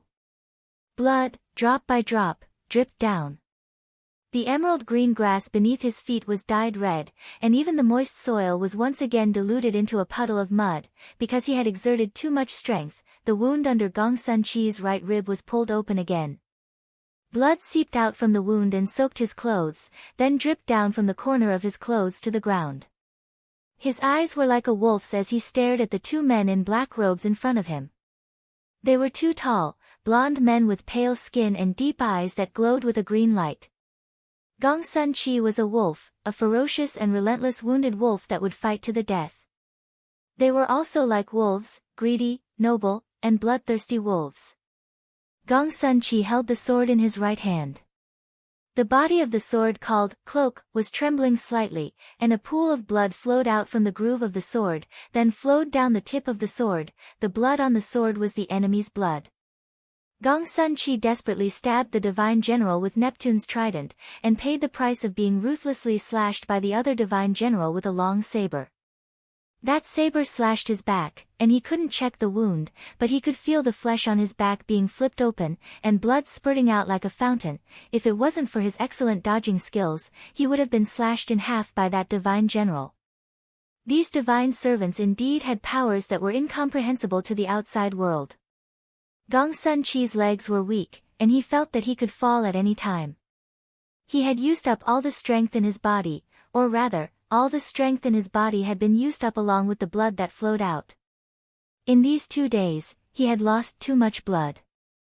Because of his severe injuries, every movement he made required more than 10 times the strength than before. He used his strong willpower to control his body, as well as the pride that made him feel superior at all times. He didn't want them to tremble too obviously, because that would be very embarrassing for him. Yes, he was such a proud man. In the Xian department, he was very proud because his master was the divine dragon. In front of Fang Yan, he was very proud because his master was the divine dragon. He was equally proud in front of these divine generals of the Millennium Palace because his master was the divine dragon, the most powerful man in Huaxia, these clowns. His expression was cold, but his heart was filled with disdain for these people. If I hadn't been injured, if I had been at my peak, I would have killed all of you with a swift knife. He knew that he couldn't bear the next charge in his current condition. However, the two immortal generals were still alive. Puff. Gong Sun Chi spat out a mouthful of blood. Blood dyed his mask red, leaving a choking sour taste in his throat. He reached out, pulled off his mask, and threw it away. He faced the two divine generals with his cold, handsome face. Am I going to die? Gong Sun Chi muttered to himself. He took out a black ribbon from his bosom and used it to tie the sword tightly to his right hand. Because his hands had no strength left, he was afraid that he would throw the sword out when he slashed. As long as this arm was still in his body, he hoped that the cloak sword would still be in his hands. This was the dignity of a swordsman. Master, I'm sorry. Gong Sun Chi said with a face full of guilt. You're the number one in Huaxia, but I didn't even get to learn 1/10,000th of your martial arts. I wanted to challenge the heroes of the world after I mastered the martial arts and make a name for myself. It seems like I won't have the chance to do so now. That's good too. I'll take it that you don't have a disappointing disciple like me. He thought of Fang Yan again. He really hated this guy. However, at this moment, he still hoped that he could escape from this dangerous place and return safely. What an annoying guy. Gong Sun Chi thought to himself. However, I still hope that you will be able to return safely. Because only then will we be able to return the treasures we stole, and only by returning the treasures will we be able to complete our mission. Even if I die, it won't be in vain. He tied the black ribbon into a dead knot, then used his teeth to pull it hard. Tui! He spat out a mouthful of saliva, then bent his body slightly and leaned his upper body forward in a charging posture. In his current state, it was already difficult for him to defend against the encirclement of the two divine generals. As long as they charged again, he would be chopped into meat paste. However, the remaining energy in his body was just enough for him to make one more attack, an attack with no chance of survival. Even if he died, it would be because he killed the enemy first, and then get killed. Thinking about it, he still felt embarrassed. But, what could he do? To Gong Sun Chi, this was the most dignified way to die. Master. Gong Sun Chi thought for a while, then said in a deep voice, I can't kowtow to you anymore. He tightened his grip on the long sword in his hand, then rushed towards the two impatient divine generals. Rumble, a sudden clap of thunder tore through the sky, and a majestic rain poured down. Whoosh, the curtain of rain covered the heaven and earth, as if the whole world was covered by this rain of arrows. Swoosh, Gong Sun Chi fell to the ground, panting, his whole body submerged in the muddy water. There were countless wounds on his body, and a few of them had penetrated deep into his internal organs. The muddy water is too dirty, and the posture is too unsightly. Gong Sun Chi felt very uncomfortable. He really wanted to ask the two divine generals if they could help him up, or change his posture. On one hand, there was a language barrier, and on the other hand, he was even more unwilling to ask for help. I'm going to die anyway, and no one will see me when I die. He comforted himself. Kacha, the man holding the trident walked towards him step by step. Kacha, Kacha, his boots stepped on the muddy water, making a piercing sound. Where is the divine weapon? He asked in a language that no one could understand. Gong Sun Chi lay there motionlessly, thinking, is this guy an idiot? If you don't speak the Hua Xia language, who knows what you're saying? Hand over the divine weapon, or you'll go to hell. Gong Sun Chi closed his eyes powerlessly, he could feel the sharp weapon in the man's hand. Kacha, the man in black raised the trident high and smashed it towards Gong Sun Chi's head. Swish, a silver light flashed, and the man's raised arm fell to the ground, along with the trident in his hand. The divine general holding the long blade was shocked, and rushed towards the man in black who had suddenly appeared. The man in black advanced instead of retreating, raising his sword and rushing towards him. Kacha, the two brushed past each other. The man in black looked at him with a face full of unwillingness, unable to believe what had happened in front of him. Crack, the man in black's body was split into two, and the lower half of his body was still standing. Fresh blood sprayed into the air, and then it was slapped down by an even denser rain. The man with the trident looked at his arm that had been split in two, but he didn't feel any pain. He was stunned for a moment, and then the red light in his eyes blazed. Roar! Charge! His body leapt high into the air, and his good arm clenched into a fist. The fist carried a strong gust of wind, and countless raindrops smashed towards the man in black's head. Swish, another silver light flashed. The divine general's other arm was also cut off. His body flew past the man in black, blood spurting out of his body. Swish, swish, swish, swish, the man in black's body counterattacked, and he chased after him, striking continuously. When he stopped moving, the divine general's body could no longer stand up. What happened? Gong Sun Chi opened his eyes. I'm still alive. Crack, crack, someone walked towards him step by step, and then stood in front of him. He wanted to look up, but he didn't even have the strength to do so. Half of his face was buried in the muddy water, and he struggled to breathe. If the rain had been any heavier, his whole head would have been buried. At that time, even if the divine general of Millennium Palace didn't kill him, the rain would. Are you all right? A familiar voice sounded by his ear. Gong Sun Chi's mind shook, and his groggy consciousness became much clearer. Fang Yan? He asked aloud.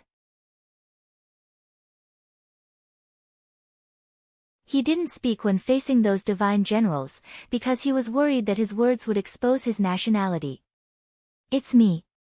Fang Yan pulled down the mask on his face, and looked at the motionless Gong Sun Chi, and asked again, Are you all right? What do you think? Gong Sun Chi said through gritted teeth. He's already like this. Do you think I don't look like I'm fine? I think something is wrong. Fang Yan said seriously. I'll pull you up. Go ahead and pull me up. Do you think I'll refuse such a request? Thus, Fang Yan reached out and pulled Gong Sun Chi out of the muddy water. He leaned his upper body against a tree, and took out some ointment from his pocket to treat him. You don't look good. Fang Yan said as he inspected the wounds on his body. Why did you come back? Gong Sun Chi stared at Fang Yan and asked. Fang Yan's arrival gave him a glimmer of hope. He knew that perhaps he wouldn't die. I hate you very much. Fang Yan said. As he spoke, he poured the potion in the bottle on the biggest wound on Gong Sun Chi's body. One bottle of potion wasn't enough, and 2 bottles weren't enough either, so he took out all the potions he had. After thinking about it, he stuffed another bottle back. I also know you hate me. Fang Yan said. I do hate you. Gong Sun Chi's voice was weak, but he said stubbornly. But I still don't want you to die. Fang Yan said in a deep voice. You and your disciple owe me, I'll get it back from you. But now, I can't let you be killed by these foreigners. I've said it before, we're brothers, comrades in arms. Gong Sun Chi's eyes were moist, and there was something tickling his throat, making him want to say something. You don't have to say anything, I can understand your feelings at this moment. I know, what I'm doing is quite touching. Fang Yan patted his shoulder gently and said. I'm lying in the muddy water and can't move. Gong Sun Chi's voice was bitter, hidden in the sound of the wind and rain, emerging bit by bit. Don't tell anyone, You're tuning into the Blissful Bookshelf YouTube channel. We're so grateful for your support, and don't forget to subscribe to join us on this incredible journey through captivating stories. Your generosity through donations truly makes a world of difference, as it's the primary source of revenue that allows me to expand and enhance this channel for you. Thank you from the bottom of my heart for being a part of this adventure.